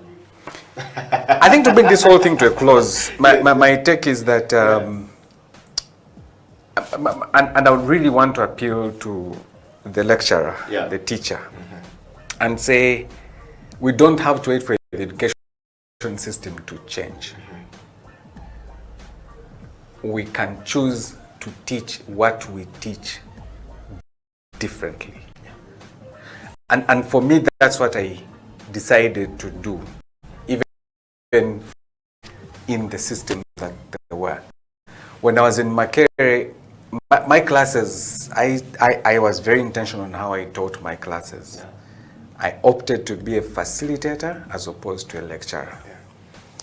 2, I allowed co-learning. We learn together. I am not the epitome of knowledge. If you have learned something and you think it's beneficial, let's share it. That's the second thing, that come to the realization that knowledge is not housed in one brain. Knowledge is God is gracious. Each one of us has a portion of knowledge about some of the things. When you trigger people to go and search, they will go. When you trigger people to sit back and depend on you, they will sit back. I'll say, trigger people to go and search. You will teach the same things, but the outcomes will be different. My final shot to those of us that are very passionate about education and want to change, when it is so painful with what you're doing, you'll do what I'm doing at Refactory. You'll choose to go against status quo. And I hope history will judge you fairly. When that time comes, I can say, yeah, I've trained about 300 people at Refactory. We've trained about, it's not only me, we've trained about 300 people at Refactory. We have about an average of about 70 to 83% placement. I can say I'm happy. I'm a very happy person because I know for a fact that the current placement rate for fresh university graduates is below 10%. So for me to be at 83%, yeah, I feel I can walk on the clouds, but I won't. There's still a lot of work to be done. Yeah. And so each one of us has an individual responsibility for those of us that are in the education space. Yeah. And hopefully, each one of us can then create that summative change that we need to see. Wow. Thank you. Wow. Thank you so much, Michael, for first of all blessing us with your presence and accepting the nomination from our people to come back. I know it's not been an easy journey for you, being a very busy person and what you're doing. Yeah. We want to say thank you so much, and we want to say thank you for, coming to the program today. And if we ever reached out to you because there's a need for you to come back, no problem. We hope that you'll be able to actually accept to come back. Personally, from us here at House of Talent, and of course from everyone out there, we want to say thank you. Pleasure. It's been a great learning of a lot of things we didn't know from you on the show. From a host perspective, it's been a great moment to have you on the show. And to all you guys out there who have been with us on the CEO bench and continue to be part of the CEO bench family growing bigger and better, we want to say thank you so much. The great learning from Michael today, takeover, is to teach people to be able to research.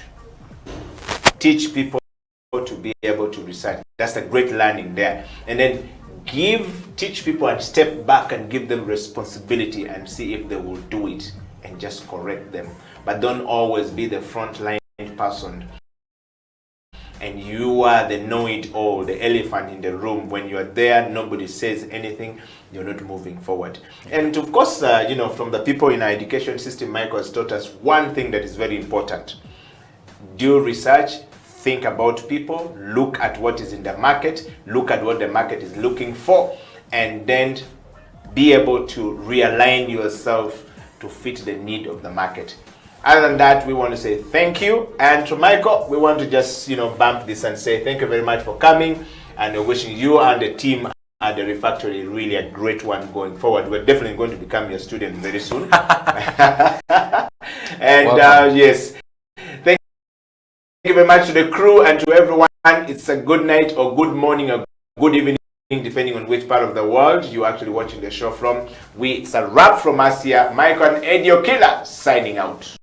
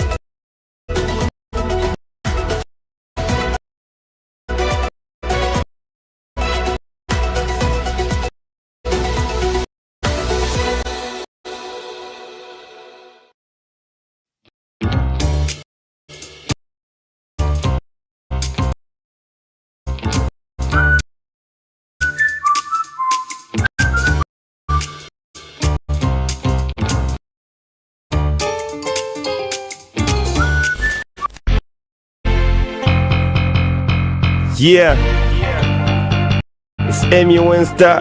G. The 8th way. Nkera muzi hustle, nara ndembera muzi battle. I know life is one big struggle, but sometimes nebuza chinagwa kino ngate fenna picture twatondebwa mu ya mukama fenna tulya fennezike tusala fenna tuli basine era abasinga twenenya natobonabona nze asinga waime aye lwaki nze tyega lwaki nze sigaggawala lwaki bwentegeka ekivule enkuba lwetonya ne lwaki balama nsinga lwaki Uganda World Cup ekyatula ennyo yingira nga lwaki corruption taggwa lwaki ba politician babeera batusiriwaza you I need some answers kubanza amazima mbikoye kyo kyekyo omuntu ave yambulira amazima nze mbikoye At some point you feel like giving up, nigga.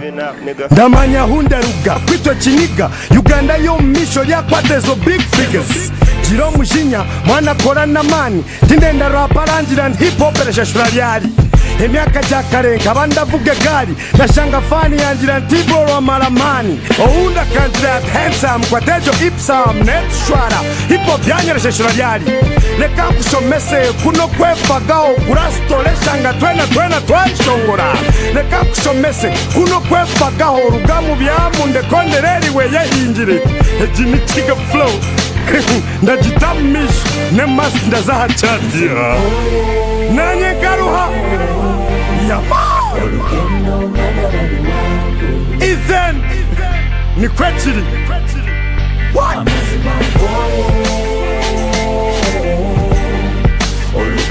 This song is for you Ugandans and the world all over Mwana wanyabondela Lindire biri mu maso There's a brighter day Tokwa mu manyi Wadenge mbere kanye Kole chisomewo Oh the sun is gonna shine So bright You will know you've won the fight yeah. Keep on moving, don't stop Everything's gonna be alright Toyimirira yongera okutambula Yadde bambi nkokoye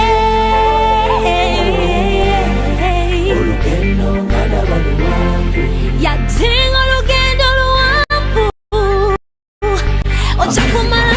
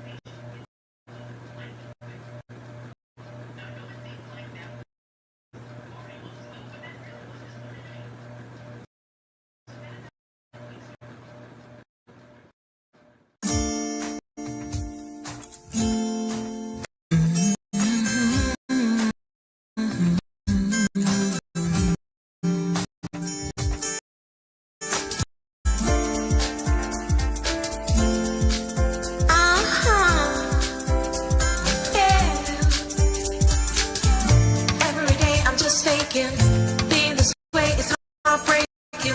Why do we do it at all? Giving the money you're not making, giving and not taking. Time stole the essence from you and me. That's why I say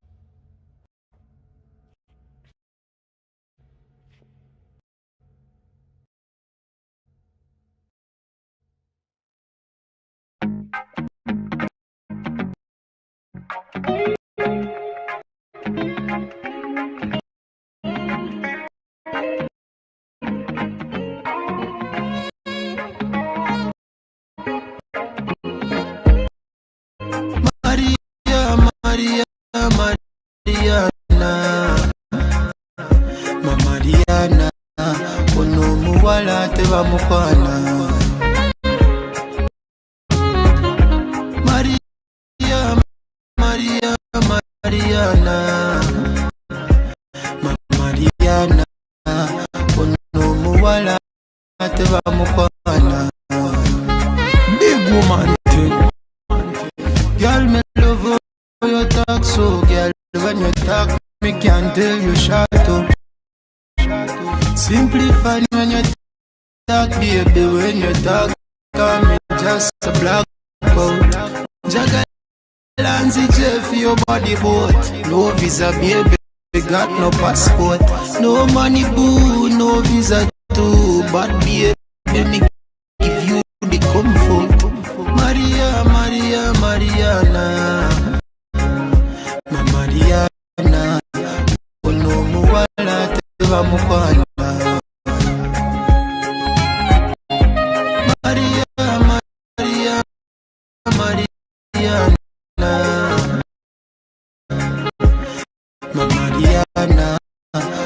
ono muwala tebamukwana. Big woman thing, baby killer, bite me, Dracula. Seen you from afar with my killer binocular. Me speak vernacular. Nkwagala you a killer. Me know say so many men I want you back to killer. She tell me she could love me, but she got HIV.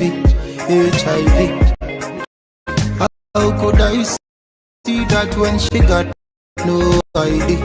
No ID. Mariana, ono muwala tebamukwana.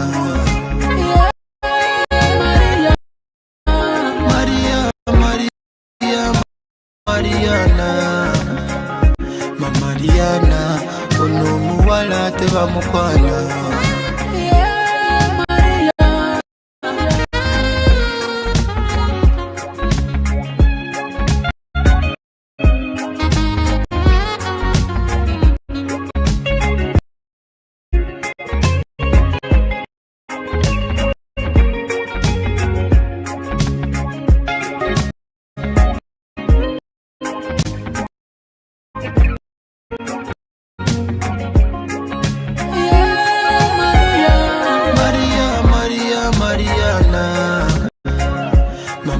Mariana, ono muwala tebamukwana.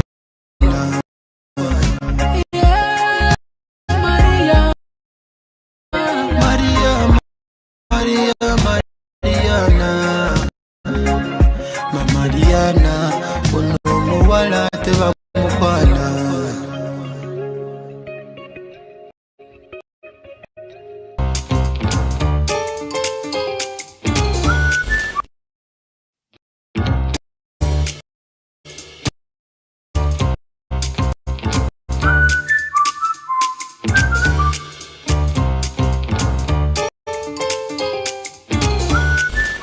I'm dreaming of a world full of happiness, where no one kills, no one argues,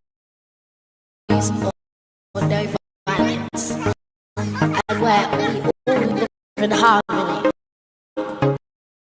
We all celebrate all the things that we have with our families and each other.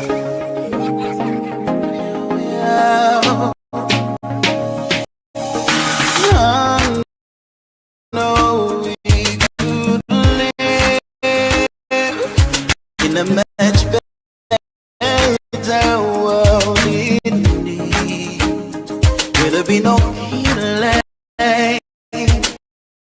of one another,